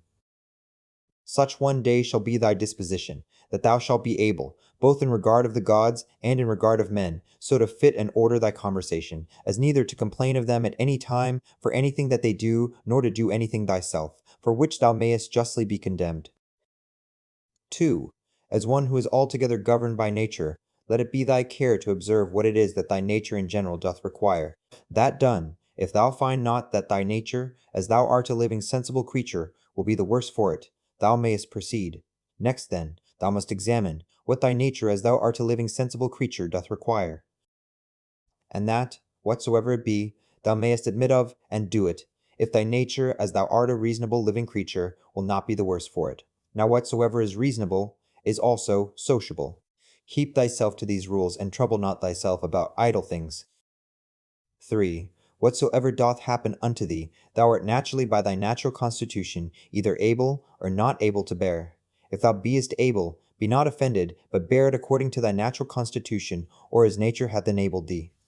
If thou beest not able, be not offended, for it will soon make an end of thee, and itself, whatsoever it be, at the same time end with thee. But remember, that whatsoever by the strength of opinion, grounded upon a certain apprehension of both true profit and duty, thou canst conceive tolerable, that thou art able to bear that by thy natural constitution. 4. Him that offends, to teach with love and meekness, and to show him his error. But if thou canst not, then to blame thyself, or rather not thyself neither, if thy will and endeavors have not been wanting. 5. Whatsoever it be that happens unto thee, it is that which from all time was appointed unto thee. For by the same coherence of causes, by which thy substance from all eternity was appointed to be, was also whatsoever should happen unto it, destinated and appointed. 6. Either with Epicurus we must fondly imagine the atoms to be the cause of all things, or we must needs grant to nature. Let this then be thy first ground, that thou art part of that universe which is governed by nature. Then secondly, that to those parts that are of the same kind and nature as thou art, thou hast relation of kindred. For of these, if I shall always be mindful, first, as I am a part, I shall never be displeased with anything, that falls to my particular share of the common chances of the world. For nothing that is behoveful unto the whole can be truly hurtful to that which is part of it. For this being the common privilege of all natures, that they contain nothing in themselves that is hurtful unto them, it cannot be that the nature of the universe, whose privilege beyond other particular natures is, that she cannot, against her will by any higher external cause be constrained, should beget anything and cherish it in her bosom that should tend to her own hurt and prejudice. As then I bear in mind that I am a part of such an universe, I shall not be displeased with anything that happens. And as I have relation of kindred to those parts that are of the same kind and nature that I am, so I shall be careful to do nothing that is prejudicial to the community, but in all my deliberations shall they that are of my kind ever be, and the common good, that which all my intentions and resolutions shall drive unto, as that which is contrary unto it, I shall by all means endeavor to prevent and avoid. These things once so fixed and concluded, as thou wouldst think him a happy citizen, whose constant study and practice were for the good and benefit of his fellow citizens, and the carriage of the city such towards him, that he were well pleased with it, so must it needs be with thee, that thou shalt live a happy life. 7. All parts of the world, all things I mean that are contained within the whole world, must of necessity at some time or other come to corruption. Alteration, I should say, to speak truly and properly, but that I may be the better understood, I am content at this time to use that more common word. Now say I, if so be that this be both hurtful unto them and yet unavoidable, would not, thinkest thou, the whole itself be in a sweet case, all the parts of it being subject to alteration, yea, and by their making itself fitted for corruption, as consisting of things different and contrary? And did nature then either of herself thus project and purpose the affliction and misery of her parts, and therefore of purpose so made them, not only that haply they might, but of necessity that they should fall into evil, or did not she know what she did when she made them? For either of these two to say is equally absurd, but to let pass nature in general, and to reason of things particular according to their own particular natures, how absurd and ridiculous is it, first to say that all parts of the whole are, by their proper natural constitution, subject to alteration, and then when any such thing doth happen, as when one doth fall sick and dieth, to take on and wonder as though some strange thing had happened, though this besides might move not so grievously to take on when any such thing doth happen, that whatsoever is dissolved, it is dissolved into those things whereof it was compounded. For every dissolution is either a mere dispersion of the elements into those elements again whereof everything did consist, or a change of that which is more solid into earth, and of that which is pure and subtile or spiritual into air, so that by this means nothing is lost, but all resumed again into those rational generative seeds of the universe, and this universe, either after a certain period of time to lie consumed by fire, or by continual changes to be renewed, and so forever to endure. Now that solid and spiritual that we speak of, thou must not conceive it to be that very same which at first was when thou wert born.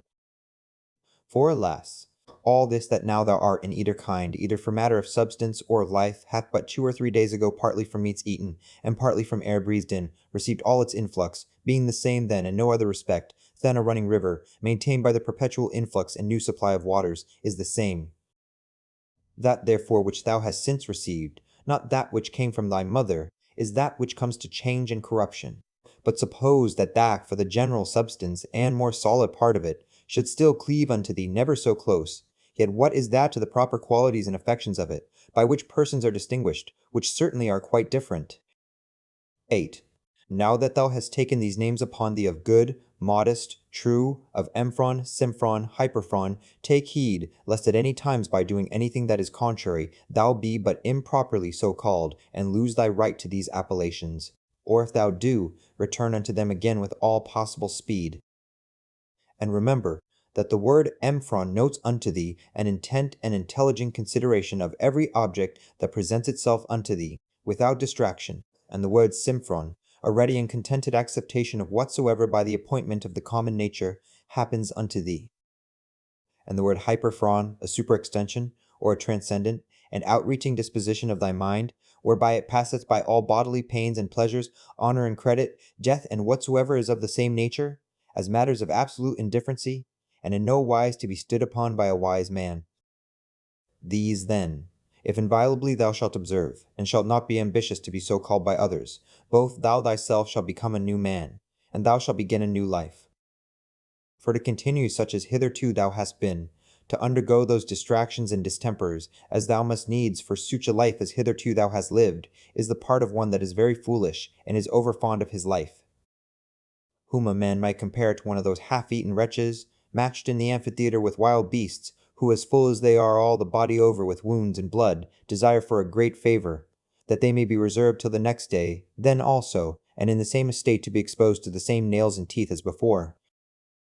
Away therefore, ship thyself, and from the troubles and distractions of thy former life, convey thyself as it were unto these few names, and if thou canst abide in them, or be constant in the practice and possession of them, continue there, as glad and joyful as one that were translated unto some such place of bliss and happiness as that which by Hesiod and Plato is called the Islands of the Blessed, by others called the Elysian Fields. And whensoever thou findest thyself that thou art in danger of a relapse, and that thou art not able to master and overcome those difficulties and temptations that present themselves in thy present station, get thee into any private corner, where thou mayest be better able. Or, if that will not serve, forsake even thy life rather. But so that it be not in passion, but in a plain, voluntary, modest way, this being the only commendable action of thy whole life, that thus thou art departed, or this having been the main work and business of thy whole life, that thou mightest thus depart. Now, for the better remembrance of those names that we have spoken of, thou shalt find it a very good help, to remember the gods as often as may be, and that, The thing which they require at our hands of as many of us, as are by nature reasonable creation, is not that with fair words and outward show of piety and devotion we should flatter them, but that we should become like unto them, and that as all other natural creatures, the fig tree, for example, the dog, the bee, both do, all of them, and apply themselves unto that which by their natural constitution is proper unto them, so man likewise should do that, which by his nature, as he is a man, belongs unto him. 9. Toys and fooleries at home, wars abroad, sometimes terror, sometimes torpor or stupid sloth, this is thy daily slavery. By little and little, if thou doest not better look to it, those sacred dogmata will be blotted out of thy mind.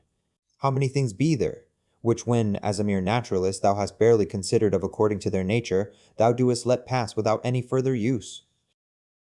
Whereas thou shouldst in all things so join action and contemplation, that thou mightest both at the same time attend all present occasions, to perform everything duly and carefully, and yet so intend the contemplative part too, that no part of that delight and pleasure which the contemplative knowledge of everything according to its true nature doth of itself afford, might be lost.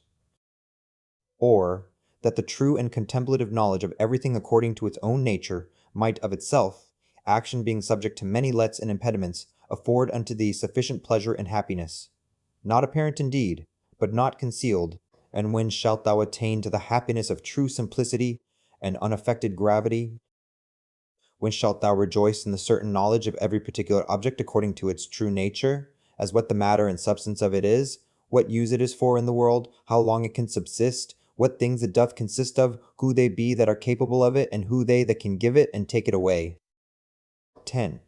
As a spider, when it hath caught the fly that it hunted after, is not little proud, nor meanly conceited of herself, as he likewise that hath caught an hare, or hath taken a fish with his net, as another for the taking of a boar, and another of a bear, so may they be proud, and applaud themselves for their valiant acts against the Sarmatai, or northern nations lately defeated. For these also, these famous soldiers and warlike men, if thou dost look into their minds and opinions, what do they for the most part but hunt after prey?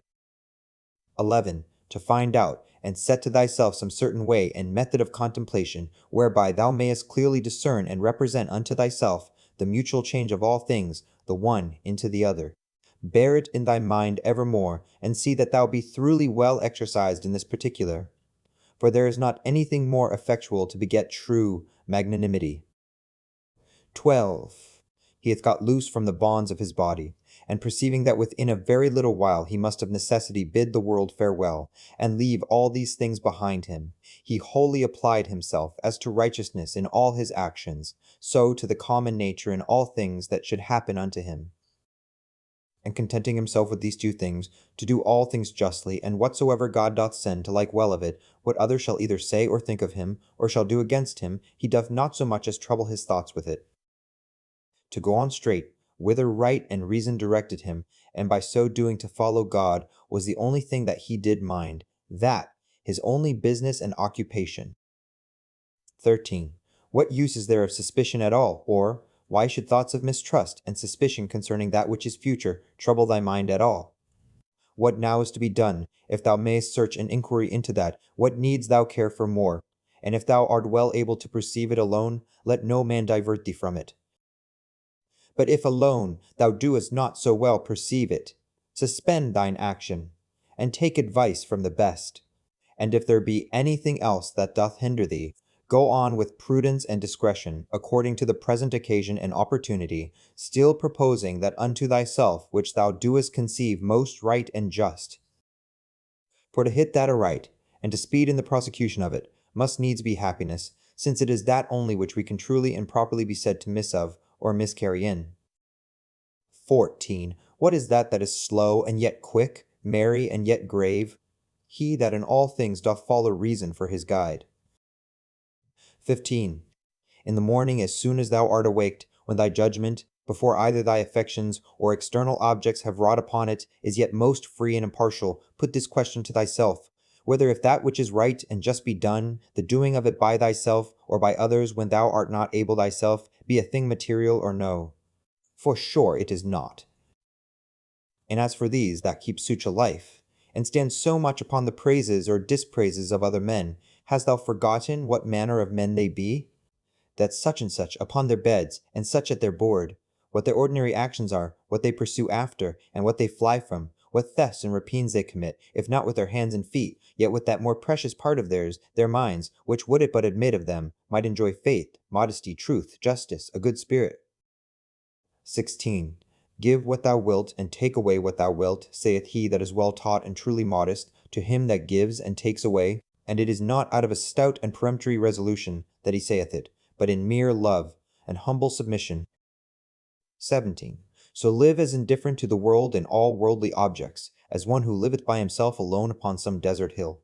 For whether here or there, if the whole world be but as one town, it matters not much for the place. Let them behold and see man that is a man indeed, living according to the true nature of man. If they cannot bear with me, let them kill me. For better were it to die than so to live as they would have thee. 18. Make it not any longer a matter of dispute or discourse what are the signs and proprieties of a good man, but really and actually to be such. 19. Ever to represent unto thyself, and to set before thee both the general age and time of the world, and the whole substance of it, and how all things particular in respect of these are for their substance, as one of the least seeds that is, and for their duration, as the turning of the pestle in the mortar once about. Then to fix thy mind upon every particular object of the world, and to conceive it, as it is indeed, as already being in the state of dissolution and of change, tending to some kind of either putrefaction or dispersion, or whatsoever else it is, that is the death, as it were, of everything in his own kind. 20. Consider them through all actions and occupations of their lives, as when they eat, and when they sleep, when they are in the act of necessary exoneration, and when in the act of lust. Again, when they either are in their greatest exaltation, and in the middle of all their pomp and glory, or being angry and displeased, in great state and majesty, as from an higher place, they chide and rebuke. How base and slavish, but a little while ago, they were fain to be, that they might come to this, and within a very little while, what will be their estate, when death hath once seized upon them. 21. That is best for every one, that the common nature of all doth send unto every one, and then is it best, when she doth send it. 22. The earth, saith the poet, doth often long after the rain. So is the glorious sky often as desirous to fall upon the earth, which argues a mutual kind of love between them. And so, say I, doth the world bear a certain affection of love to whatsoever shall come to pass. With thine affection shall mine concur, O world. The same, and no other, shall the object of my longing be, which is of thine. Now that the world doth love it is true indeed. So is it as commonly said and acknowledged, when, according to the Greek phrase, imitated by the Latins, of things that used to be, we say, commonly, that they love to be. 23. Either thou dost continue in this kind of life, and that is it, which so long thou hast been used unto, and therefore tolerable, or thou doest retire, or leave the world, and that of thine own accord, and then thou hast thy mind, or thy life is cut off, and then mayest thou rejoice that thou hast ended thy charge. One of these must needs be. Be therefore of good comfort. 24.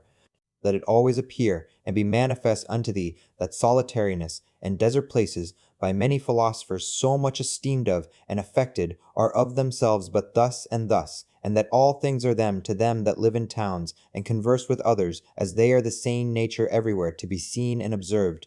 To them that have retired themselves to the top of mountains, and to desert havens, or what other desert and inhabited places soever.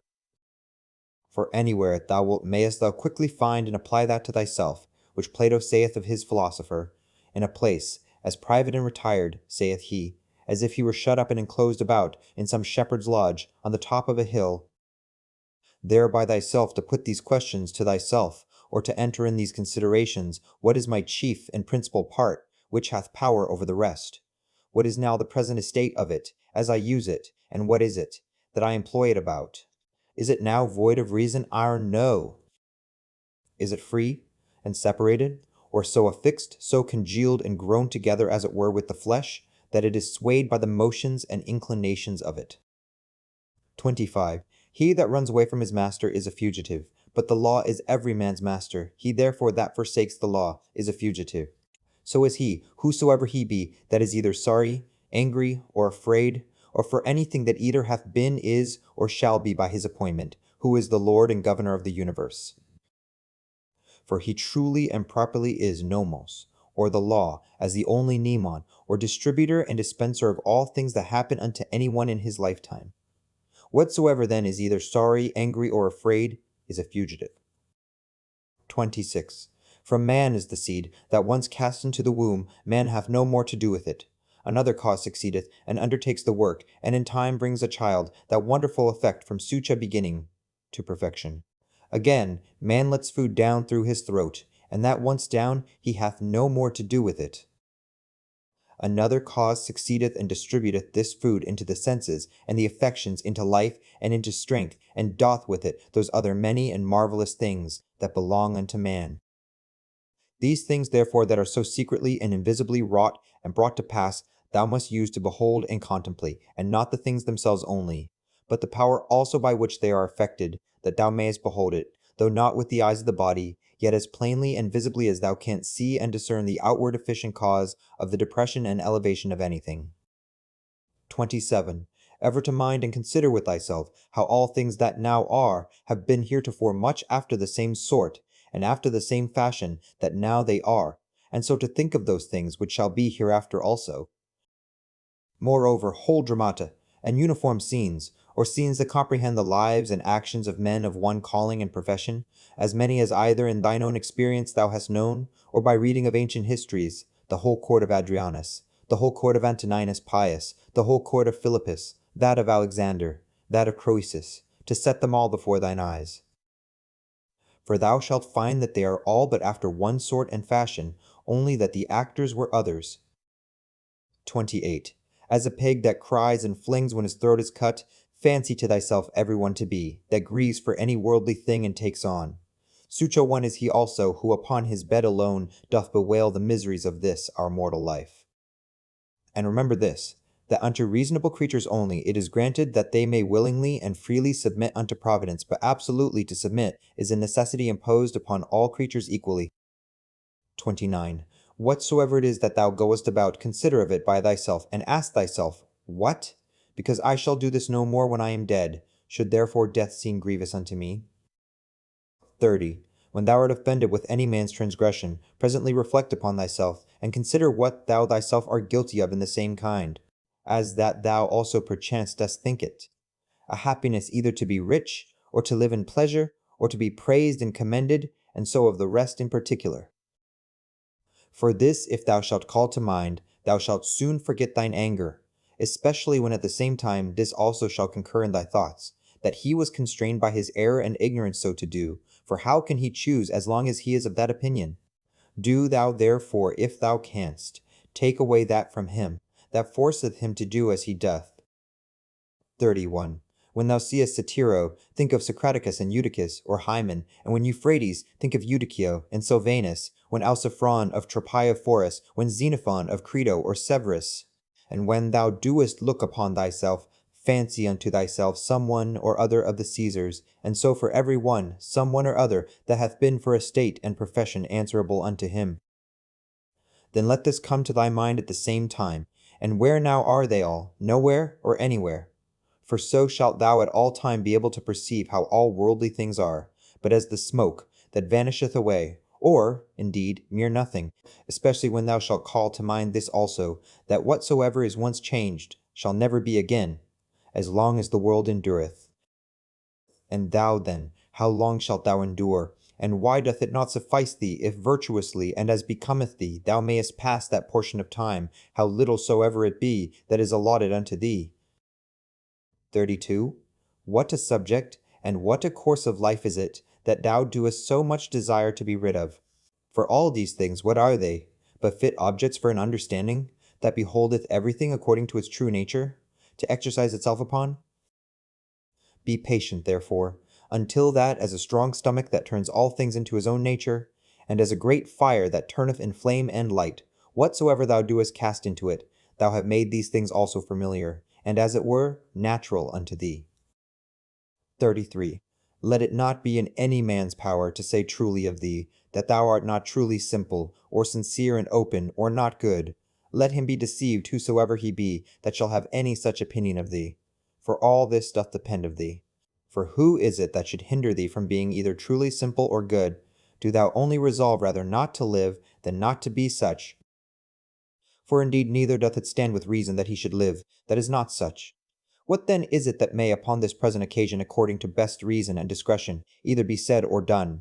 For whatsoever it be, it is in thy power either to do it or to say it, and therefore seek not any pretenses, as though thou wert hindered. Thou wilt never cease groaning and complaining, until such time as that, what pleasure is unto the voluptuous be unto thee, to do in everything that presents itself, whatsoever may be done conformably and agreeably to the proper constitution of man, or to man as he is a man. For thou must account that pleasure, whatsoever it be, that thou mayest do according to thine own nature. And to do this, every place will fit thee. Unto the cylindrous, or roller, it is not granted to move everywhere according to its own proper motion, as neither unto the water, nor unto the fire, nor unto any other thing, that either is merely natural, or natural and sensitive, but not rational, for many things there be that can hinder their operations. But of the mind and understanding this is a proper privilege, that according to its own nature, and as it will itself, it can pass through every obstacle that it finds, and keep straight on forwards. Setting therefore before thine eyes this happiness and felicity of thy mind, whereby it is able to pass through all things, and is capable of all motions, whether as the fire upwards, or as the stone downwards, or as the cylindrous through that which is sloping, content thyself with it, and seek not after any other thing. For all other kind of hindrances that are not hindrances of thy mind, either they are proper to the body, or merely proceed from the opinion, reason not making that resistance that it should, but basely and cowardly suffering itself to be foiled, and of themselves can neither wound nor do any hurt at all. Else must he of necessity, whosoever he be that meets with any of them, become worse than he was before. For so is it in all other subjects that is thought hurtful unto them, whereby they are made worse. But here contrariwise, man, if he make that good use of them that he should, is rather the better and the more praiseworthy for any of those kind of hindrances than otherwise. But generally remember that nothing can hurt a natural citizen that is not hurtful unto the city itself, nor anything hurt the city that is not hurtful unto the law itself. But none of these casualties, or external hindrances, do hurt the law itself, or are contrary to that course of justice and equity by which public societies are maintained, neither therefore do they hurt either city or citizen. 34. As he that is bitten by a mad dog is afraid of everything almost that he seeth, so unto him whom the dogmata have once bitten, or in whom true knowledge hath made an impression, everything almost that he sees or reads, be it never so short or ordinary, doth afford a good memento to put him out of all grief and fear, as that of the poet, the winds blow upon the trees, and their leaves fall upon the ground. Then do the trees begin to bud again, and by the springtime they put forth new branches. So is the generation of men, some come into the world and others go out of it. Of these leaves then thy children are. And they also that applaud thee so gravely, or that applaud thy speeches, with that their usual acclamation axiopistos, O wisely spoken eye, and speak well of thee, as on the other side, they that stick not to curse thee, they that privately and secretly dispraise and deride thee, they also are but leaves. And they also that shall follow, in whose memories the names of men famous after death is preserved, they are but leaves, neither. For even so is it of all these worldly things. Their spring comes, and they are put forth. Then blows the wind, and they go down. And then in lieu of them grow others out of the wood or common matter of all things, like unto them. But to endure but for a while is common unto all. Why then shouldest thou so earnestly either seek after these things, or fly from them, as though they should endure for ever? Yet a little while, and thine eyes will be closed up, and for him that carries thee to thy grave shall another mourn within a while after. 35. A good eye must be good to see whatsoever is to be seen, and not green things only. For that is proper to sore eyes. So must a good ear, and a good smell, be ready for whatsoever is either to be heard or smelt. And a good stomach as indifferent to all kinds of food, as a millstone is to whatsoever she was made for, to grind. As ready therefore must a sound understanding be for whatsoever shall happen. But he that saith, O that my children might live, and, O that all men might commend me for whatsoever I do, is an eye that seeks after green things, or as teeth after that which is tender. 36. There is not any man that is so happy in his death, but that some of those that are by him when he dies will be ready to rejoice at his supposed calamity. Is it one that was virtuous and wise indeed? Will there not some one or other be found who thus will say to himself, Well, now at last shall I be at rest from this pedagogue? He did not indeed otherwise trouble us much, but I know well enough that in his heart he did much condemn us. Thus will they speak of the virtuous. But as for us, alas, how many things be there, for which there be many that glad would be to be rid of us? This therefore, if thou shalt think of whensoever thou diest, thou shalt die the more willingly, when thou shalt think with thyself, I am now to depart from that world, wherein those that had been my nearest friends and acquaintances, they whom I have so much suffered for, so often prayed for, and for whom I have taken such care, even they would have me die, hoping that after my death they shall live happier than they did before. What then should any man desire to continue here any longer? Nevertheless, whensoever thou diest, thou must not be less kind and loving unto them for it, but as before, see them, continue to be their friend, to wish them well, and meekly and gently to carry thyself towards them, but yet so that on the other side it make thee not the more unwilling to die. But as it fareth with them that die an easy quick death, whose soul is soon separated from their bodies, so must thy separation from them be. To these had nature joined and annexed me, now she parts us, I am ready to depart as from friends and kinsmen, but yet without either reluctancy or compulsion. For this also is according to nature. 37. Use thyself, as often as thou seest any man do anything, presently, if it be possible, to say unto thyself, What is this man's end in this his action? But begin this course with thyself first of all, and diligently examine thyself concerning whatsoever thou doest. 38. Remember that which sets a man at work and hath power over the affections to draw them either one way or the other way is not any external thing properly, but that which is hidden within every man's dogmata and opinions, that is rhetoric, that is life, that, to speak true, is man himself. As for thy body, which as a vessel or a case compasseth thee about, and the many and curious instruments that it hath annexed unto it, let them not trouble thy thoughts. For of themselves they are but as a carpenter's axe, but that they are born with us, and naturally sticking unto us. But otherwise, without the inward cause that hath power to move them and to restrain them, those parts are of themselves of no more use unto us than the shuttle is of itself to the weaver, or the pen to the writer, or the whip to the coachman. Chapter 11. The 11th Book. 1. The natural properties and privileges of a reasonable soul are, that she seeth herself, that she can order and compose herself, that she makes herself as she will herself, that she reaps her own fruits whatsoever. Whereas plants, trees, unreasonable creatures, what fruit soever, be it either fruit properly, or analogically only, they bear them unto others, and not to themselves. Again, whensoever and wheresoever sooner or later her life doth end, she hath her own end nevertheless. For it is not with her, as with dancers and players, who if they be interrupted in any part of their action, the whole action must needs be imperfect, but she in what part of time or action soever she be surprised, can make that which she hath in her hand, whatsoever it be, complete and full, so that she may depart with that comfort, I have lived. Neither want I anything of that which properly did belong unto me.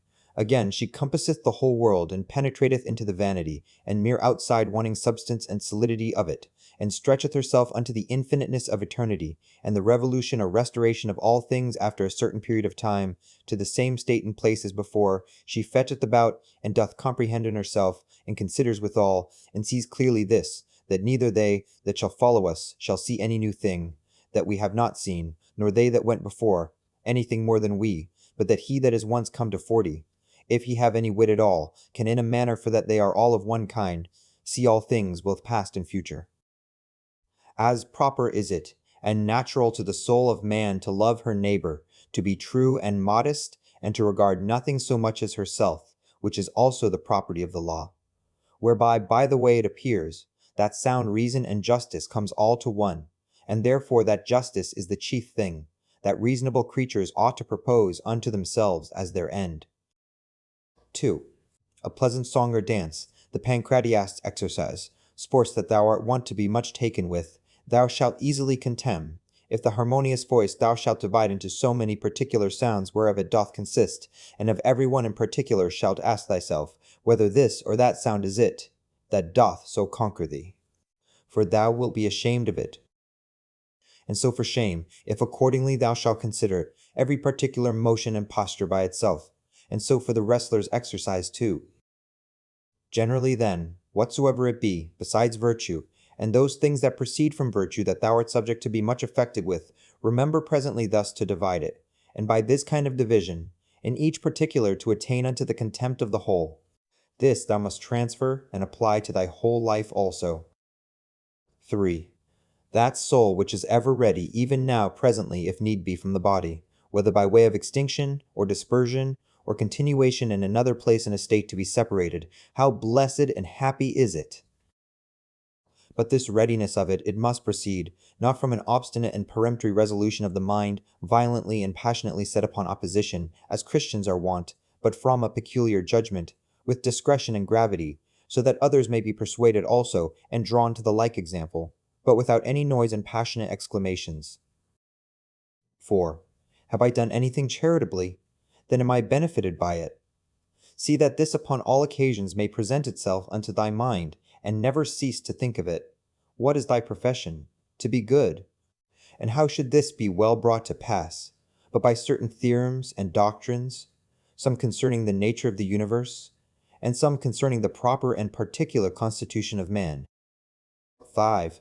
Tragedies were at first brought in and instituted, to put men in mind of worldly chances and casualties, that these things in the ordinary course of nature did so happen, that men that were much pleased and delighted by such accidents upon this stage, would not by the same things in a greater stage be grieved and afflicted, for here you see what is the end of all such things, and that even they that cry out so mournfully to Cithaeron must bear them for all their cries and exclamations, as well as others.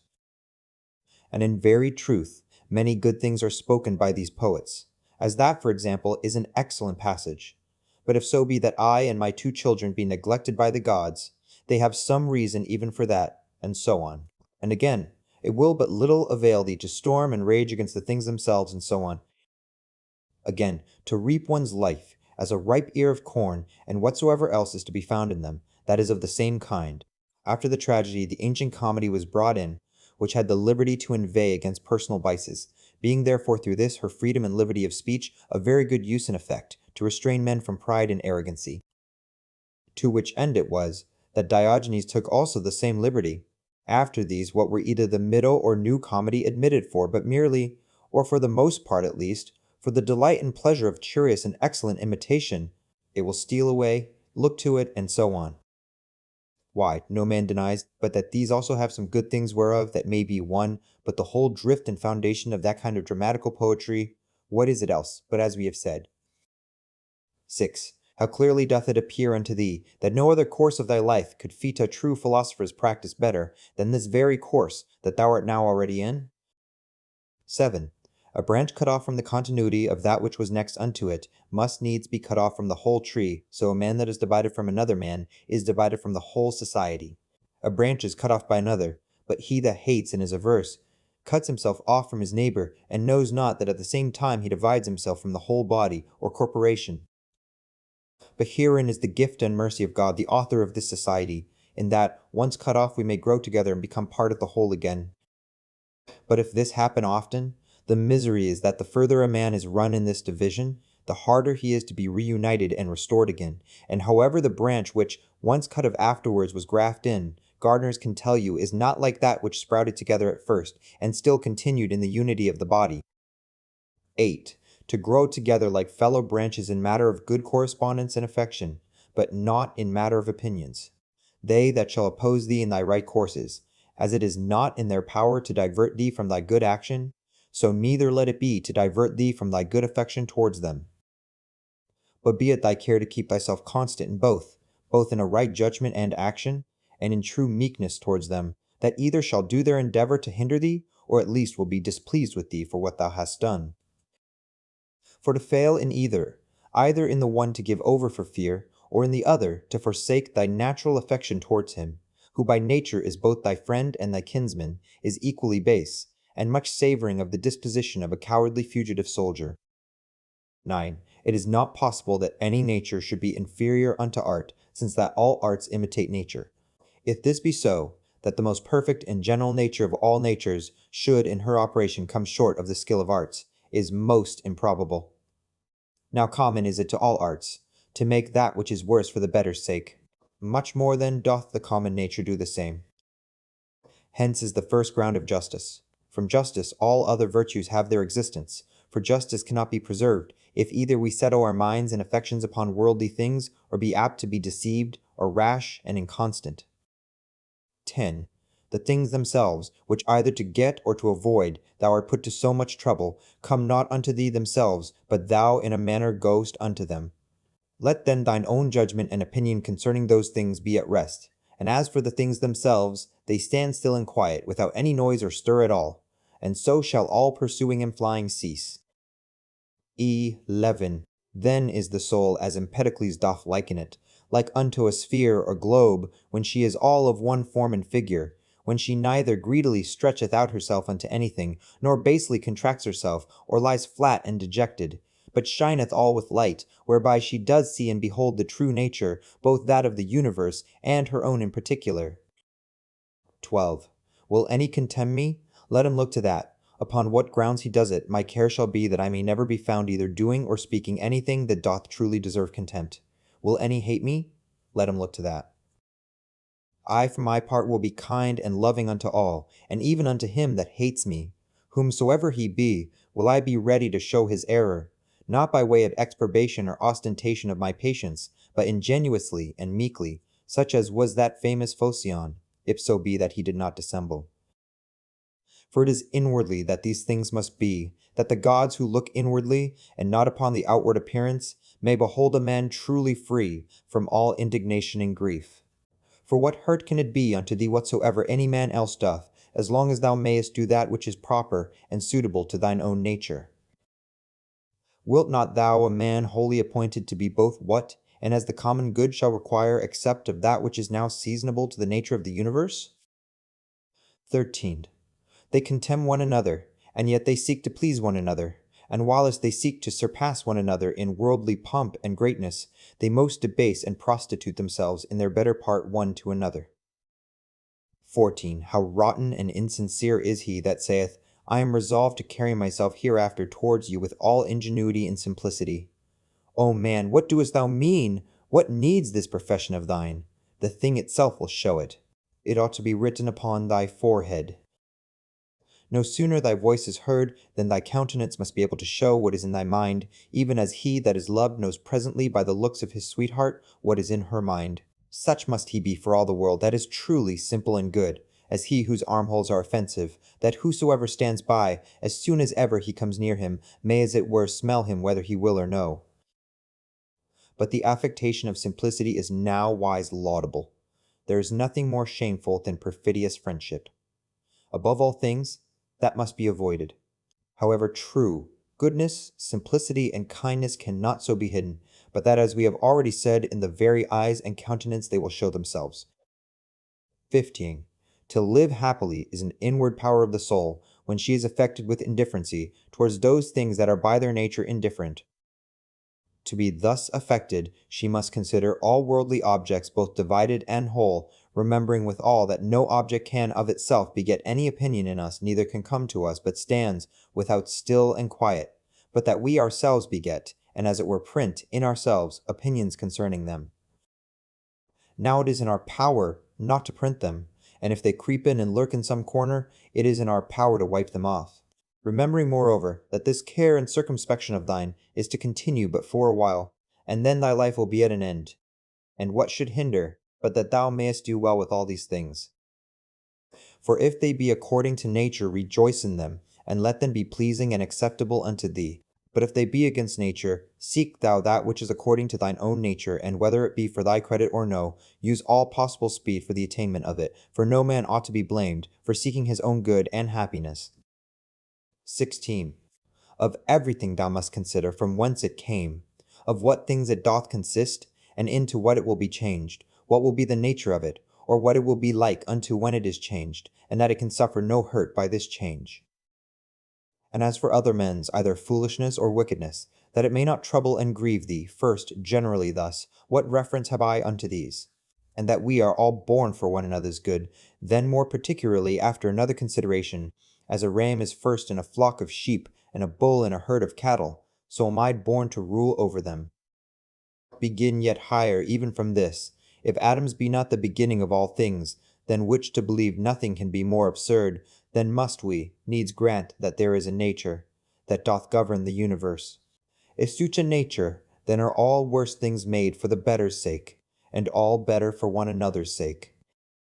Secondly, what manner of men they be, at board and upon their beds and so forth. But above all things, how they are forced by their opinions that they hold, to do what they do, and even those things that they do, with what pride and self-conceit they do them. Thirdly, that if they do these things rightly, thou hast no reason to be grieved. But if not rightly, it must needs be that they do them against their wills, and through mere ignorance. For as, according to Plato's opinion, no soul doth willingly err, so by consequent neither doth it anything otherwise than it ought, but against her will. Therefore are they grieved, whensoever they hear themselves charged, either of injustice, or unconscionableness, or covetousness, or in general, of any injurious kind of dealing towards their neighbors. Fourthly, that thou thyself doest transgress in many things, and art even such another as they are. And though perchance thou doest forbear the very act of some sins, yet hast thou in thyself an habitual disposition to them, but that either through fear, or vainglory, or some such other ambitious foolish respect, thou art restrained. Fifthly, that whether they have sinned or no, thou doest not understand perfectly. For many things are done by way of discreet policy, and generally a man must know many things first, before he be able truly and judiciously to judge of another man's action.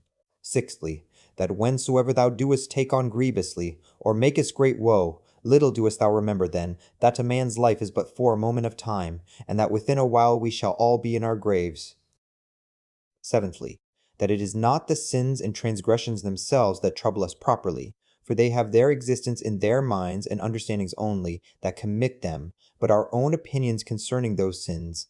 Remove then, and be content to part with that conceit of thine, that it is a grievous thing, and thou hast removed thine anger.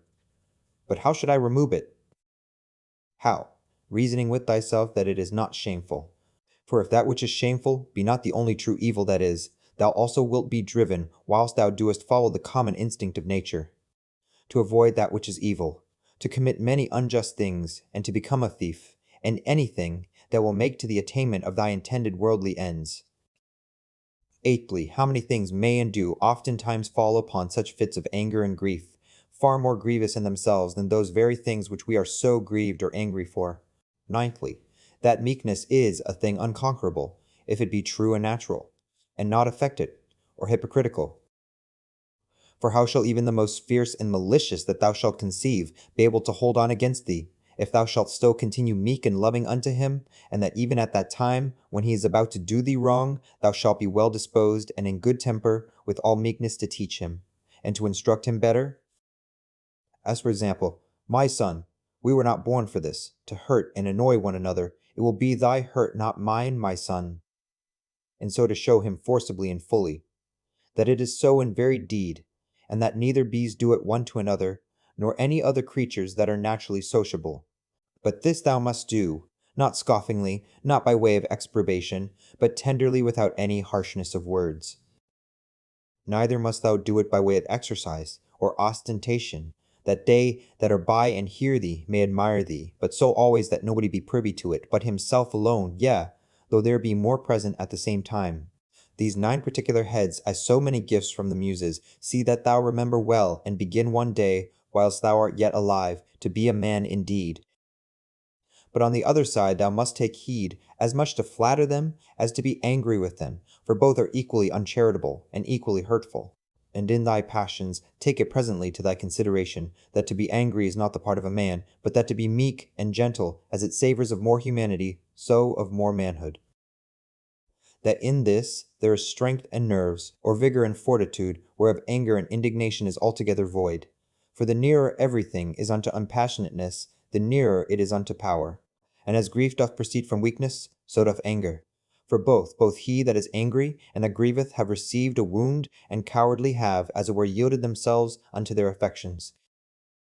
If thou wilt have a 10th also, receive this 10th gift from Hercules, the guide and leader of the Muses. That is a madman's part, to look that there should be no wicked men in the world, because it is impossible. Now for a man to brook well enough that there should be wicked men in the world, but not to endure that any should transgress against himself, is against all equity, and indeed tyrannical. 17. For several dispositions or inclinations there be of the mind, and understanding, which to be aware of, thou must carefully observe, and whensoever thou doest discover them, thou must rectify them, saying to thyself concerning every one of them, this imagination is not necessary, this is uncharitable, this thou shalt speak as another man's slave or instrument, than which nothing can be more senseless and absurd. For the 4th, thou shalt sharply check and upbraid thyself, for that thou doest suffer that more divine part in thee, to become subject and obnoxious to that more ignoble part of thy body, and the gross lusts and concupiscences thereof. 18. What portion soever either of air or fire there be in thee, although by nature tend upwards, submitting nevertheless to the ordinance of the universe, it abides here below in this mixed body. So whatsoever is in thee, either earthy or humid, although by nature tend downwards, yet is it against its nature both raised upwards and standing, or consistent. So obedient are even the elements themselves to the universe, abiding patiently wheresoever, though against their nature, they are placed, until the sound as it were of their retreat and separation. Is it not a grievous thing, then, that thy reasonable part only should be disobedient, and should not endure to keep its place, yea, though it be nothing enjoined that is contrary unto it, but that only which is according to its nature? For we cannot say of it when it is disobedient, as we say of the fire or air, that it tends upwards towards its proper element, for then goes it the quite contrary way. For the motion of the mind to any injustice, or incontinency, or to sorrow, or to fear, is nothing else but a separation from nature. Also, when the mind is grieved for anything that has happened by the divine providence, then doth it likewise forsake its own place. For it was ordained unto holiness and godliness, which specially consist in an humble submission to God and his providence in all things, as well as unto justice, these also being part of those duties, which as naturally sociable we are bound unto, and without which we cannot happily converse one with another, yea, and the very ground and fountain indeed of all just actions. 19. He that hath not one and the selfsame general end always as long as he liveth, cannot possibly be one and the selfsame man always. But this will not suffice, except thou add also what ought to be this general end. For as the general conceit and apprehension of all those things which upon no certain ground are by the greater part of men deemed good, cannot be uniform and agreeable, but that only which is limited and restrained by some certain proprieties and conditions, as of community, that nothing be conceived good which is not commonly and publicly good, so must the end also that we propose unto ourselves be common and sociable. For he that doth direct all his own private motions and purposes to that end, all his actions will be agreeable and uniform, and by that means will be still the same man. 20. Remember the fable of the country mouse and the city mouse, and the great fright and terror that this was put into. 21. Socrates was wont to call the common conceits and opinions of men, the common bugbears of the world, the proper terror of silly children. 22. The Lacedaemonians at their public spectacles were wont to appoint seats and forms for their strangers in the shadow. They themselves were content to sit anywhere. 23. What Socrates answered unto Perdiccas, why he did not come unto him, lest of all deaths I should die the worst kind of death, said he, that is, not able to requite the good that hath been done unto me. 24. In the ancient mystical letters of the Ephesians, there was an item, Thata, man should always have in his mind some one or other of the ancient worthies. 25. The Pythagoreans were wont betimes in the morning the first thing they did, to look up unto the heavens, to put themselves in mind of them who constantly and invariably did perform their task, as also to put themselves in mind of orderliness, or good order, and of purity, and of naked simplicity, for no star or planet hath any cover before it. 26. How Socrates looked, when he was fain to gird himself with a skin, Xanthippe wife having taken away his clothes, and carried them abroad with her, and what he said to his fellows and friends, who were ashamed, and out of respect to him, did retire themselves when they saw him thus decked. 27. In matter of writing or reading thou must needs be taught, before thou can do either, much more in matter of life. For thou art born a mere slave to thy senses and brutish affections, destitute, without teaching of all true knowledge and sound reason. 28. My heart smiled within me. They will accuse even virtue herself, with heinous and opprobrious words. 29. As they that long after figs in winter when they cannot be had, so are they that long after children, before they be granted them. 30. As often as a father kisseth his child, he should say secretly with himself, said Epictetus, tomorrow perchance shall he die. But these words be ominous. No words ominous, said he, that signify anything that is natural, in very truth and deed, not more ominous than this, to cut down grapes when they are ripe. Green grapes, ripe grapes, dry grapes, or raisins, so many changes and mutations of one thing, not into that which was not absolutely, but rather so many several changes and mutations, not into that which hath no being at all, but into that which is not yet in being. 31. Of the free will there is no thief or robber out of Epictetus. Whose is this also, that we should find a certain art and method of assenting, and that we should always observe with great care and heed the inclinations of our minds, that they may always be with their due restraint and reservation, always charitable, and according to the true worth of every present object. And as for earnest longing, that we should altogether avoid it, and to use averseness in those things only, that wholly depend of our own wills. It is not about ordinary petty matters, believe it, that all our strife and contention is, but whether, with the vulgar, we should be mad, or by the help of philosophy wise and sober, said he. 32. Socrates said, What will you have? The souls of reasonable or unreasonable creatures, of reasonable. But what? Of those whose reason is sound and perfect, or of those whose reason is vitiated and corrupted?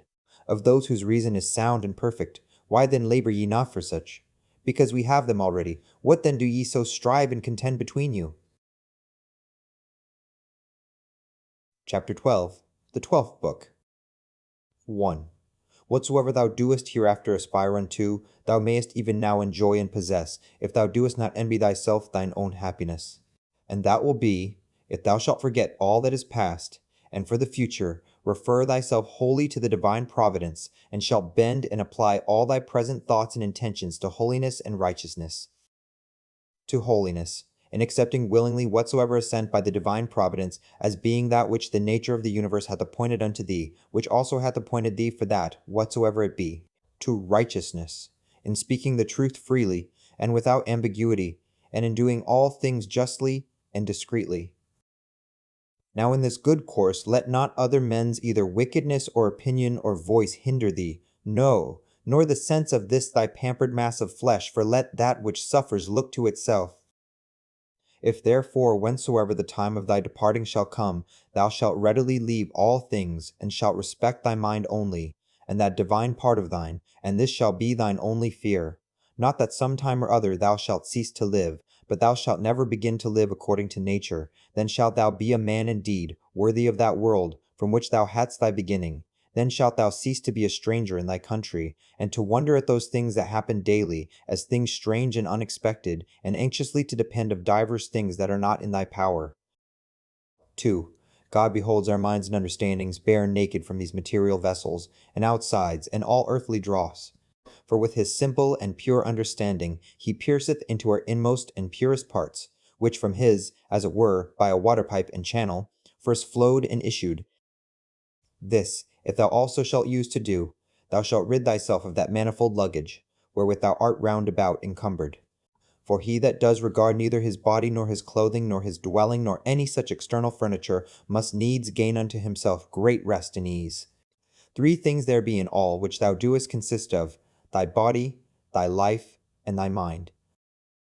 Of these the 2 former are so far forth thine, as that thou art bound to take care for them, but the third alone is that which is properly thine. If then thou shalt separate from thyself, that is from thy mind, whatsoever other men either do or say, or whatsoever thou thyself hast heretofore either done or said, and all troublesome thoughts concerning the future, and whatsoever, as either belonging to thy body or life, is without the jurisdiction of thine own will, and whatsoever in the ordinary course of human chances and accidents doth happen unto thee, so that thy mind, keeping herself loose and free from all outward coincidental entanglements, always in a readiness to depart, shall live by herself and to herself, doing that which is just, accepting whatsoever doth happen, and speaking the truth always. If, I say, thou shalt separate from thy mind whatsoever by sympathy might adhere unto it, and all time both past and future, and shalt make thyself in all points and respects, like unto Empedocles his allegorical sphere, all round and circular, and shalt think of no longer life than that which is now. 3. I have often wondered how it should come to pass that every man loving himself best should more regard other men's opinions concerning himself than his own. For if any god or grave master standing by should command any of us to think nothing by himself but what he should presently speak out, no man were able to endure it, though but for one day. Thus do we fear more what our neighbors will think of us than what we ourselves. 4. How come it to pass that the gods, having ordered all other things so well and so lovingly, should be overseen in this one only thing, that whereas there hath been some very good men that have made many covenants as it were with God, and by many holy actions and outward services contracted a kind of familiarity with him, that these men, when once they are dead, should never be restored to life, but be extinct for ever? But this thou mayest be sure of, that this, if it be so indeed, would never have been so ordered by the gods, had it been fit otherwise. For certainly it was possible, had it been more just so, and had it been according to nature, the nature of the universe would easily have borne it. But now because it is not so, if so be that it be not so indeed, be therefore confident that it was not fit, it should be so, for thou seest thyself, that now seeking after this matter, how freely thou doest argue and contest with God. But were not the gods both just and good in the highest degree, thou durst not thus reason with them. Now if just and good, it could not be that in the creation of the world they should either unjustly or unreasonably oversee anything. 5. Use thyself even unto those things that thou doest at first despair of. For the left hand we see, which for the most part lieth idle because not used, yet doth it hold the bridle with more strength than the right, because it hath been used unto it. 6. Let these be the objects of thy ordinary meditation, to consider what manner of men both for soul and body we ought to be, whensoever death shall surprise us, the shortness of this, our mortal life, the immense vastness of the time that hath been before and will be after us, the frailty of every worldly material object, all these things to consider, and behold clearly in themselves, all disguisement of external outside being removed and taken away. Again, to consider the efficient causes of all things, the proper ends and references of all actions, what pain is in itself, what pleasure, what death, what fame or honor, how every man is the true and proper ground of his own rest and tranquillity, and that no man can truly be hindered by any other, that all is but conceit and opinion. As for the use of thy dogmata, thou must carry thyself in the practice of them, rather like unto a Pancratiastes, or one that at the same time both fights and wrestles with hands and feet, than a gladiator. For this, if he lose his sword that he fights with, he is gone, whereas the other hath still his hand free, which he may easily turn and manage at his will. 7. All worldly things thou must behold and consider, dividing them into matter, form, and reference, or their proper end. 8. How happy is man in this his power that hath been granted unto him, that he needs not do anything but what God shall approve, and that he may embrace contentedly whatsoever God doth send unto him. 9. Whatsoever doth happen in the ordinary course in consequence of natural events, neither the gods, for it is not possible that they either wittingly or unwittingly should do anything amiss, nor men, for it is through ignorance, and therefore against their wills that they do anything amiss, must be accused. None, then, must be accused. 10. How ridiculous and strange is he that wonders at anything that happens in this life, in the ordinary course of nature. 11. Either fate, and that either an absolute necessity, an unavoidable decree, or a placable and flexible providence, or all is a mere casual confusion, void of all order and government. If an absolute and unavoidable necessity, why doest thou resist? If a placable and exorable providence, make thyself worthy of the divine help and assistance. If all be a mere confusion, without any moderator or governor, then hast thou reason to congratulate thyself, that in such a general flood of confusion thou thyself hast obtained a reasonable faculty, whereby thou mayest govern thine own life and actions. But if thou beest carried away with the flood, it must be thy body perchance, or thy life, or some other thing that belongs unto them that is carried away, thy mind and understanding cannot. Or should it be so, that the light of a candle indeed is still bright and lightsome until it be put out, and should truth, and righteousness and temperance cease to shine in thee, whilst thou thyself hast any being. 12. At the conceit and apprehension that such and such a one hath sinned, thus reason with thyself, what do I know whether this be a sin indeed, as it seems to be? But if it be, what do I know, but that he himself hath already condemned himself for it? And that is all one, as if a man should scratch and tear his own face, an object of compassion rather than of anger. Again, that he that would not have a vicious man to sin, is like unto him that would not have moisture in the fig, nor children to whelp, nor a horse to neigh, nor anything else that in the course of nature is necessary. For what shall he do that hath such an habit? If thou therefore beest powerful and eloquent, remedy it, if thou canst. 13. If it be not fitting, do it not. If it be not true, speak it not. Ever maintain thine own purpose and resolution free from all compulsion and necessity. 14. Of everything that presents itself unto thee, to consider what the true nature of it is, and to unfold it, as it were, by dividing it into that which is formal, that which is material, the true use or end of it, and the just time that it is appointed to last. 15. It is high time for thee to understand that there is somewhat in thee, better and more divine than either thy passions, or thy sensual appetites and affections. What is now the object of my mind, is it fear, or suspicion, or lust, or any such thing? To do nothing rashly without some certain end, let that be thy first care. The next, to have no other end than the common good. For, alas, yet a little while, and thou art no more will any, either of those things that now thou seest, or of those men that now are living, be any more. For all things are by nature appointed soon to be changed, turned, and corrupted, that other things might succeed in their room. 16. Remember that all is but opinion, and all opinion depends of the mind. Take thine opinion away, and then as a ship that hath stricken in within the arms and mouth of the harbor, a present calm, all things safe and steady, a bay not capable of any storms and tempests, as the poet hath it. 17. No operation whatsoever it be, ceasing for a while, can be truly said to suffer any evil, because it is at an end. Neither can he, that is the author of that operation, for this very respect, because his operation is at an end, be said to suffer any evil. Likewise then, neither can the whole body of all our actions, which is our life, if in time it cease, be said to suffer any evil for this very reason, because it is at an end, nor he truly be said to have been ill affected, that did put a period to this series of actions. Now this time or certain period depends of the determination of nature, sometimes a particular nature, as when a man dieth old, but of nature in general. However, the parts whereof thus changing one after another, the whole world still continues fresh and new. Now that is ever best and most seasonable, which is for the good of the whole. Thus it appears that death of itself can neither be hurtful to any in particular, because it is not a shameful thing, for neither is it a thing that depends of our own will, nor of itself contrary to the common good, and generally, as it is both expedient and seasonable to the whole, that in that respect it must needs be good. It is that also which is brought unto us by the order and appointment of the divine providence, so that he whose will and mind in these things runs along with the divine ordinance, and by this concurrence of his will and mind with the divine providence, is led and driven along, as it were, by God himself, may truly be termed and esteemed the divinely led and inspired. 18. These three things thou must have always in a readiness, first concerning thine own actions, whether thou doest nothing, either idly or otherwise, than justice and equity do require. And concerning those things that happen unto thee externally, that either they happen unto thee by chance, or by providence, of which two to accuse either, is equally against reason.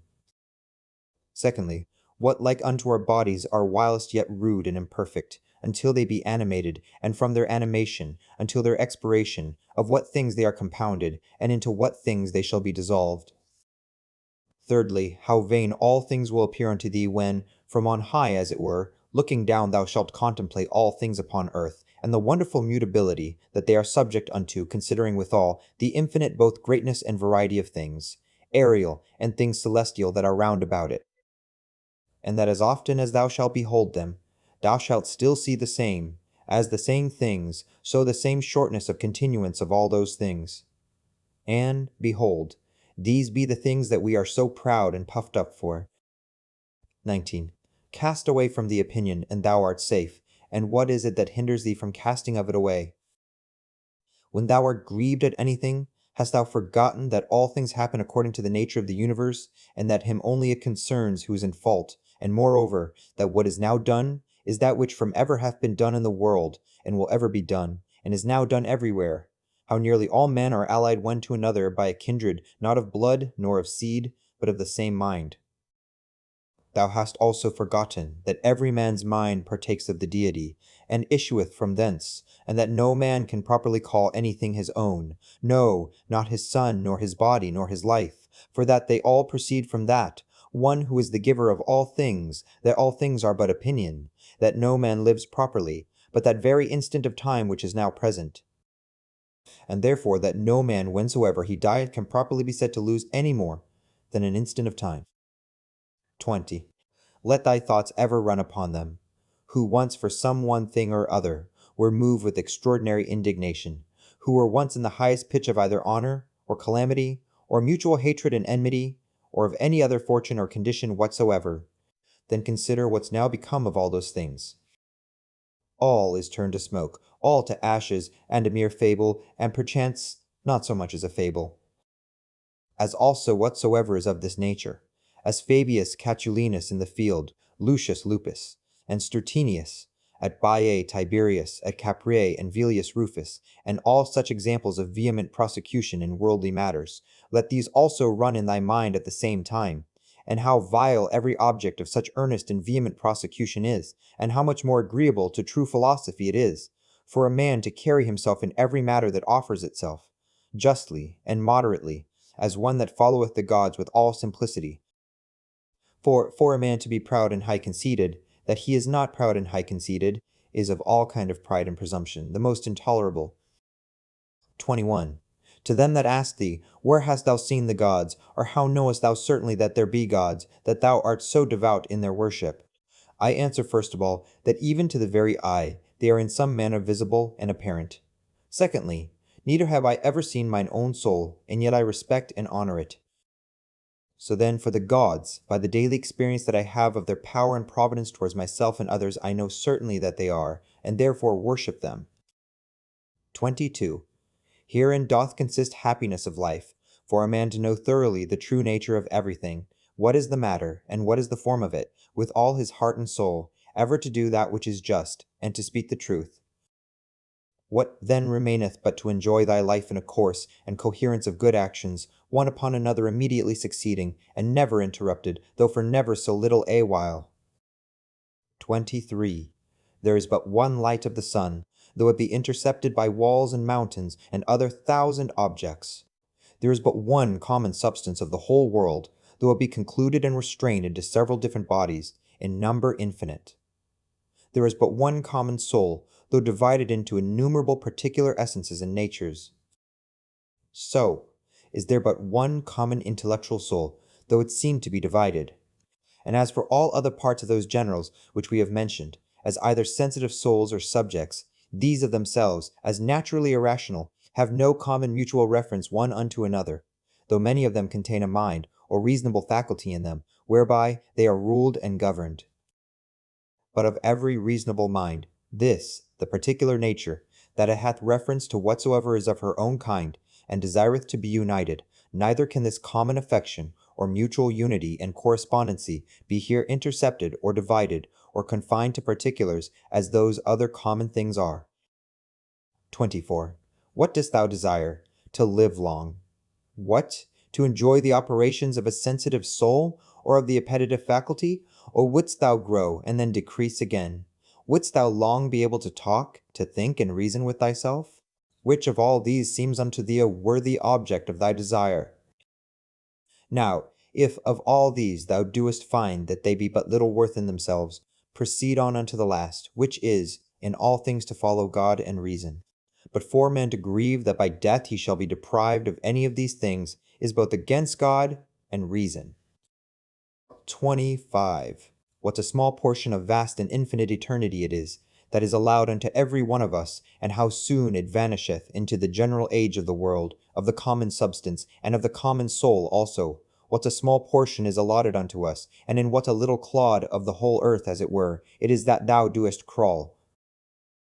After thou shalt rightly have considered these things with thyself, fancy not anything else in the world any more to be of any weight and moment, but this, to do that only which thine own nature doth require, and to conform thyself to that which the common nature doth afford. 26. What is the present estate of my understanding? For herein lieth all indeed. As for all other things, they are without the compass of mine own will, and if without the compass of my will, then are they as dead things unto me, and as it were mere smoke. 27. To stir up a man to the contempt of death, this among other things, is of good power and efficacy, that even they who esteemed pleasure to be happiness, and pain misery, did nevertheless many of them contemn death as much as any. And can death be terrible to him, to whom that only seems good, which in the ordinary course of nature is seasonable? To him, to whom, whether his actions be many or few, so they be all good, is all one, and who, whether he behold the things of the world being always the same, either for many years, or for few years only, is altogether indifferent.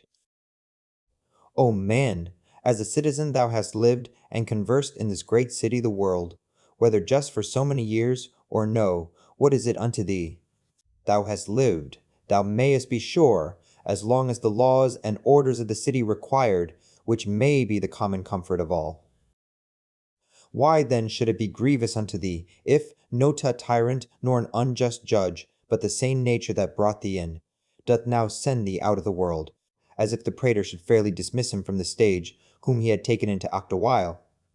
Oh, but the play is not yet at an end, there are but 3 acts yet acted of it?